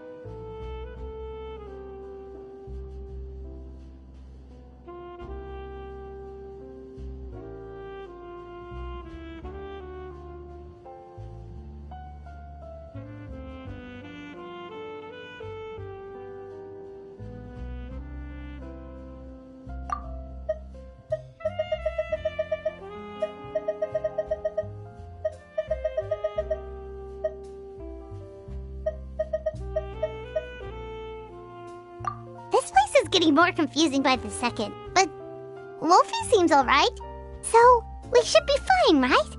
Besides, our goal is to set foot in every corner of Teyvat, and the courage to boldly go where others dare not to tread is what will take us there. Wow, what a wonderful line! Spoken like a true adventurer. You bet! We're the real deal! Is that so? Well then, I'd better make sure I do my duty as concierge of this place. I hope this can be somewhere for you to rest and recuperate when you're weary, so that you can embark on your next adventure refreshed and renewed. Come back here anytime if you get tired. I'll be sure to take good care of you.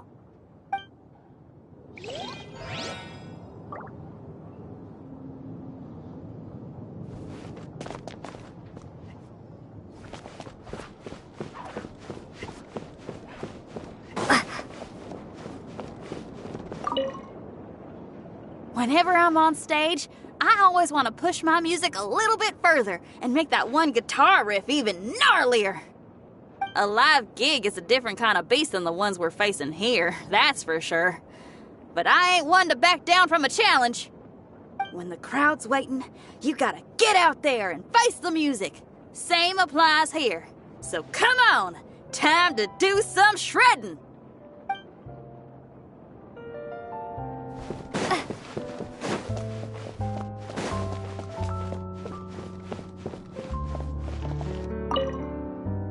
Dear me, is it time to go off and fight again already?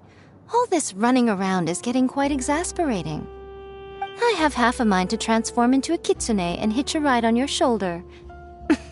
You'd like that, wouldn't you? In your dreams. Oh, little one, you've still got a long way before Yae Miko the Wise and Beautiful permits you to see her true form.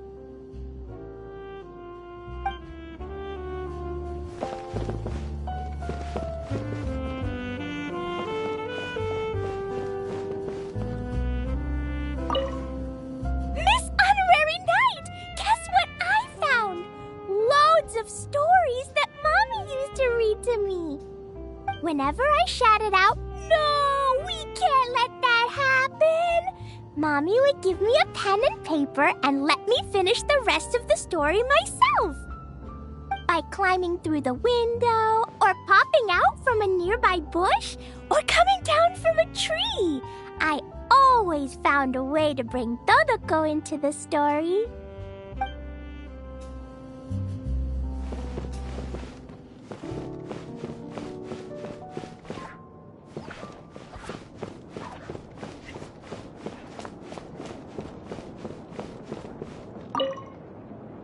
Compared to turning the pages myself and hearing that rustling sound, I prefer it when someone reads the story to me. I like to lie down on someone's warm, soft lap, close my eyes, curl up, and lose myself in the story. Staring at you? No, I wasn't.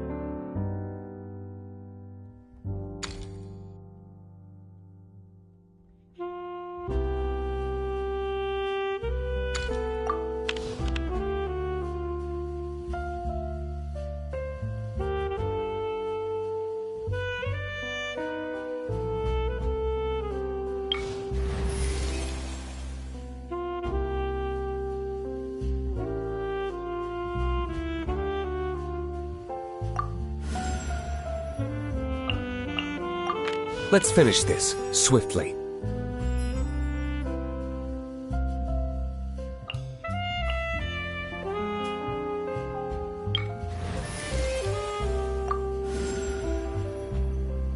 Just what will we come across this time?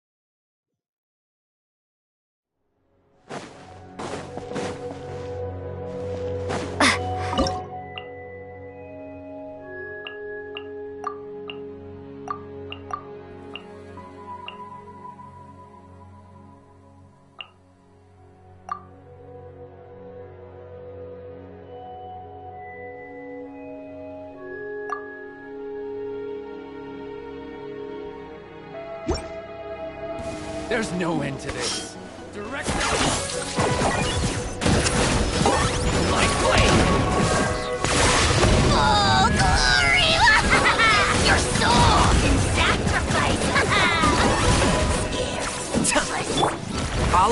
you! One with the Force.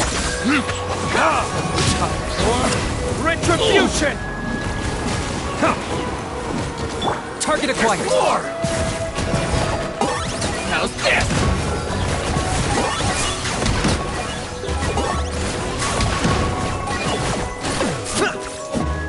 Have a taste of this! Sweeten the deal!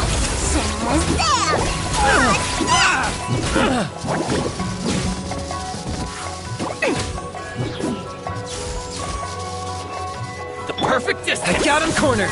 Shadow of the past. Mine to command. The dead would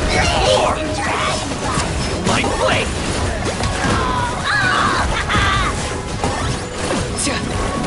I hear everything.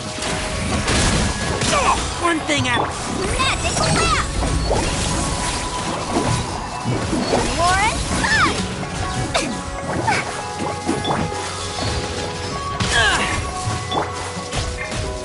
How's this?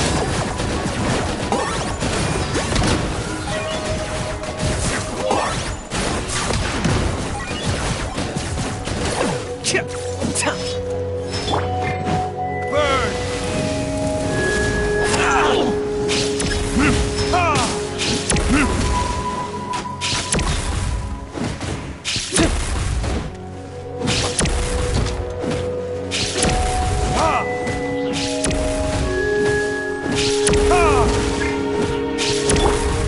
Target acquired.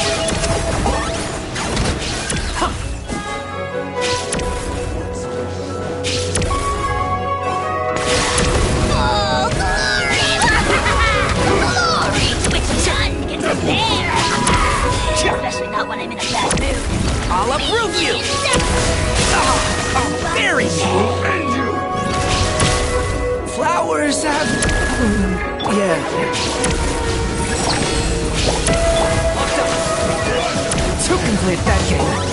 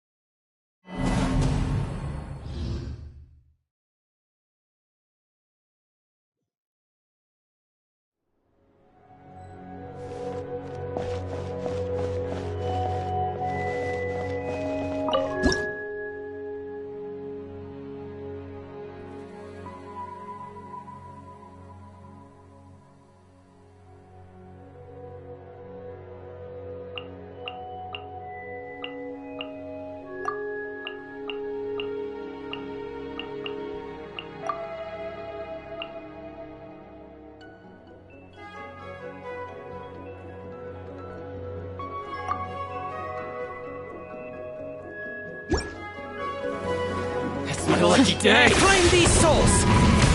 Target acquired. Submit your soul in sacrifice!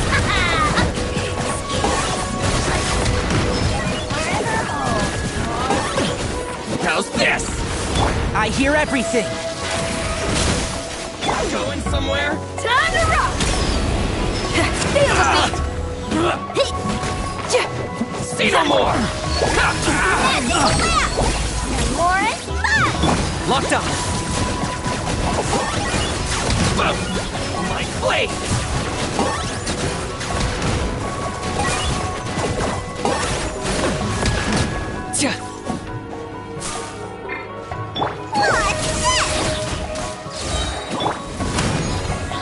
It's my lucky day!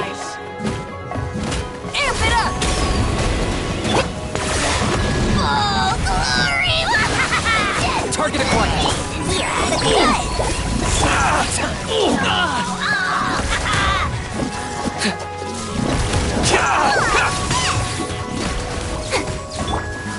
Power Say no more! I'll approve you! What's one more? Locked on.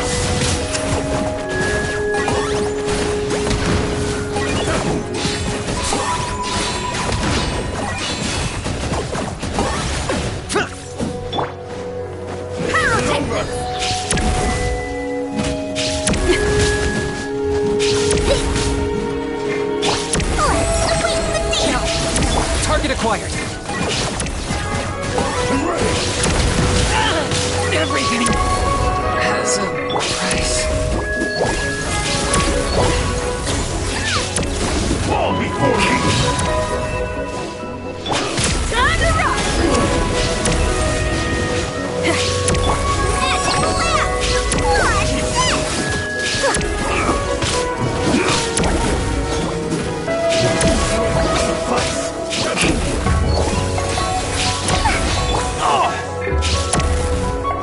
Let's nip that in the bud. One with the force.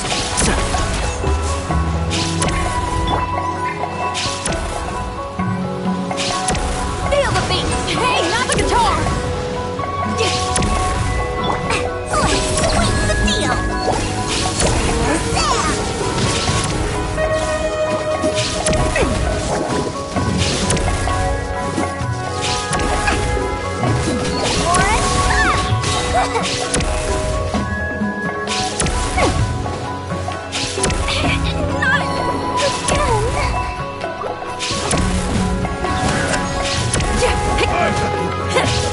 Beats all miss.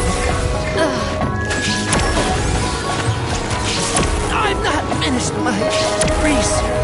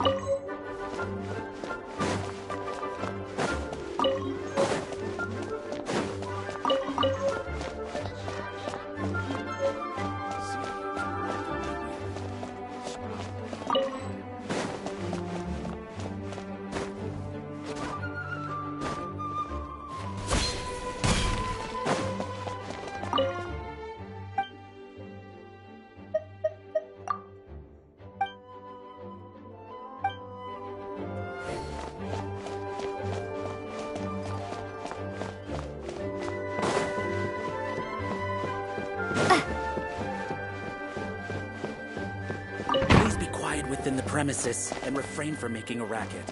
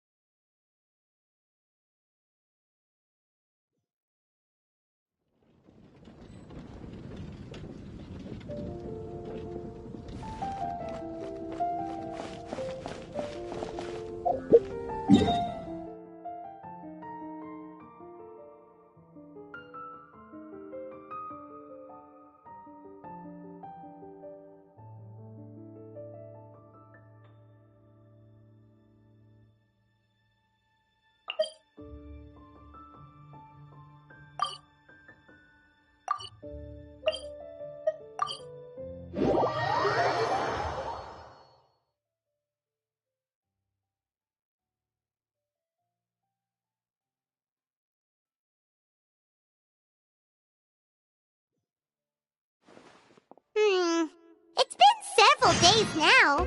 Wonder if Plasoli has finished making the Blaze Gem inscription. Since Neshka's birthday is around the corner, let's go to the tribe and buy some things, and then pay the family a visit.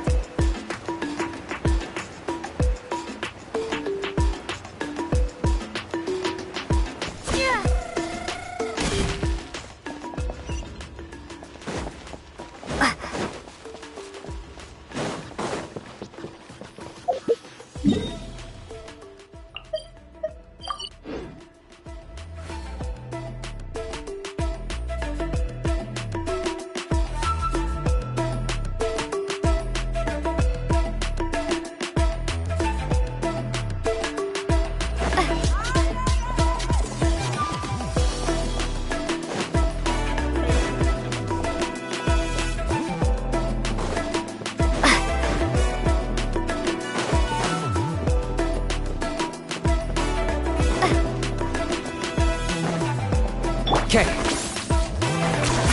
You really are a one-trick pony, you know.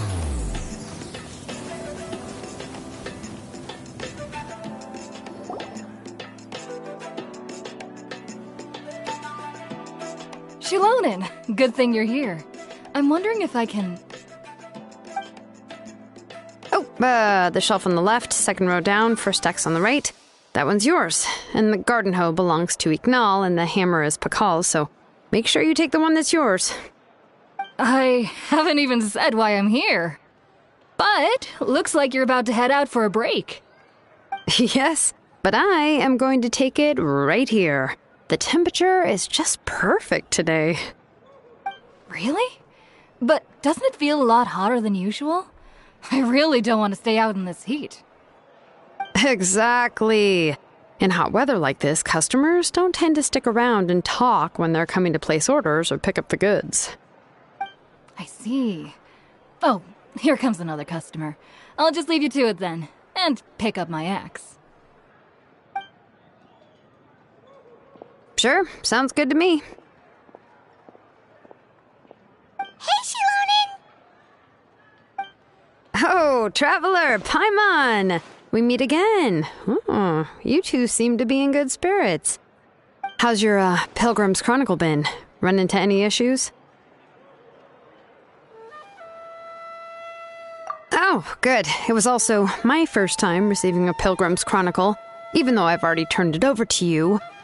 There are still a lot of things that could go wrong, so I wasn't sure if there'd be any issues. Huh? So, what are the chances that something might still go wrong? Well, less than the chances of Mualani accidentally falling off a spiritway, I'd say. Oh, well, that definitely would never happen. I found the Exi-Lonin. Thanks a lot. By the way, Nitchka's birthday's coming up real soon. Are you planning to visit her? I've prepared a gift, and was just getting ready to take it to her. You're not planning on giving the kid a full set of pliers again, are you? Or, let me guess, woodworking tools?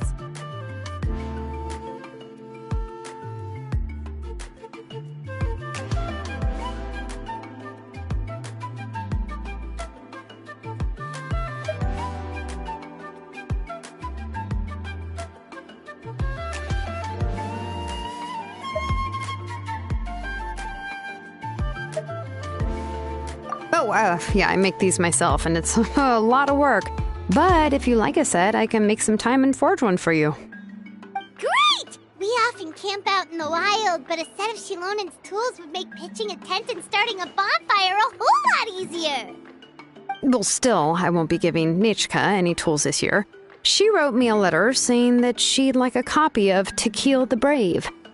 The book is not what you call a bestseller, but luckily, I have a few copies in my collection. They were really old editions that were published a long time ago, but they should still be readable. Children her age love fairy tales. The last time I was at Tassoli's, I even brought Nechka. Wait. What did I bring her again? It must have been her favorite thing, but, why can't I remember it anymore? Oh, it is quite hot today. Seems you're about to pass out from the heat. Do you even remember your own name? My memory can't be this bad. It's just these last few days. I've been forgetting things for some odd reason. Well, in that case, why don't you use the Blaze Gem inscription you have as a memo to engrave some important things to remember? After all, that inscription will never wear out, and it's easy to carry. I'd say that's quite a fitting use for it. You do have a point, but my inscription is almost already full.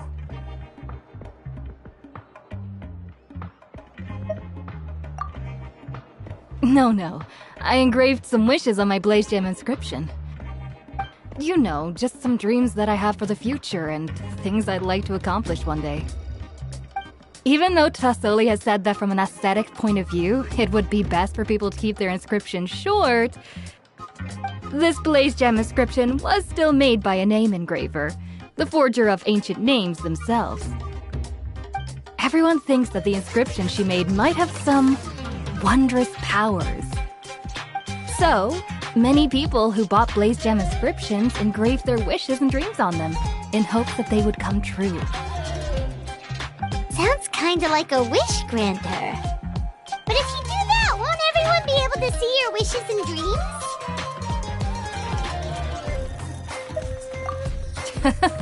Don't worry. We usually ask Tassoli to add the inscriptions for us. She has a unique method of engraving. With her method, the light must be at a certain angle in order to see the text. Without the right angle of lighting, the Blaze Gem inscription will just look like a pretty stone. That's true. In the end, a Blaze Gem inscription is essentially just a piece of rock. It doesn't have the power to grant people's wishes. Making wishes to it is like shouting into an echoing valley. The only one who will answer is yourself.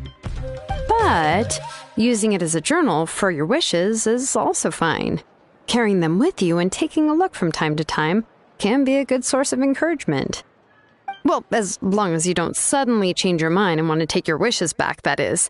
These things are extremely durable. It would take a lot of effort to change the words. And I don't think anyone would willingly part with it either. They're not cheap and very hard to get. If you ever lost it, you'd just be filled with regret. Still, it's really strange, given Auntie's skill. How could it take so long for her to make one? Oh, well, I hope someone didn't give her an idea of making fewer and selling for more. It's true. Chevin would totally have put that in her ear. Still, I don't think it's such a bad thing for Tasoli to make some money by selling these. At least she and little Nachka are better off now, and won't have to worry about the cost of treating her illness anymore. I was really worried about their family at first, and was even planning to send them some... Huh?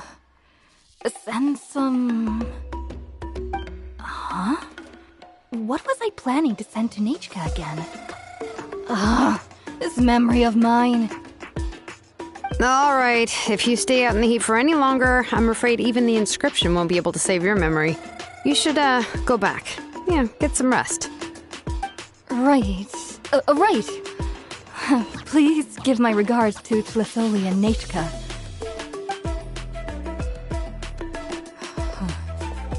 What's going on?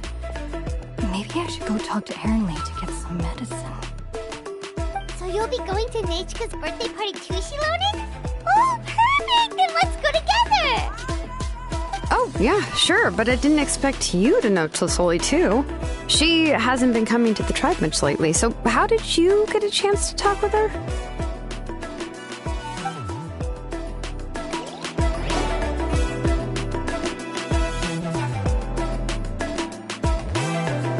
Oh, so that's how you met her. She even wants to use volcanic crystal as a forging material.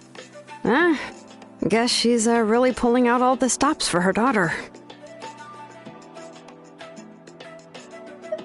Then let's just go and ask. Come on, I want to give her the book anyway.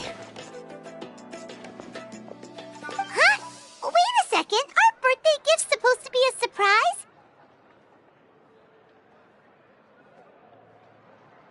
If we ask Nachka, then she'll know what gift we'll be getting her. And that would ruin the surprise! But if you don't ask her, then how will you know what kind of present she would like? Here's another idea. Perhaps you can also give her a storybook based on what she wrote in her letter. That might be a good option. But shouldn't we give it a little more thought? If we all give her books, it might seem like we didn't put much effort into it. Shilonen, have you really never asked her what she would like the most? There must be something else she'd like besides books. Unfortunately, no. Nachka's illness has kept flaring up over the past few years. Apparently, she couldn't do anything during that time other than rest in bed. She didn't even have the strength to talk to anyone. It wasn't until recently that she started to recover from her illness and regained strength to write letters to others. Anyway, there's no need to overthink it. Worst case scenario, I can split the book into 2 volumes and we can each give her one.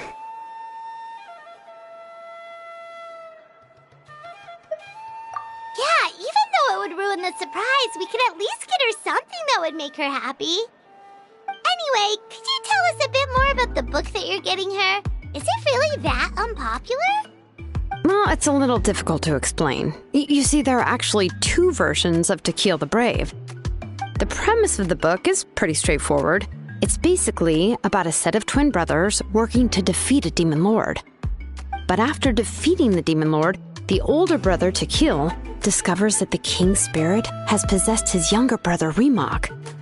In the ending of the original story, the older brother kills his younger brother to defeat the demon lord, before jumping into a volcano.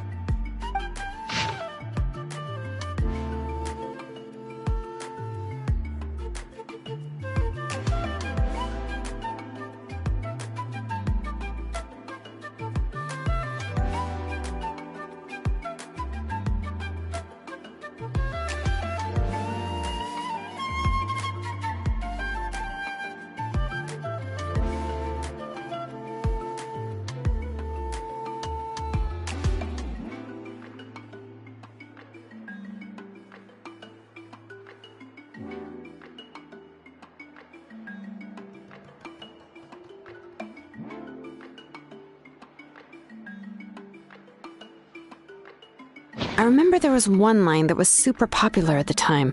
If I still remember right, After being possessed by the goddess Coatlicue, Rimac said, "I do not wish to see your blood be reduced to ash, but I have seen the light of your heart and spirit. Remember my name, brother. As long as you remember me, I will never have left."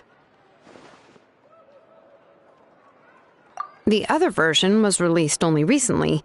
The author heard a suggestion from someone and suddenly decided to try and make a stake in the fairy tale market, so the story was revised. In the revised version, the brothers killed the demon lord together and both survived. According to the author, this gave the story a happy ever after kind of ending. However, the revised version was not well received. After a month on the market, it had hardly sold any copies and the books were collecting dust on the store shelves. The store owners desperately tried to get rid of the book and have resorted to all sorts of promotions and discounts to sell it. Even now, the only edition of To Kill the Brave you can find in the market is the newer one, whereas the older edition is nearly impossible to find. Anyway, I couldn't bring myself to give such a poorly rated book to Nechka, so I spent a few days looking and managed to find a few copies of the old edition in a warehouse. I picked out a copy that looked relatively new and wrapped it up as a present for Nechka. If you're interested, I can give you this extra copy to read. The pages are pretty old, though, so please be gentle with it. Oh, and here's a copy of the newer edition, too. They gave me a free copy when I went to buy some chocolatl. So that's how they're trying to sell off the book. Could it really be that bad? Even Paimon's curious now.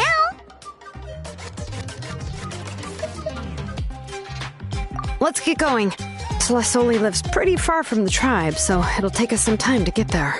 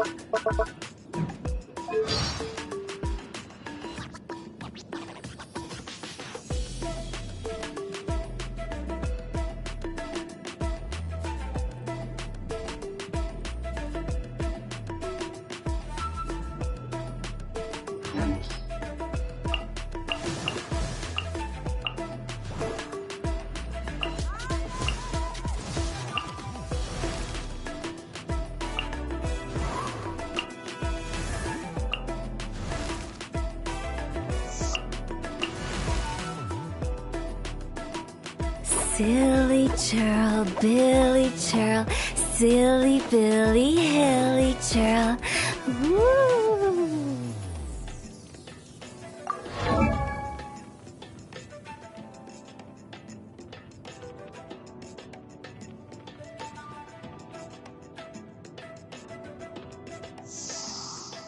Huh?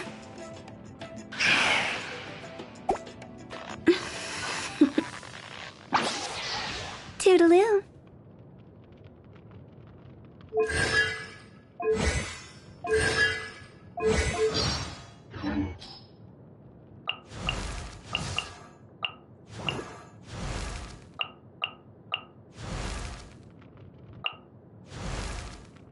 Dodoko?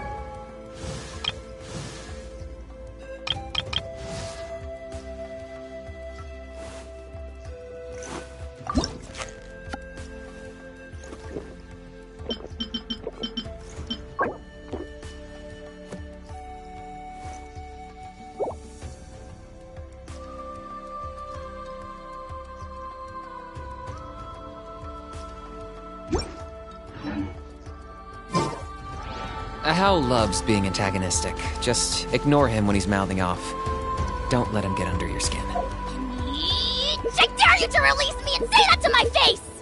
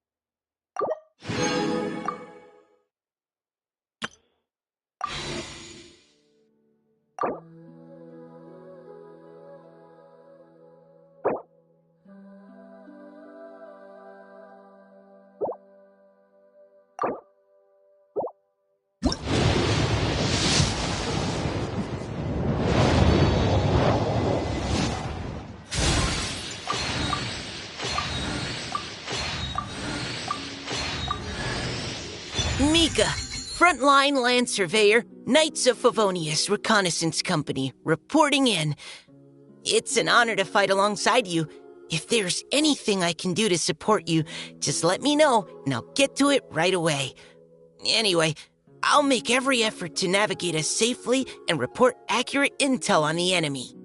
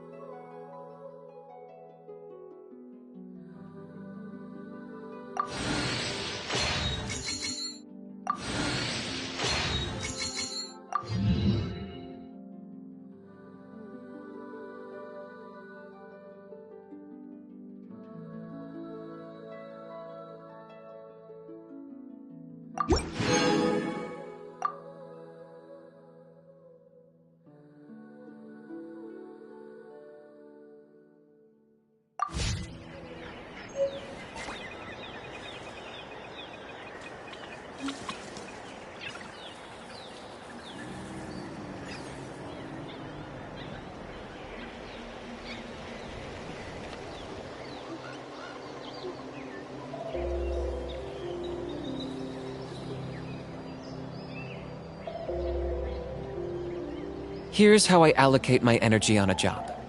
70% goes to investigating, 10% to making a final decision, and the remainder for execution.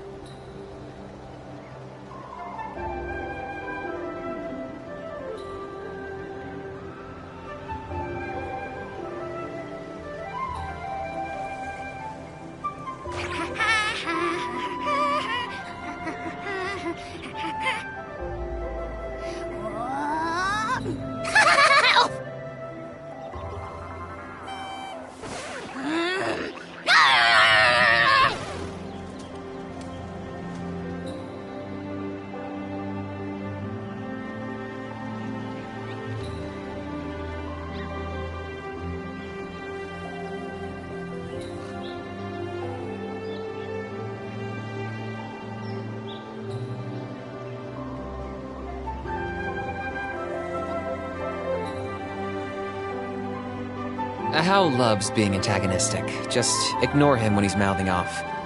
Don't let him get under your skin. I dare you to release me and say that to my face!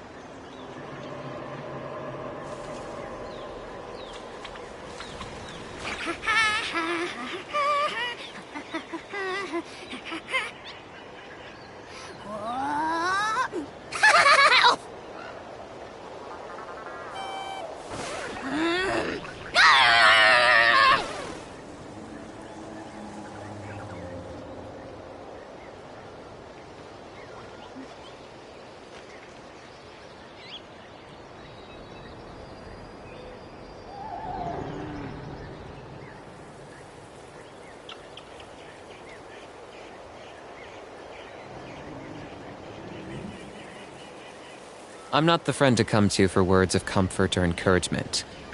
But when it comes to weighing the costs of your actions, ask away.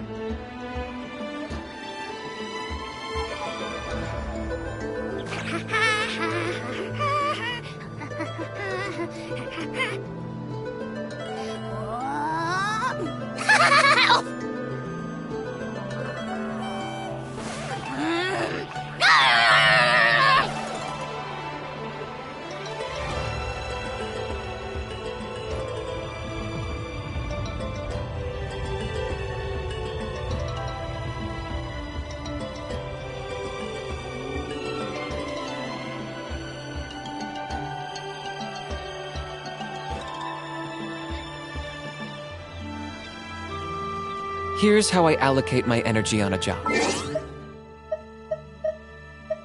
70% goes...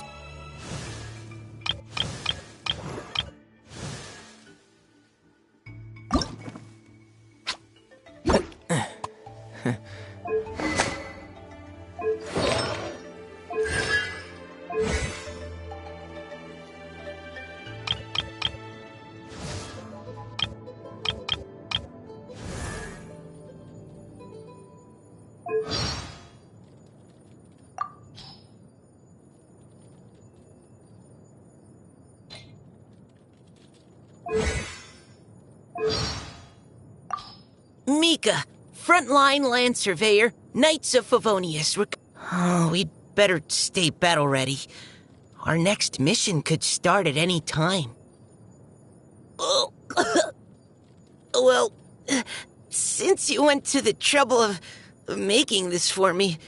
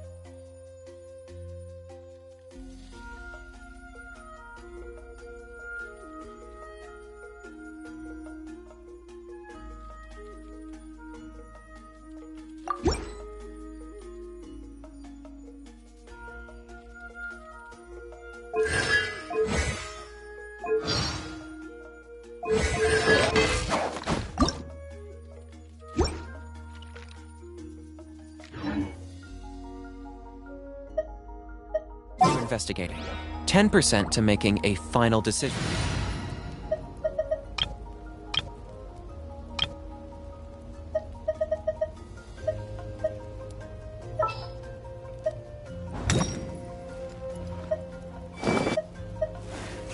Let me double check our equipment. All right.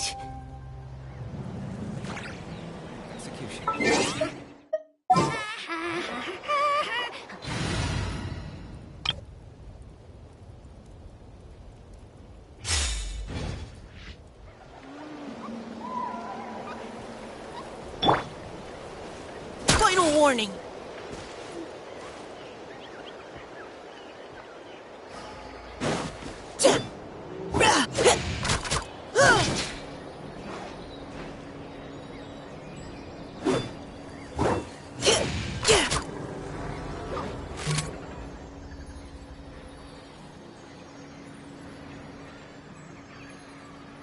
Neutralizing threats.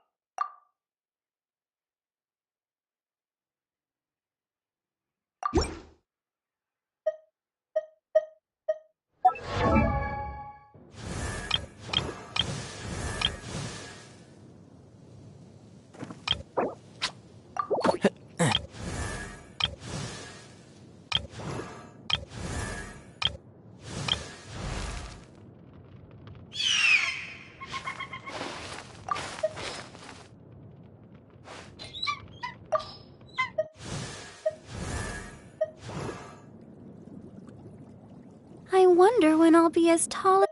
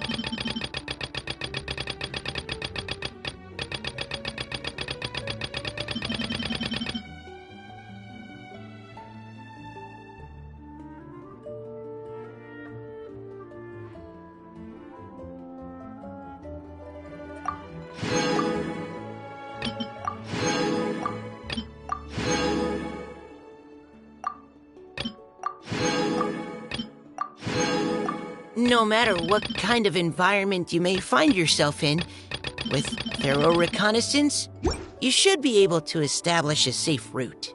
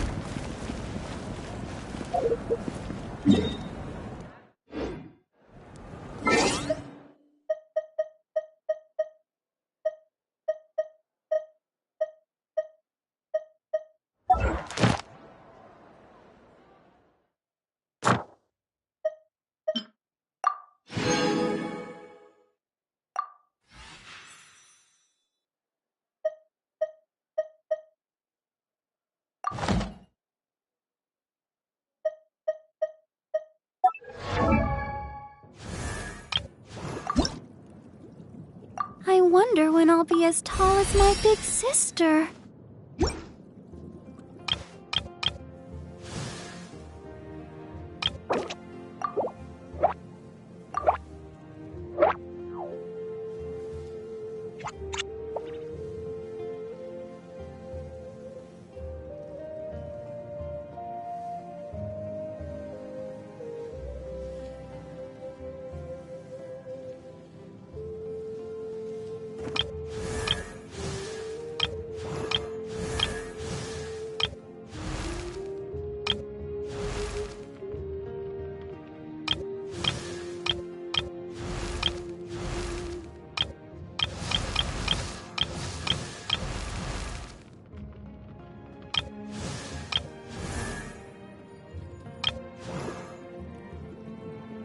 I wonder what...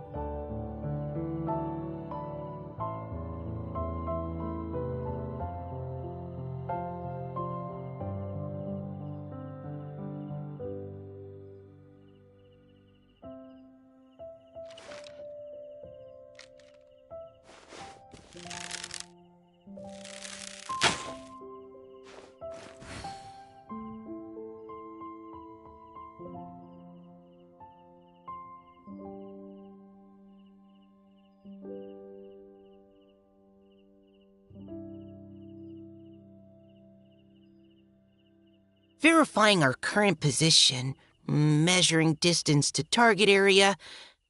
All right, I've recorded the terrain conditions.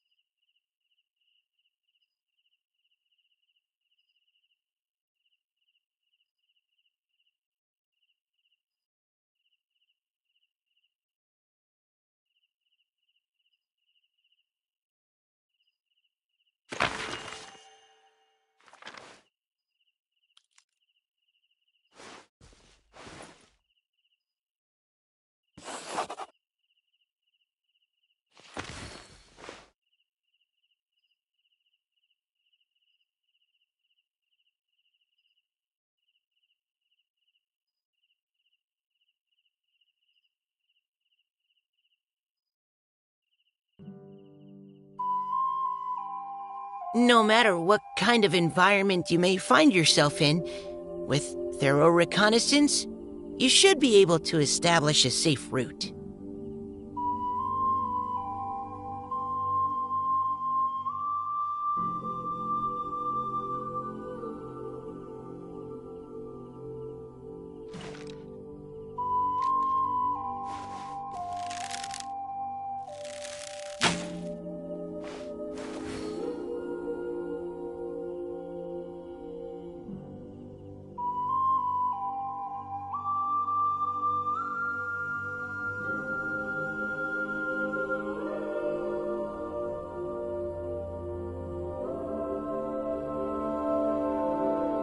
Verifying our current position, measuring distance to target area. All right, I've recorded the terrain conditions.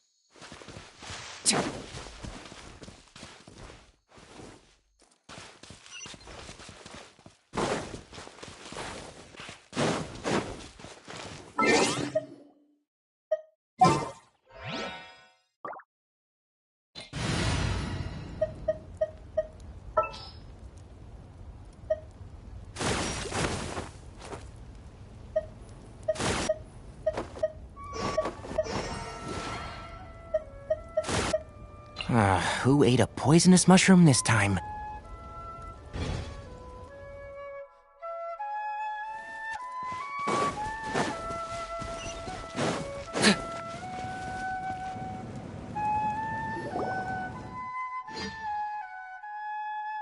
Go on now, Yengu. Nachika is still resting. Hey, Twasoli, we're here!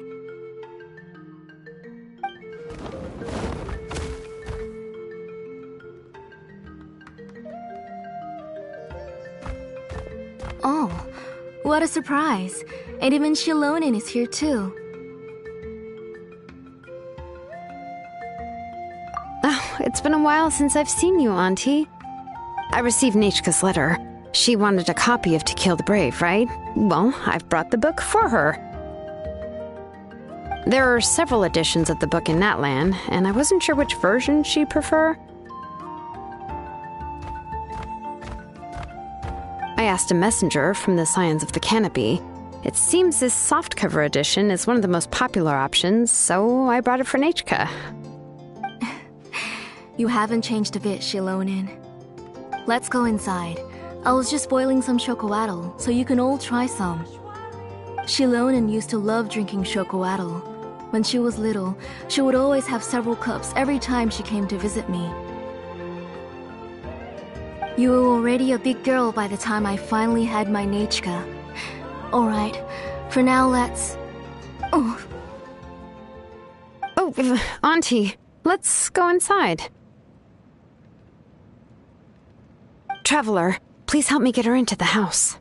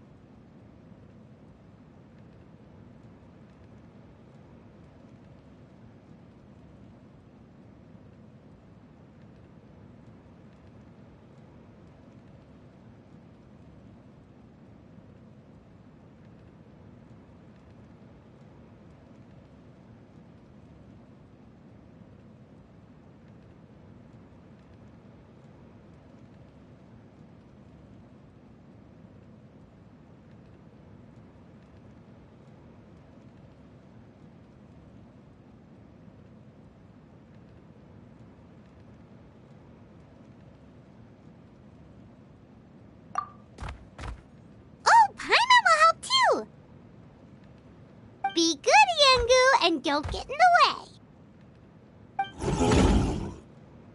All right, let's get indoors. Watch your step, Auntie.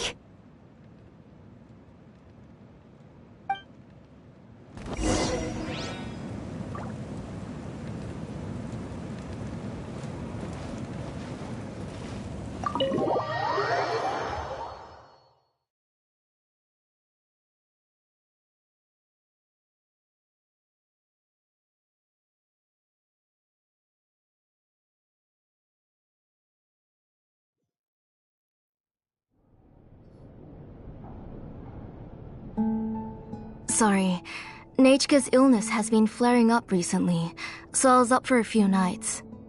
I suddenly started to feel dizzy in the sun. I hope I didn't scare you. Have a seat. I'll fetch you a few cups of chocolatl. Please wait a moment. Oh, I've already brought them over. This cup's for you, Auntie. And these are for you, too. Chocolatl? What does it taste like? Paimon's heard that it can be pretty bitter. Traveler, could you give it a try first? Oh, don't worry. Auntie always adds a lot of sugar. It won't be bitter.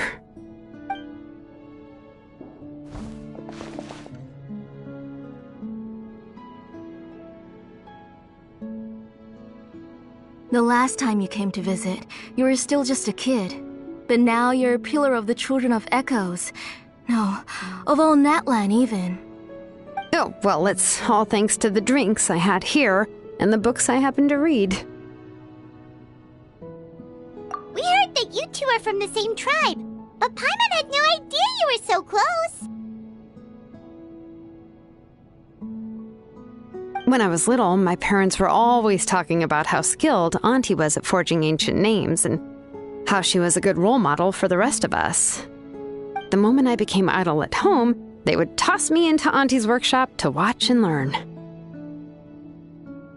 Then I would have your parents go back, boil you a pot of chocolatl, and let you play in the house. Yeah, and then I would drink and listen to you banging away with your tools in the workshop.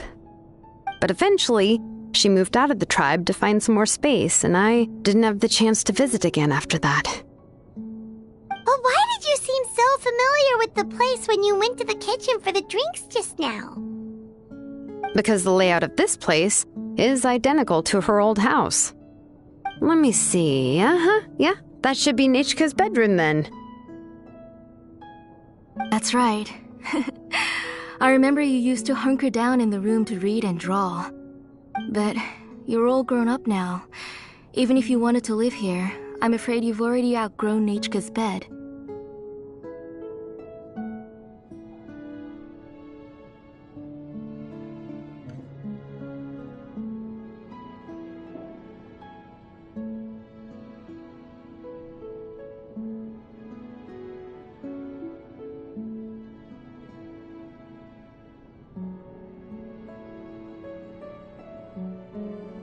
That's how Nechka sees Shilonen, too.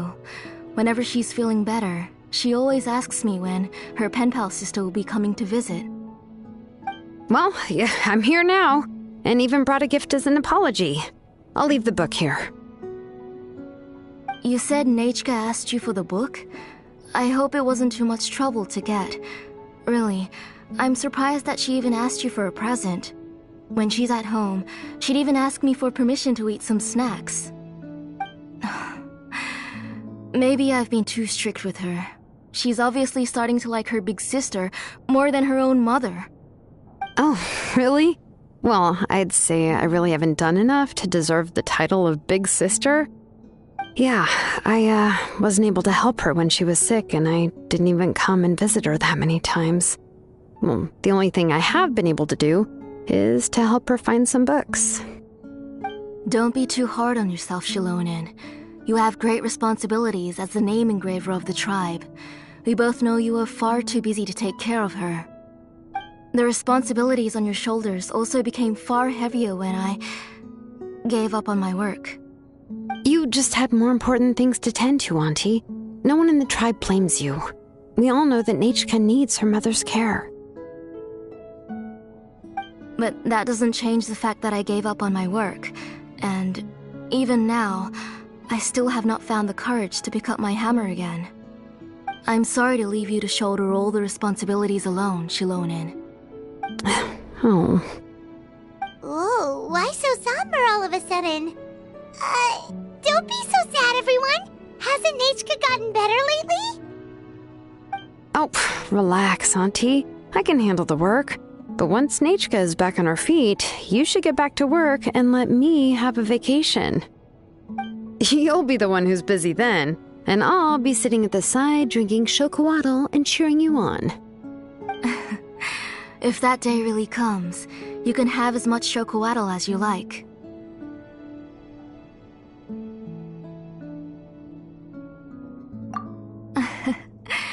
If you asked me before, I wouldn't have even been able to talk about it. But now that she's gradually recovering, I've also gained some courage to face what happened back then. Nechka's illness actually originates from the Abyss. That night, I was in the tribe, having a discussion over the forging of new ancient names. Before we could finish our discussion, the alarm started to ring outside. A horde of monsters from the Abyss suddenly attacked the tribe, so everyone banded together to fight them off. I joined the fray as well, and it wasn't until the monsters were repelled that I got back home with some guards from the tribe. But Nechka was gone. I can't remember how long I spent searching for her. Maybe for 2 or 3 days. In the end, we found Nechka at the bottom of a short cliff. She was holding a dried-up embercore flower in her hand, and there were traces of abyssal corruption around her wounds. I know. It was all my fault. Before the incident, Nechka had asked if I could forge an ancient name for her. Work was busy at the time, so I told her that if she could find an embercore flower, I would use it as material to forge her an ancient name. Oh, Nechka, my daughter. My Nechka. I was holding her in my arms, but no matter how many times I called her name, she wouldn't open her eyes and look at me.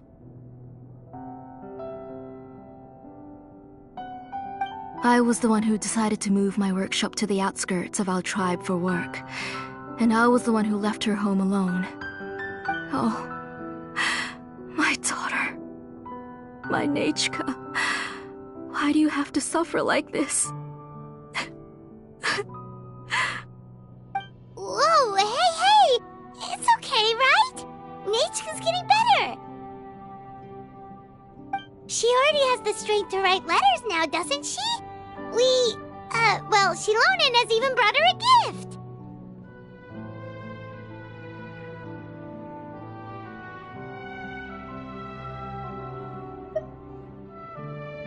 Sorry. I just can't control myself whenever I remember that time. Phew. Alright. It's not every day that we get guests. I really shouldn't be crying like this. I asked someone to buy some ingredients for me. So, why don't you stay for dinner tonight? I'll make some shrimp bisque, grilled fish and mint sauce, and tower tacos. We'll help. That sounds like a lot to make, and we don't want you to tire yourself out.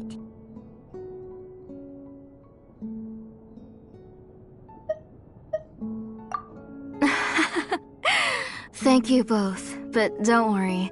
It's just a few dishes. I'll be fine. You three just need to make sure everything gets eaten up. I can't eat a lot at this age. Oh, we haven't had anything to eat yet, so don't worry. We'll make sure there are no leftovers. Ah, it just occurred to me that Shilonen likes to eat cheesy crab hot pot. Why don't I make that instead of the grilled fish and mint sauce? I remember you don't like picking out fish bones. Nah, both are fine with me. I've learned to just chew up the fish bones now. Oh, come on now. If you don't want to pick out the bones, I can just take them out for you. Anyway, for dessert, would you like a cup of grain fruit or chocolate? Cup of grain fruit! How about a cup of green fruit mixed with chocolate? Okay, got it. I'll go start cooking, but could you do me a favor in the meantime? I ordered a bunch of ingredients, and they should be here any minute now. Would you go check by the door and see if they were already here? If so, please bring them in. Come on, Shilonen. Stop lying around. You shouldn't nap before dinner. It'll ruin your appetite. Hey, I'm not a kid anymore, you know. You don't have to worry about my appetite. That's beside the point. If you don't watch out for your health while you're still young, then when you get older, you'll... All right. I'm getting up. We'll go check on the ingredients with Shilonen. It isn't far, so it shouldn't take us long. That kid.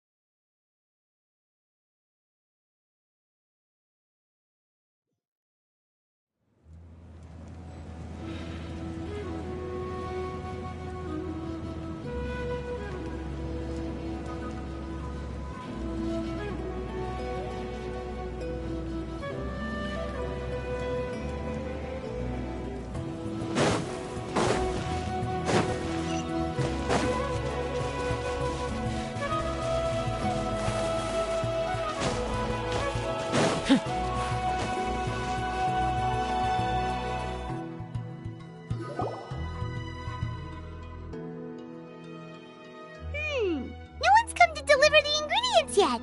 Paimon thought we'd see someone come flying down on a Yunkasaur as soon as we came out. A messenger from the Scions of the Canopy wouldn't be flying here. They usually come climbing down the cliffs nearby. No need to look. There isn't anyone on the cliffs.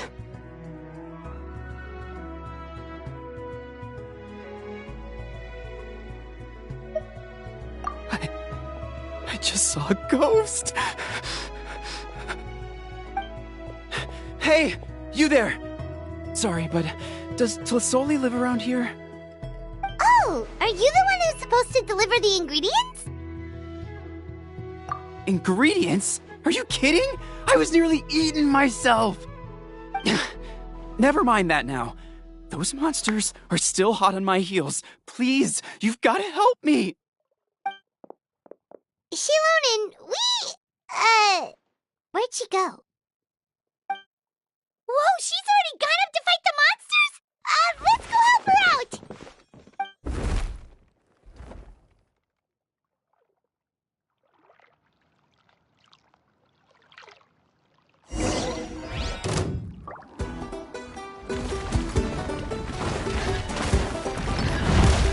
Bring it!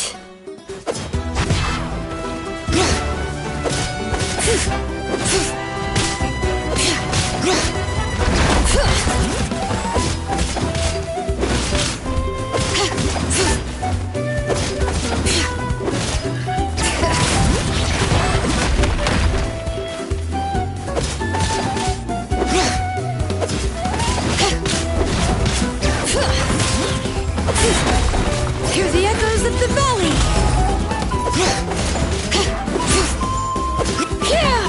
Bring it!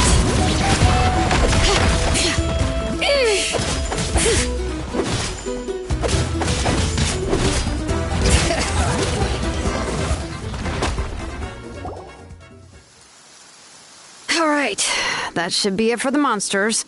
Yeah, it was easier than I thought. Oh, it also seems we're in good luck. The goods weren't damaged either. Strange. We didn't see any monsters on the way here.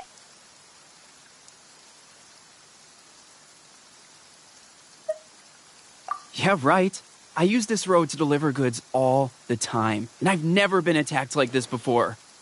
It's the main road in and out of the tribe, so people often come here to clear out any monsters. This area is usually very safe. I don't know what happened, but it seems like all the monsters around here have gone berserk. Even the docile Tepetlosaurs are in a frenzy.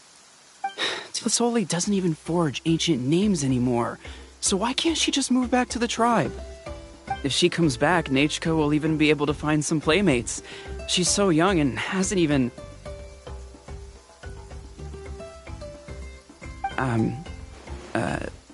Nachka's playmates. No, wait, I feel like my kids have played with her before. They've even told me about Nachka's favorite game.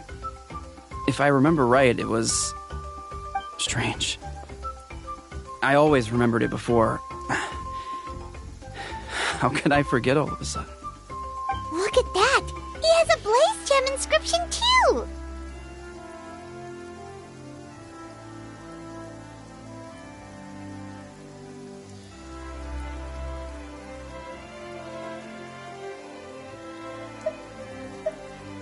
You should go back to the tribe. It seems like you had quite the scare today.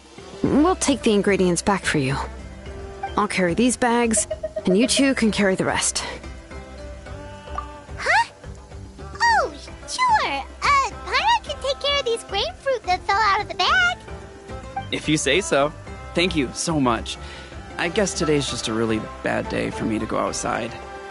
That's so weird. Why is everyone we run into today having trouble remembering stuff?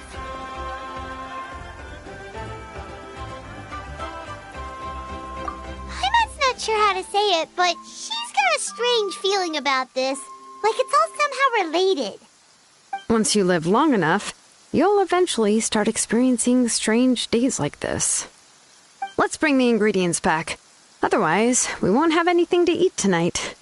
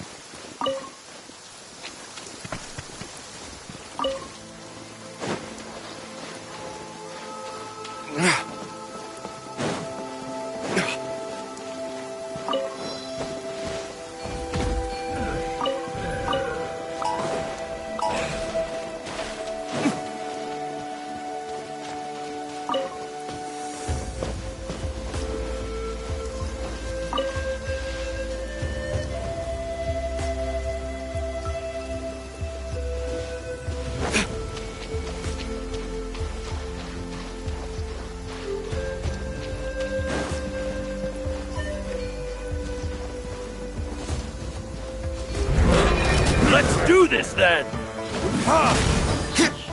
Locked up!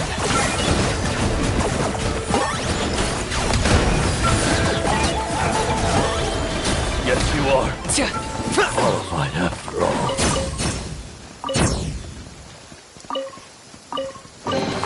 Ugh, worthless pile of garbage.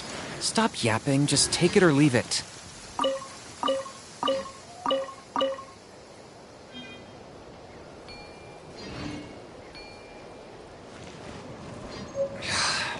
hems of my pants are still dripping.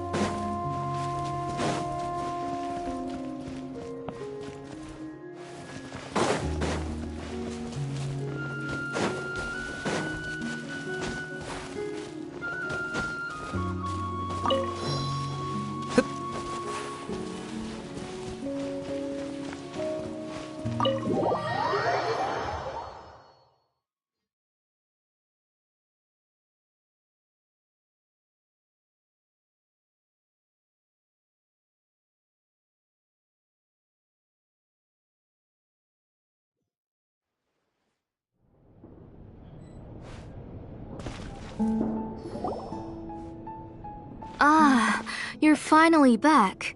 What took you so long? I was starting to worry. Oh, yeah, we ran into some small problems, but everything's fine now. Alright, as long as everything's okay now. You all have a seat.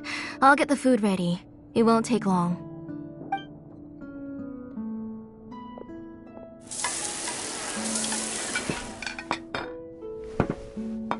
Whoa, there's so much tasty food! You're amazing, Tlasoli! They were all pretty simple dishes to make. Don't be shy. Dig in, everyone.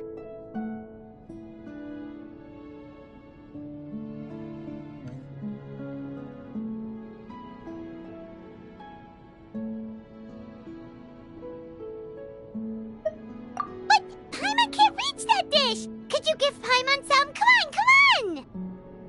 Ooh, yeah. Can I get another serving, please? You're done already? Do you even chew when you're eating? Of course! Didn't I say that I chew up the fish bones? I'll have just one more fish and leave the rest for Nechka. It's okay. Just go ahead and eat all you'd like. Nechka can't eat these dishes anyway. Her body is too weak to digest these kinds of things. I'll just make some broth for her. Oh no, but Paimon thought she'd already recovered from her illness. Injuries caused by the abyss cannot be undone. The doctor said the fact that she's stable is already quite a miracle. But it's okay. Nechka can talk to me now and can even hold my hand. That's more than I could ask for. Even if she will never again know that I am her mother. What do you mean? The doctor said the abyss has had an irreversible effect on Nechka's soul. She's lost all her memories from before she was injured. The doctor also said this sort of memory loss isn't like simply forgetting something. Rather, she can no longer remember anything from before that fateful day. Huh? But how does that happen?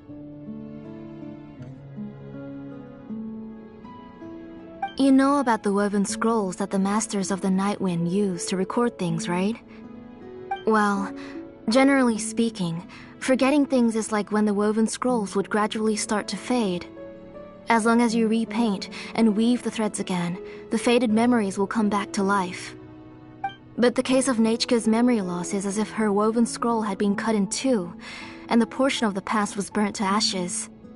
The books she loved to read, the flowers she took joy to grow, and the time she spent in this house were all cut off by the abyss, and can never be retrieved again. As one example of that, Nechka now only sees me as a strange, unfamiliar auntie who claims to be her mother. She's a good kid, and doesn't want to upset this lady who's been taking care of her so much, so she still calls me Mom. But I've always had a feeling that she's constantly wondering about things like, where is her real mother? Why is she stuck here in this house? Was she abandoned? Nechka really has no idea that her real mother is right in front of her, and has never left. So you plan on recreating Nechka's woven scroll, all by yourself? What do you mean? Or should I say, you've already started reweaving that scroll long ago. The delivery guys. I saw it hanging from his waist, so I asked to borrow it from him. Don't worry, I'll return the inscription to him once we've figured everything out. These things aren't cheap, after all. When did you know? Yeah, I noticed it back when Blaze Gem inscriptions suddenly became popular among the tribe. It was then that I also noticed that everyone wearing Blaze Gem inscriptions had varying degrees of memory loss. Traveler, you've picked up on it too, haven't you?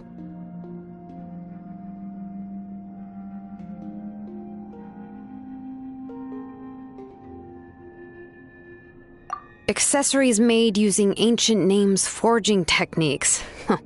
For what's only supposed to be a pretty souvenir, this inscription contains a phlogiston engraving with a truly overkill level of complexity. The shapes and patterns of these engravings are also identical to that of an ancient name. By making just a few slight adjustments to the layout and connections of the main pattern, you can pretty much qualify this Blaze Gem inscription as a bona fide ancient name. And yet, you've never told anyone about these engravings in the Blaze Gem inscriptions that can be activated at any time. Am I right, Auntie?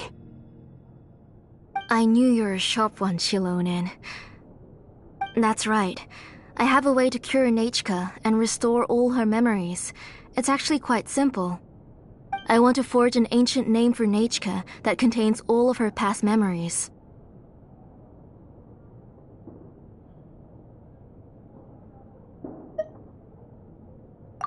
And the reason they must be approved by the Wyab is because the memories they bear are all stored within the ley lines. Extracting those memories from the ley lines requires the Wyab's assistance. But your plan wouldn't need you to do any of that, right, Auntie? Your Blaze Gem inscriptions will help you complete that part of your plan in the ley line's place. You will use the inscriptions to form a massive memory bank for Nechka. And the ancient names you're trying to forge will be used to extract corresponding memories from the memory bank. A memory bank? Wait, so the reason all those people were having trouble remembering stuff is because the Blaze Gem inscriptions took away any memories related to Nechka?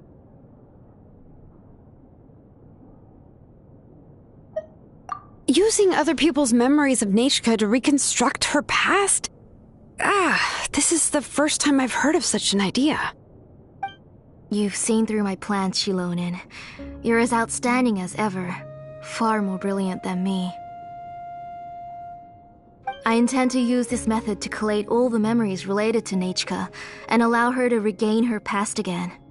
But wouldn't extracting memories like that hurt the person carrying the Blaze Gem inscription? Not at all. Every time a Blaze Gem inscription extracts memories, the process is under my precise control. That way, there's no chance of anyone in the tribe getting hurt. This is the central inscription that controls all the other Blaze Gem inscriptions, which will also soon serve as Nechka's ancient name. You made all of this yourself, Plus Oli?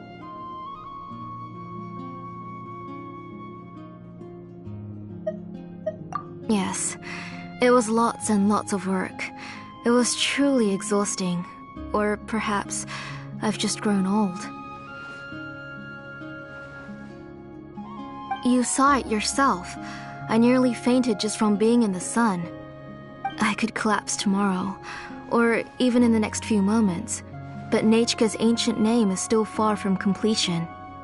I've solved the issue of storing memories, but I still don't know how to connect Nechka up to this central inscription. I thought you'd just modify your own ancient name.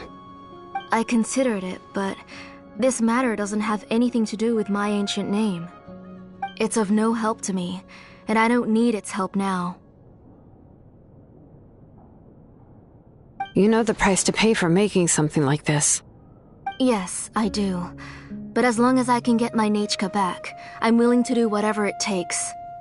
Otherwise, Nechka won't have any chance of reclaiming her past once I'm dead and gone. She won't remember me, and she won't even remember why her name is Nechka. When that time comes, she will be left to drift around the world all alone, unknowing of where she came from or where she should go.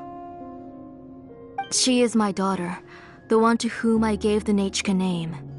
Whether it be as her mother or as a name engraver, I can't simply stand by and let her name disappear. Shilonin!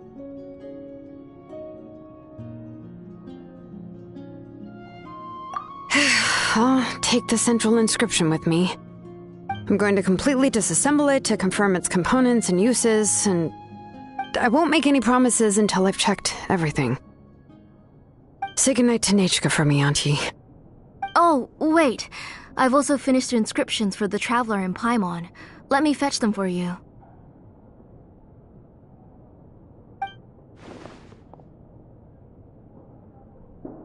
I'm sorry it took me so long to finish them.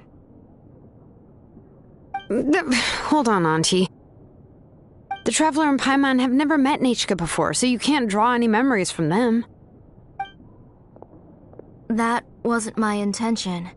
They're just ordinary gifts. Please, take them. Huh? What was that noise?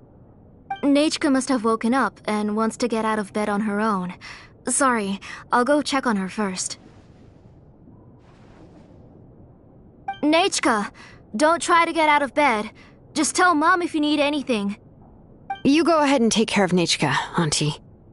Let's go, Traveler and Paimon. There are a few things I want to tell you.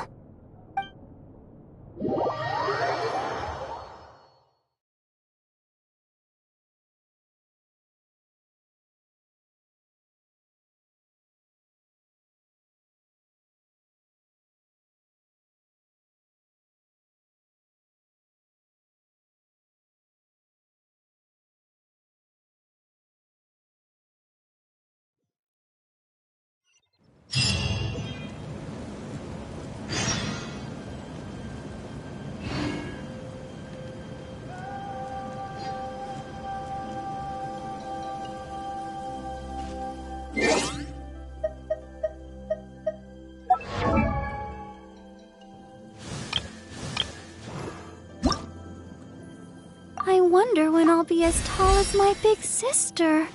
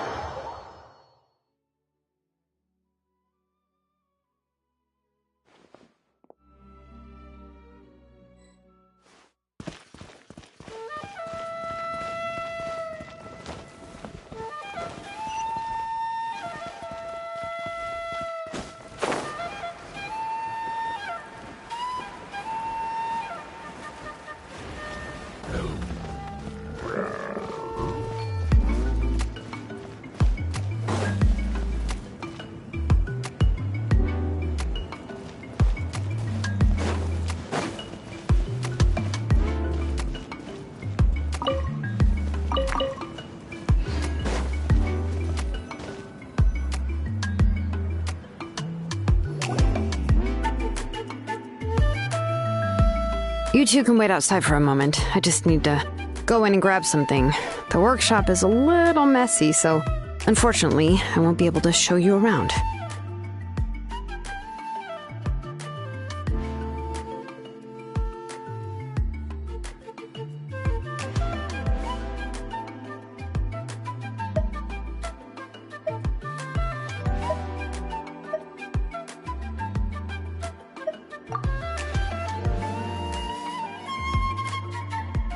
Oh, yeah, that's not really what I mean. It's not the mess that's really the problem. It's just that the workshop is cluttered with way too much stuff. Books, files, and even ancient texts I got from the Masters of the Nightwind. Everything's piled up to the ceiling. You probably won't know where to step once you're inside. Kachina suffered quite an unfortunate series of events the last time she went inside. Well, I suppose it was my fault for being so focused on searching for information at the time that I forgot to lock the door. After entering the workshop, she was shocked to find herself face to face with a massive woven scroll from the Masters of the Nightwind, and then she turned around and knocked over a huge stack of forging blueprints. She tried to step out of the way, but tripped on a poster tube that was behind her, and then, boom! The forging blueprints came crashing down right onto her head. Oh no!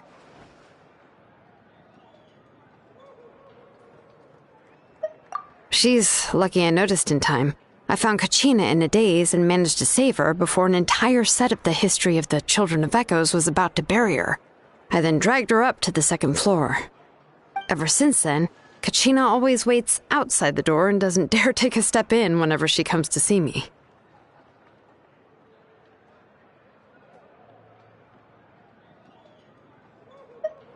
Yeah, you're an artisan and craftswoman after all.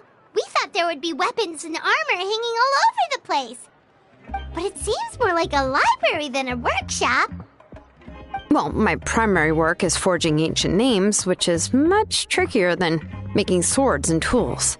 Aside from the necessary craftsmanship, I also need to consult many ancient texts. You probably already know that each ancient name represents a certain spirit, behind which are countless related stories to support it.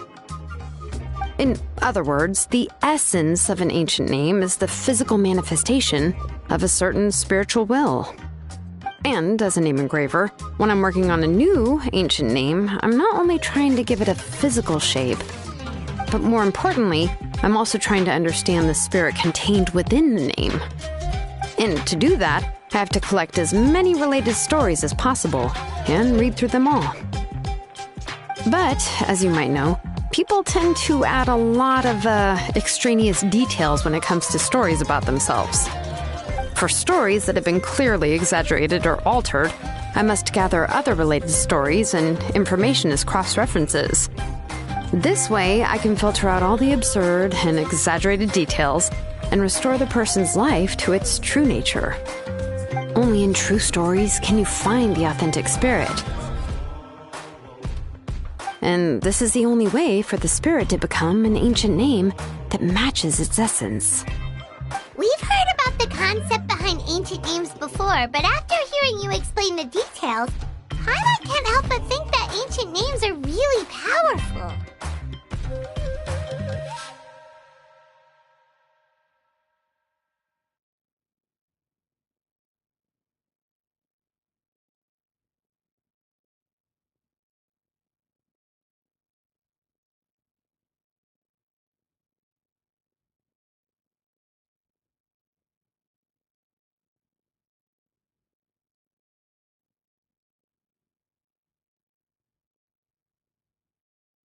Well, no matter how powerful ancient names could be, they would never be able to suddenly turn into a blade or allow you to smash through an entire cliff in one punch.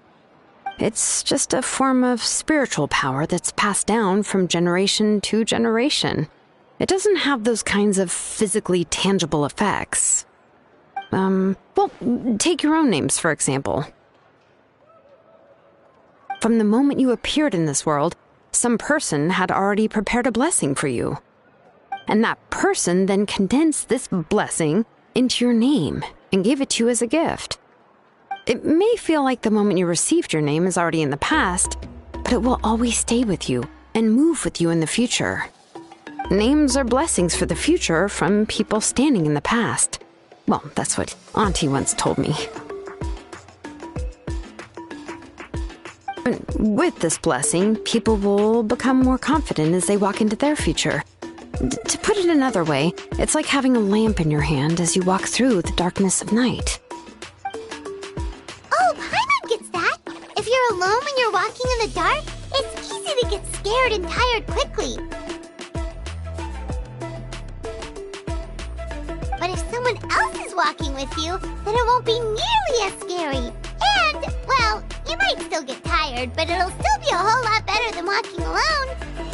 The Traveler always has Paimon by her side, though, so she'll never have to worry about that. Oh, Paimon sure many wish they could be in your shoes, Traveler.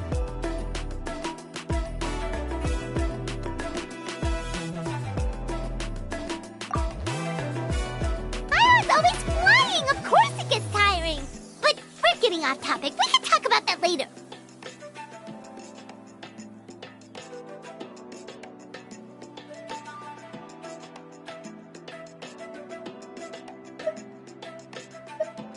Anyway, this is what Clisoli told me when I was training as a name engraver. And to be honest, I've only understood 20% of what she said at most. I've never been able to figure out the rest. But doesn't that mean you basically don't get it? Well, that's not entirely true. Auntie and I have at least come to a consensus on the most important thing. You know what? I am sick of talking. We can talk about all of this later.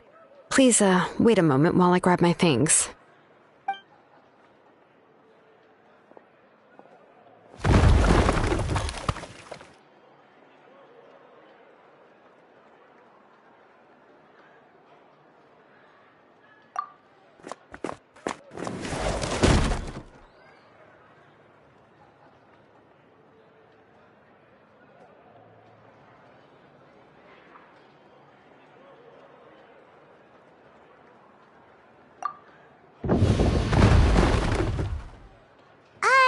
Did you hear a whole section of something collapse in there just now? It's fine, it's fine. It was just a bunch of very old ancient name records. I've already made copies of them. I, kept this set of phlogiston wedges in the back, so it wasn't easy to take out. I had to resort to brute force.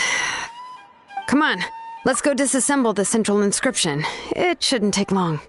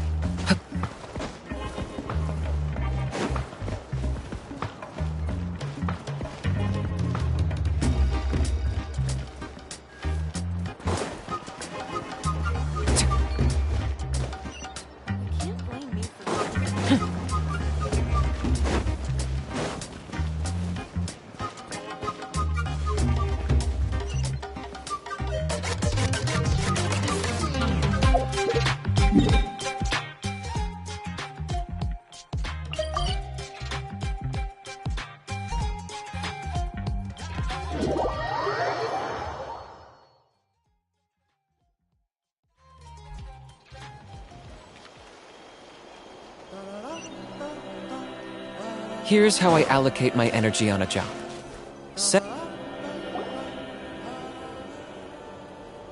Here we are. This is the place. This cliff is pretty high. What are we going to do here? Are we going to climb to the very top and then throw this inscription down the cliff?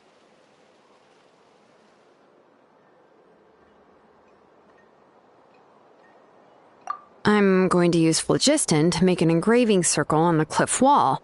That will allow me to investigate the internals of the central inscription.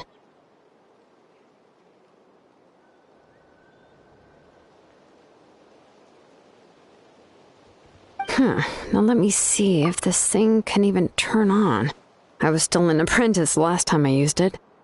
Before we attempt to engrave the inside pattern of an ancient name with phlogiston, we always use this to draw out the engraving diagram on a cliff or open ground. Only after we've confirmed that phlogiston can flow properly through the internal engravings can we start formally working on the small internal engravings of the ancient name. If we want to dismantle the central inscription in a non-destructive manner, we'll have to use this thing. I really don't want to engrave such a large diagram with my bare hands.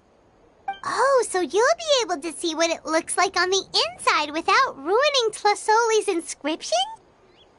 For the most part. If it were just an ordinary unfinished ancient name piece, I'd just take it apart and pour phlogiston into the internal engravings to see everything.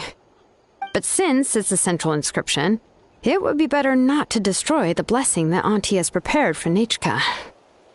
So, Shilonen, does this central inscription fall under the 20% you understand about ancient names, or the other 80% you don't understand?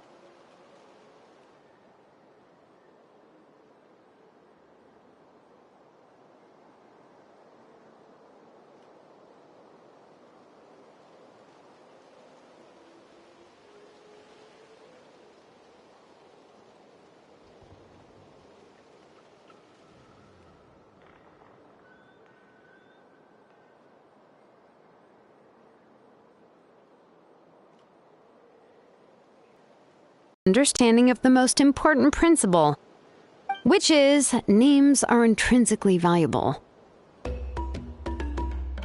Only by having names can things be sorted and categorized. They allow the world to become more orderly and identifiable. For example, when I order ore, I would usually say I need volcanic crystals of about 35% purity and no more than 3% of impurities. Without specific names, I would only be able to go to the ore merchant and say, I want this and this. No, this isn't it. That one. No, not that one either. Yeah, you see what I mean? Names are a crucial part of how we standardize our workflow. Without names, the work would be impossible. Yes, because forging ancient names is first and foremost a technical job. There's no debating that. As for the question of why it's important, as long as it does not affect your ability to perform your work, you'll gradually understand it as you put the process into practice.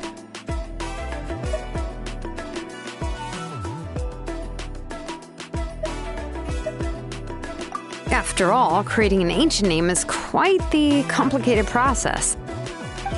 Well, let me break it down even further. We're not in the tribe right now anyway. Essentially, by forging ancient names, I'm assigning nicknames to the heroes in Natlan's history. Giving someone a name is a subjective expression. You just need to express your hopes and wishes for them. But giving someone a nickname is a much more objective expression.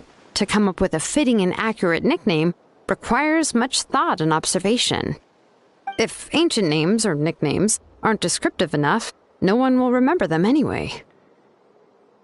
So the best I can do is gather all the information I could and try to come up with the most fitting nicknames possible. Even a minor mistake in the process could cause people to misunderstand the nickname. For a name engraver such as myself, such mistakes would be considered a major blunder.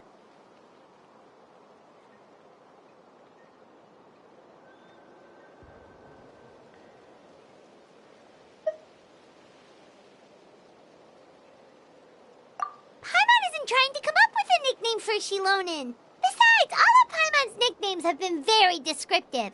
Everyone can remember them. Phew. Now I'm curious. Why don't you, come up with one for me? Are you serious? Of course. This is also my line of work, you know. Go ahead. A nickname? Shilonen. Well, she uses phlogiston to forge weapons and make names for others.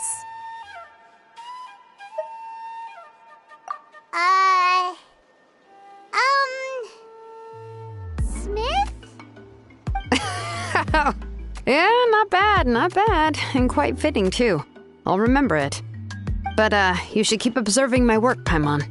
Maybe you'll come up with an even better nickname. Right, okay. Time to make like a smith and start smithing. Watch closely.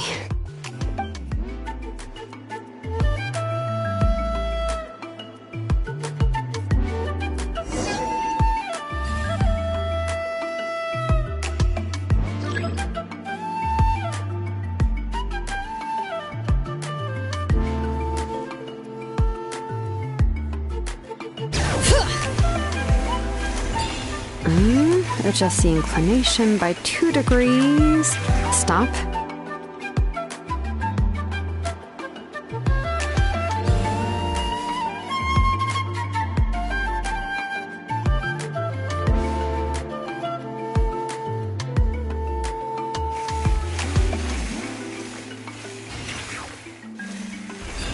The error margin is within an acceptable amount, but I'll extend the inscription link a little more just to be safe.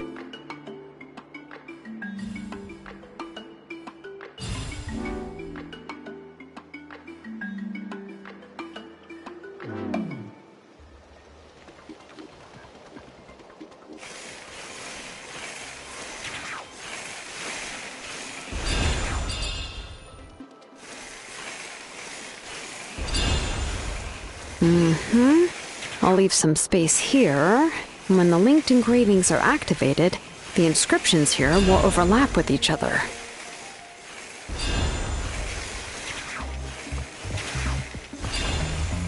And there! That should complete the flow.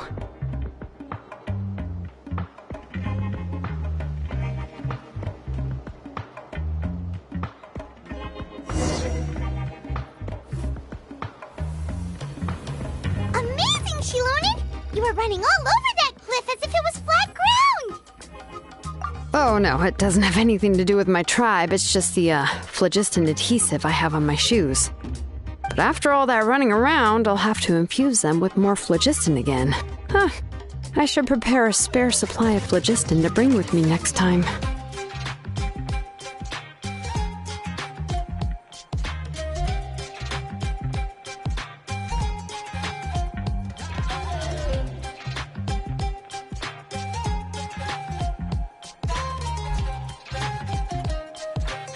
More or less, yeah. I usually have at least the key equipment on hand. I can show them to you when we next find the time, but let's get to work first. Let me see. Start with Anchor 1 and activate it with Density 3 phlogiston.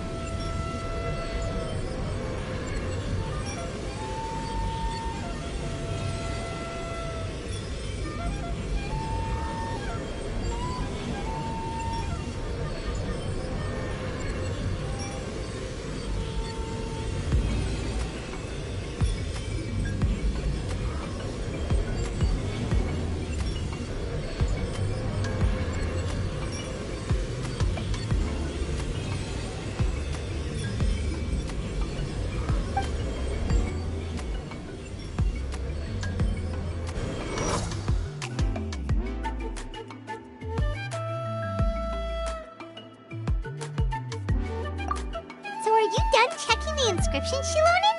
How does it look? I didn't find any anomalies in the Flichist engraving. All the adjustments are indeed based on ancient name engraving techniques.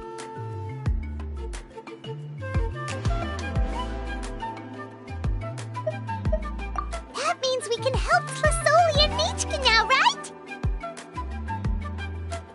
Well, probably, but I have good news and bad news. Oh, but I'm also just going to go ahead and share both, so it's not like you'll have a choice in the matter. Paimon will cover her ears after the good news. Well, even if you cover your ears, the issue will still continue to exist. But, before we get to that, I want to ask the Traveler a question. What are your thoughts on absorbing memories?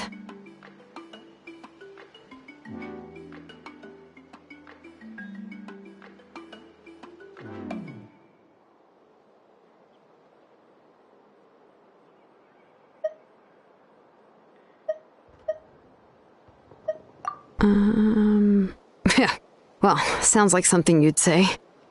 But if you ask me, there's a problem with what Auntie said. It's, hard to control the absorption of memories. Technically speaking, this type of inscription has the power to do far more than absorb memories related to a single person. By herself, Auntie can't handle that level and scope of work, but if she has accomplices, it is completely possible for her to use this inscription to accomplish far bigger things. Accomplices? You make it sound like she's committing a crime! Well, here's the good news. Yes, this Blaze Gem inscription would be the perfect tool to commit crimes, but we haven't found any accomplices or signs that she intends to put it to such uses. From a purely objective standpoint, we can consider that possibility as yet to be confirmed for now. The bad news is, there's still an underlying problem with this Blaze Gem inscription that cannot be ignored. I believe I've mentioned this before. Ancient names operate with the help of the Wyab, granting them the power to read information kept in the ley lines. In this process, the Wyab actually function like relays, helping the ancient name bearer sense the information from within the ley lines. If you remove the Wyab from the process and don't use any tools, then finding a specific story is akin to trying to scoop up a specific grain of sand from a rushing river.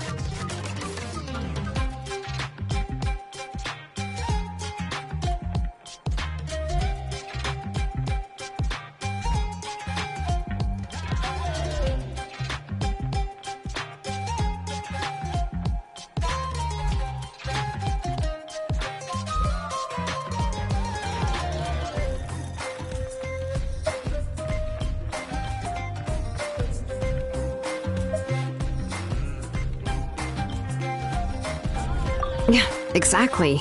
Anyone who attempts to do so will likely lose most of their cognitive function or become a babbling madman who talks to themselves all day long. Now, let's consider the memories that Auntie has gathered as the ley line, and Nichka as the only ancient name bearer of this ley line. There's no way Auntie would let Nichka plunge into the river of memories without any tools. She'd only be overwhelmed by the surge of memories. And considering that Nichka has forgotten all of her past, she'll be unable to work on her own to accurately find the correct past. Only Aunt Tlisoli can help her filter the correct memories of her past. So, if my hypothesis is correct, Auntie is actually planning on turning herself into Nichka's Wyab to help her extract the corresponding memories in the different situations she may face. In an ideal world, this would be perfectly fine, as long as every extracted memory is correct. Nichka would essentially be getting her past back.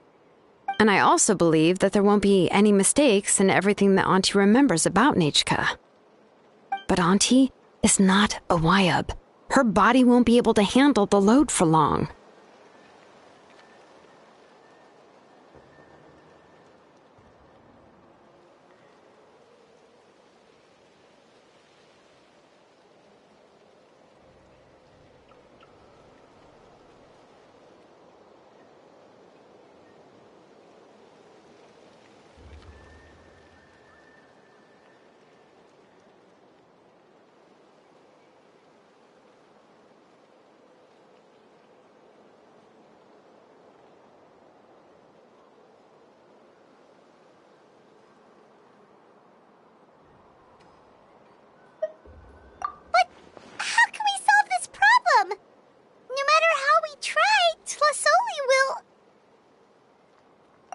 Names are blessings for the future from people standing in the past. I've also made up my mind. Come on, let's go see Auntie.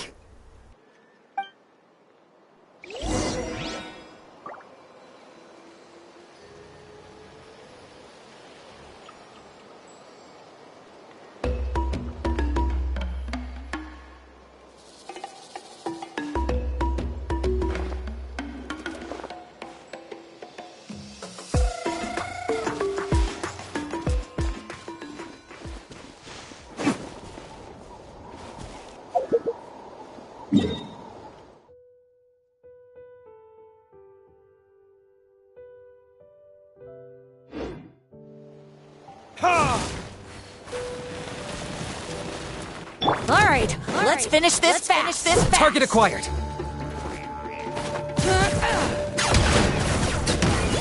That was quick. That was quick.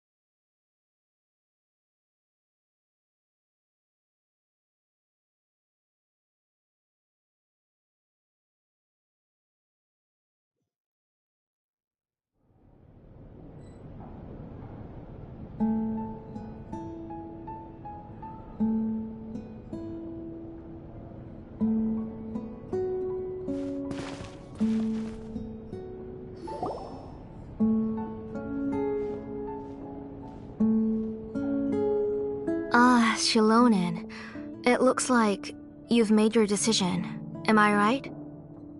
Yes, here's some research that I've done. You can reference it to modify the way the central inscription operates. I'll also help you continue working on the Blaze Gem inscriptions, but I must have complete control over all the inscriptions and the ability to oversee their uses. The memories that can be absorbed by the inscription will be limited solely to Nichka's past. We'll plan a set time frame together from which the memories can be drawn from shortly. If you attempt to extract any memories beyond this scope, then I'll consider that as committing a criminal act and halt all work related to the central inscription. After the memory bank is constructed, the Blaze Gem inscription's absorption functions must be stopped immediately. Only functionalities for outputting memories will be kept. I accept. Thank you, Shilonen. I really... Auntie, you know I can't stand it when you do this. If you needed my help, you should have just said so. There's no need to beat around the bush like you did. Using technology for ancient names to forge other things without permission is no trivial matter. Yes, it's a major departure from the technology's intended use, but it's nothing compared to a child who needs help, compared to a name that's about to be lost. But once this is all over, you must come with me to see Pakal and discuss everything that happened. That's fine. I'm willing to accept any punishment for my little Nichka. All right, let's clear off the table and come up with a plan. I need some time to consider how to let Nechka control the Blaze Gem inscription on her own and extract the memories from her past. Oh, by the way, did you give the book to Nechka? How could I just hand her a birthday present that you specially brought for her? I've picked out a box and packaged it up.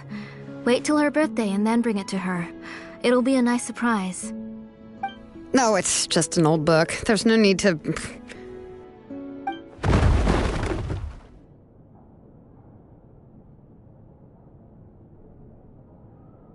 Oh!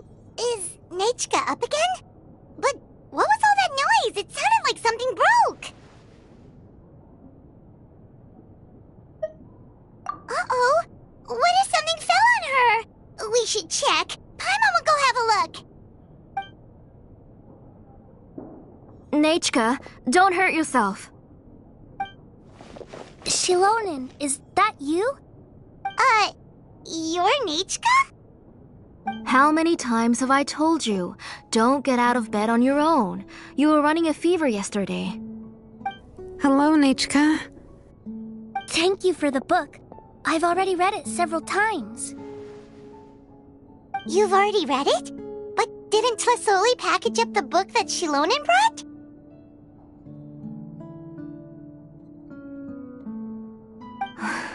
No, she's all mixed up. The one she read isn't from Shilonen. It's one I bought for her before. A few days ago, she told me she wanted a book. I know nothing about these kinds of books, so I had no choice but to go to the tribe and look for a copy. I eventually found one and bought it for her. I put it in her room once I got back.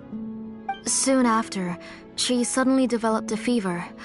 I was so busy taking care of her that I forgot about the book and even forgot that she had asked you for a gift. Auntie, do you know which version of the book you bought? Which version? The shopkeeper said it was the one with the perfect ending to the story. Apparently that's the only one you can find on the market now. Oh, it's all my fault. You wasted your money and now it won't even be a surprise. Oh, it's all right. It's just a book. As long as Nechka enjoys it, that's what matters. Oh, right. Nechka probably doesn't know us. You're Paimon and Miss Traveler. Mom told me about you. Oh! Seems like everyone knows who we are now.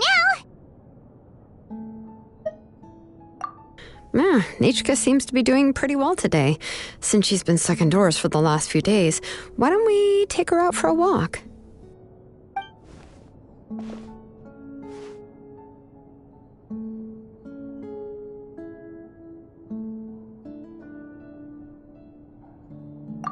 Take her for a walk. But considering her condition, I don't think she... Oh, don't worry, Auntie. She'll be safe with the Traveler and me. We won't leave the tribe, and if anything comes up, we'll be sure to find the doctor immediately. Besides, it's her birthday in a few days, and we need to go to the tribe to buy some things. Let's give her a proper celebration. What do you think, Auntie? I promise I'll be good, Mom. Didn't you say before that I need more fresh air? All right. As you wish. I also happen to have a few repaired Blaze Gem inscriptions that I need to get back to the tribe. We can go together. Wait for a moment. I'll go get Nechka's water bottle and some towels. Some medicine. Oh, and a parasol.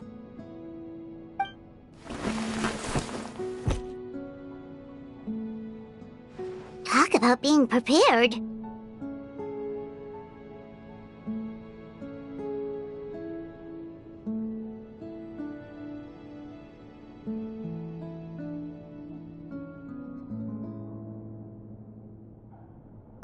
It doesn't hurt to be prepared. Okay, let's go. Please be good now, Nechka. Don't cause any trouble for Shilonen and the others.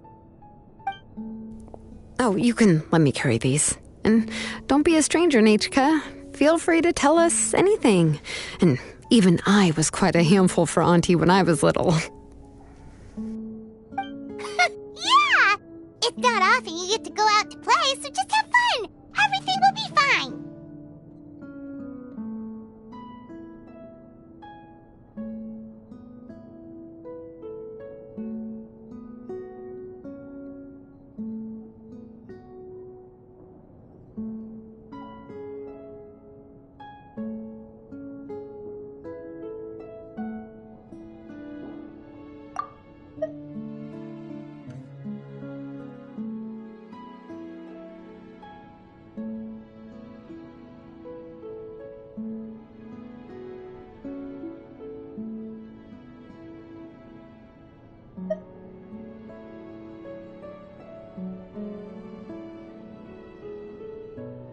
Okay, thanks everyone, and please don't worry, Mom.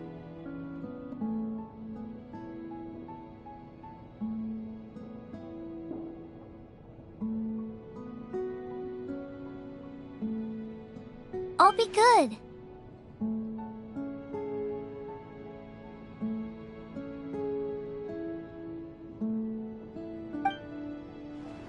Let's go look for Ignal. I've had her Blaze Gem inscription for a while now, and I'll finally return it to her today.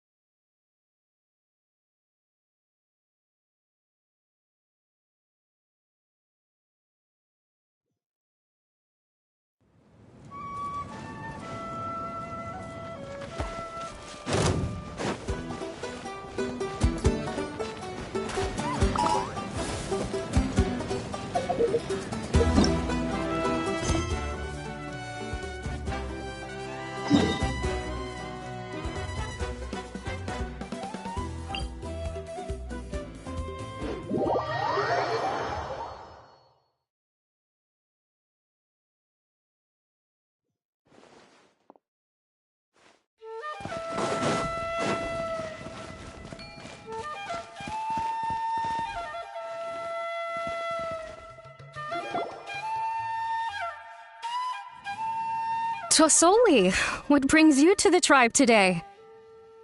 Oh, and Nichka too!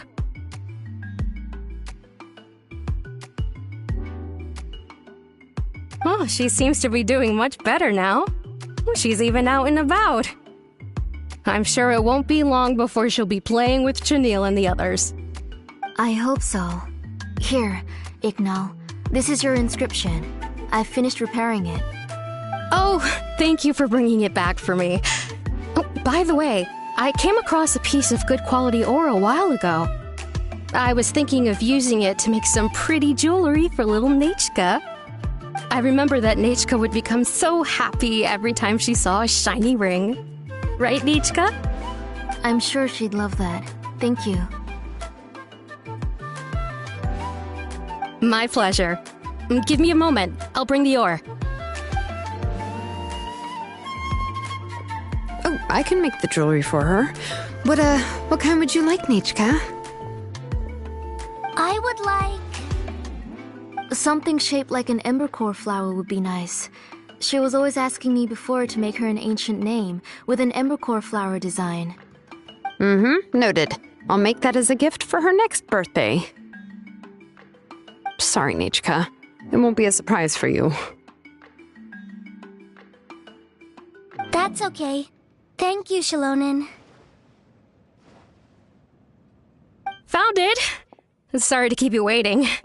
Here, please take it. By the way, Nichka, feel free to write to me if you ever want to know more about ores. Well, I was shocked last time when you wrote me out of the blue asking for a volcanic crystal. Sorry about that. She can hardly contain her curiosity now that she started to recover. She's still too weak to go out whenever she wants, so she begs me every day to help her write letters to people in the tribe about all sorts of things. That's how you know she's one of the children of Echoes. It's normal for us to be interested in ore.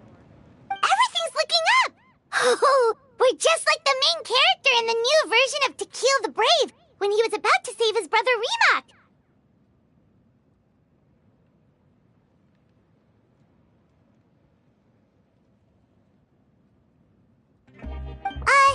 According to the story, we should be right around...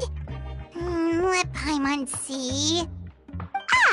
To kill prayed to the goddess of mountains and fire. Let my brother's name ever live on. I am willing to sacrifice my heart and blood in return. The goddess replied, I've heard your prayer, but your brother is no longer your kin. His name has sunken into the deepest of depths.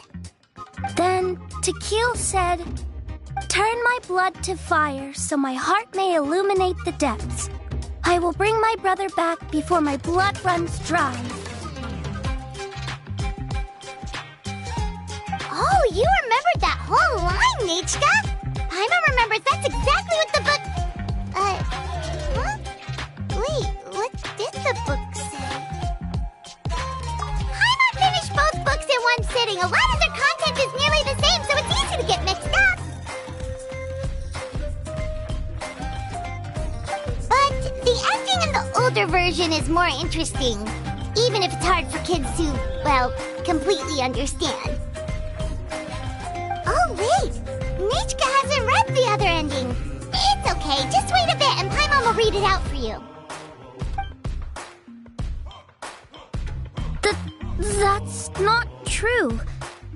Actually, I already know the other ending. You already know the other ending? But didn't you only read the edition your mom got for you?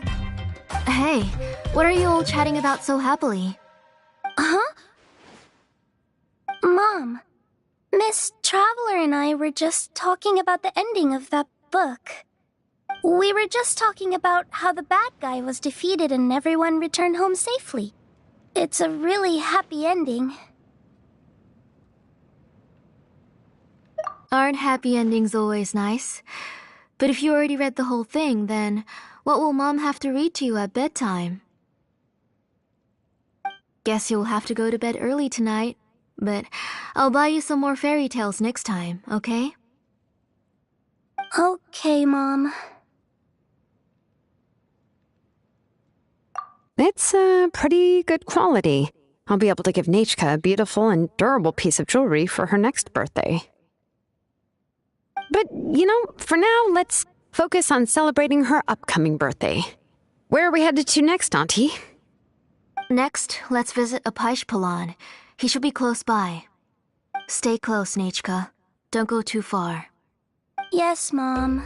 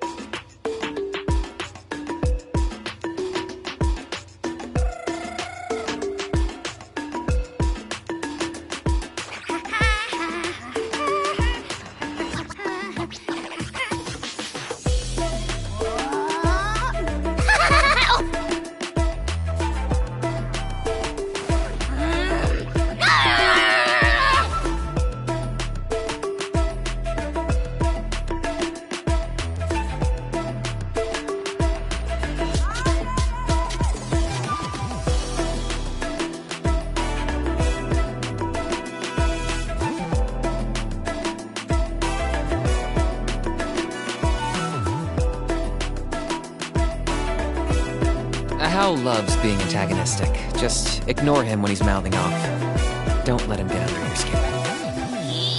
I dare you to release me and say that to my face!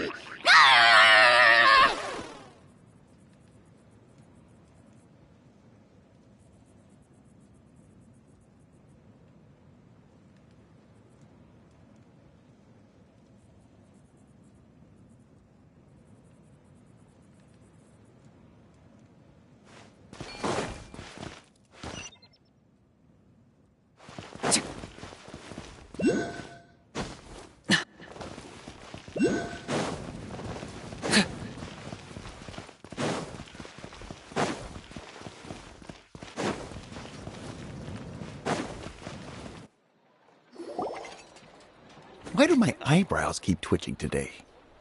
Strange. That means you're about to hit the jackpot, Apashpalan. I didn't expect to have 2 name engravers coming in today. Welcome.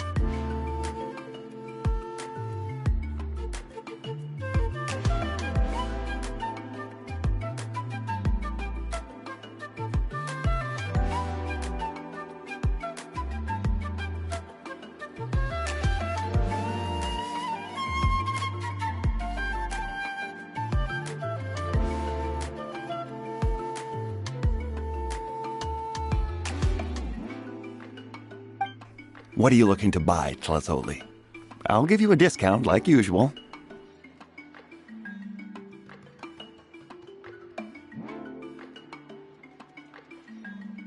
Whoa! Offering a discount just like that? Tlazoli sure has connections. She was once our name engraver, and did a lot for the tribe. It's only fair that I offer her a discount. Thank you for your generosity. I've finished repairing your blaze gem inscription. Here, have a look. Come on, Nechka, say thank you. Thank you, sir. Oh, so this is Nechka. Tlazoli has shown me some pictures before. It looks like you're doing much better now. How about this? Go ahead and pick anything you'd like from the store. Think of it as a gift from me. No, that's all right. Mom told me that you've already given a lot to our family. Oh, well, that was for your family. I've never given anything just for you. If you don't feel like it, you can also let your mom choose for you. Oh, no need to stand on ceremony, Auntie. Go ahead and pick something for Nechka. His drills and small clamps are good quality. The measurements of each part are exact, and they're always very durable. I always come here to buy things if I find myself in a pinch. Oh, do you have any child-friendly safety scissors? I remember seeing a few different styles. I have a few in stock, but I put them in the back. Let me bring some out for you to pick. Oh, no need to bring them all the way here. Why don't we just go in the back and choose there? It should only take a moment. I don't know much about that kind of scissors. Why don't you just go yourself and... Well, there are too many different designs and varieties of kid scissors. If you don't come and help me choose, I won't be able to pick one that Nechka would like. Come on, Auntie. It'll only take a moment.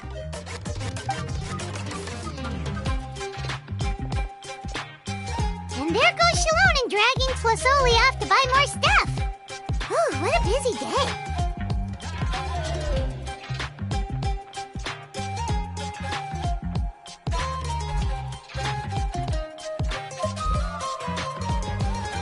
I won't run off. Paimon, who's your favorite character in To Kill the Brave? Paimon's favorite? To Kill, of course. He went through a lot to rescue his family. In the old version of the story, he was never able to reunite with his family, but he was still really strong and fought as best as he could.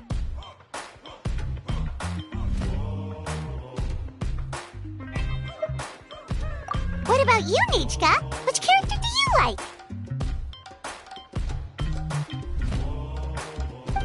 I like Remak. Oh, the one who was possessed by Quatlique, but never forgot his brother Tequil. He was also an amazing character. If it wasn't for his determination, Both he and his brother would have been defeated by Kuatli in the final battle.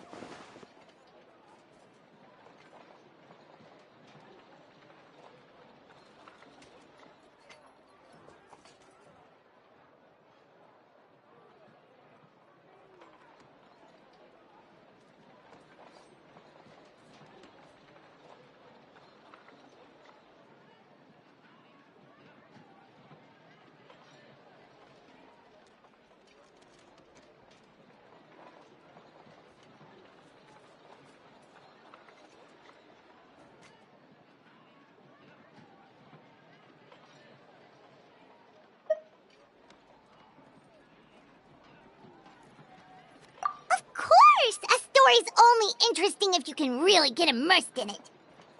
Hey, Nechka, why don't we play pretend? You can be Rima, and Paimon will be Tequil, okay?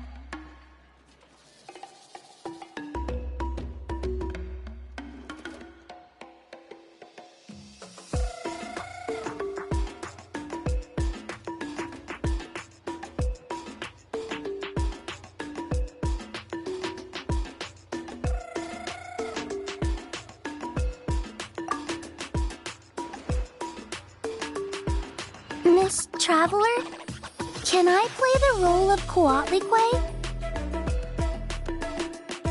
But isn't she the villain? In the old version, she even ate Remak and took on his appearance.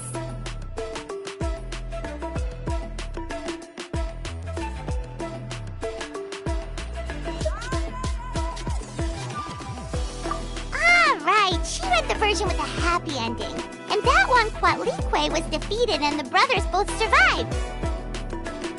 Well, it doesn't matter. Only the lines at the end were different. You can go on ahead and say your favorite lines, Nechka. Paimon's read both versions, so she'll be able to play along. My favorite line is the one from the end. It's... Come here, Nechka. Look at you. You're sweating. Mom! Let me wipe your forehead.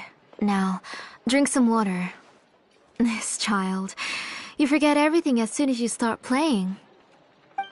We've picked something up for Nechka. A Paishpalan will deliver it to Auntie's house once he's packaged it up. How was Nechka? Oh, we were just about to get to the exciting part.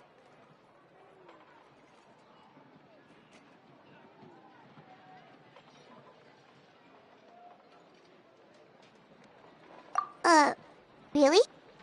Oh, now that Paimon thinks about it, Shilonen has dragged Tlisoli away from us a couple of times now. But why?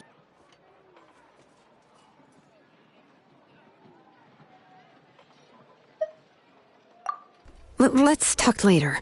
Just trust me and act normal for now. Oh, we should head to our last stop, Auntie. It's real hot today, and we shouldn't let Nechka be in the heat for too long. Right. Let's go see Chevin and head back home.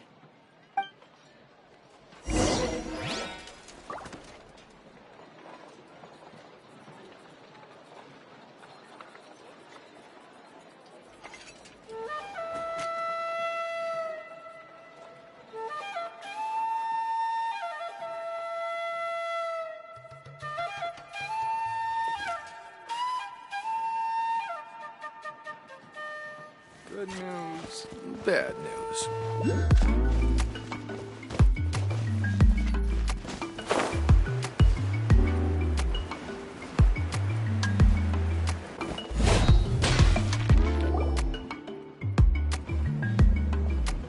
I finished repairing your Blaze Gem inscription, Chevin. I've also reinforced it so it shouldn't fall apart so easily now. Thank you. How about the volcanic crystal? Was it usable? Yes, thanks for that. You're welcome. I just want to see Nechka get better. Thank you, Miss Chevin. It's fine. Honestly, you're both too polite for your own good. I was wondering where you got the ore for such a large-scale Blaze Gem inscription. So you must be one of Auntie's accomplices, then.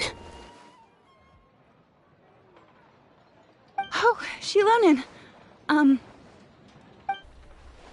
We already know what's going on. You had me worried there. I thought we'd been found out. We'd be in real trouble if Pakal ever got wind of it. To be honest, I won't be able to cover it up for much longer. I've been traveling away from home every few days, and the ore reserves have noticeably decreased. The last time Pakal came and asked me about it, I could only say that I'd been using up a lot of ore to research new styles of jewelry. As for why I had been leaving so often, I said that I had found a new ore vein and wanted to extract some new gems from it. Sorry. I've been talking my head off. Please, come in and have a seat. Sure, we can sit for a moment, but... Miss Chevin, can I go see some of the jewelry over there? You mean Amisha's work? Sure, go ahead. Remember to stay in the shade as much as you can. Paimon wants to go too! We'll go together. Paimon hasn't looked at Natlan's jewelry very closely yet.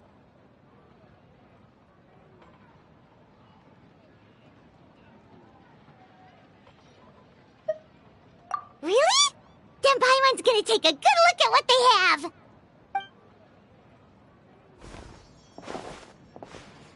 You haven't bought any jewelry for a while, Auntie. Why don't you pick one out?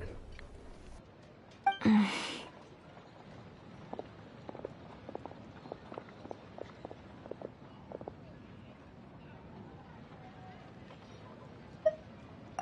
on, Nichka! We don't know anything about Natlan's jewelry, so you can help us pick something out! Miss Traveler, Come here, Nachka. Huh? Sorry, Chevin and Shilonen, but it's already getting late. We should be heading back now. It'll be Nachka's birthday in a few days, and there's still a lot for us to do before then. No problem. I'll be sure to bring her some beautiful jewelry to celebrate. Mom,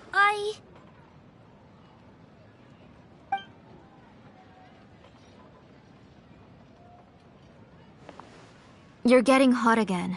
Here, Mom will carry you. Let's get going. You forget to take care of yourself once you start playing. Let's go back and we'll have a talk. I didn't. Nachka, I never taught you to lie. Sorry, Mom.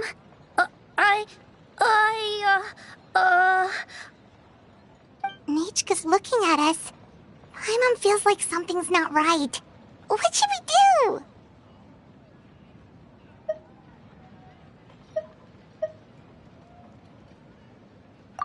No, Nachka was having so much fun today that she forgot the time. It's not a big deal. Let me help carry her home. I'm worried you would also have to recover if you carried her the whole way. No, it's fine. I'll carry her. Let's go, Nachka. It's time to go home.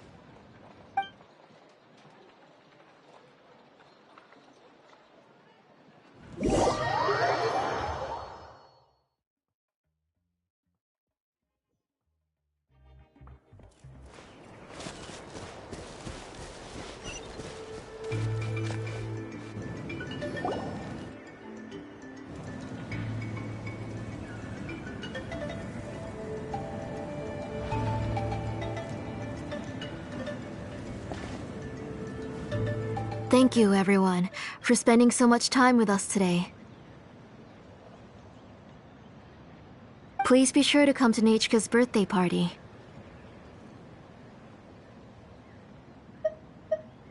Alright, it's nearly bedtime for Nachka, so let's part our ways here. Oh, Auntie, remember to give her the book, that copy of To Kill the Brave I brought. I went to a lot of trouble to find it. I understand. Really, do you think I'd let your efforts go to waste? It's very special to receive a book from you. I'm sure she'll put it somewhere safe. Right, Nachka? Yeah. Thanks, Shilonen. Oh, put it somewhere? Isn't she going to read it? Well, I've read the story to her many times already. She's even memorized nearly every line. Oh, that won't be a problem, Auntie. Nechka's probably never heard this version of To Kill the Brave. Oh. What's different about this version? The majority is about the same, but the ending is different from the one that you bought her. The one I gave her is the unedited version that was originally published. It was released long before Nechka fell ill. Oh, but I remember you were never very interested in fairy tales, Shilonen. Huh. Well, I was just thinking that if what you said about Nechka's illness is true, she shouldn't be able to remember anything about her past before her illness. So, the ending to the original version of To Kill the Brave is also part of the past that she should have forgotten.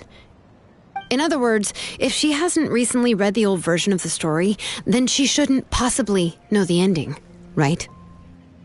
I don't understand. Why are you so concerned about the ending of this book? Even if she does remember the ending, what does that prove? Maybe she snuck out somewhere when I wasn't watching and read the first edition of the story. Yeah, okay, that is a possibility. After all, she does remember things that have happened recently. In which case, yeah, let's go ask around the tribe and see if anyone remembers Nechka reading the book. There are only a few shops in the tribe that sell books, or we can just ask Nechka where she'd read it. The booksellers all have inscriptions, so there's a chance that their memories... So, you admit that the inscriptions can affect the tribe's current memories? I was very clear that I would consider that a crime and would stop all work on it. There must be a few more books at home. I do not wish to see your blood be reduced to ash, but I have seen the light of your heart and spirit. I beg your pardon? Nechka, where did you read that book? Answer me. Go home, Nechka.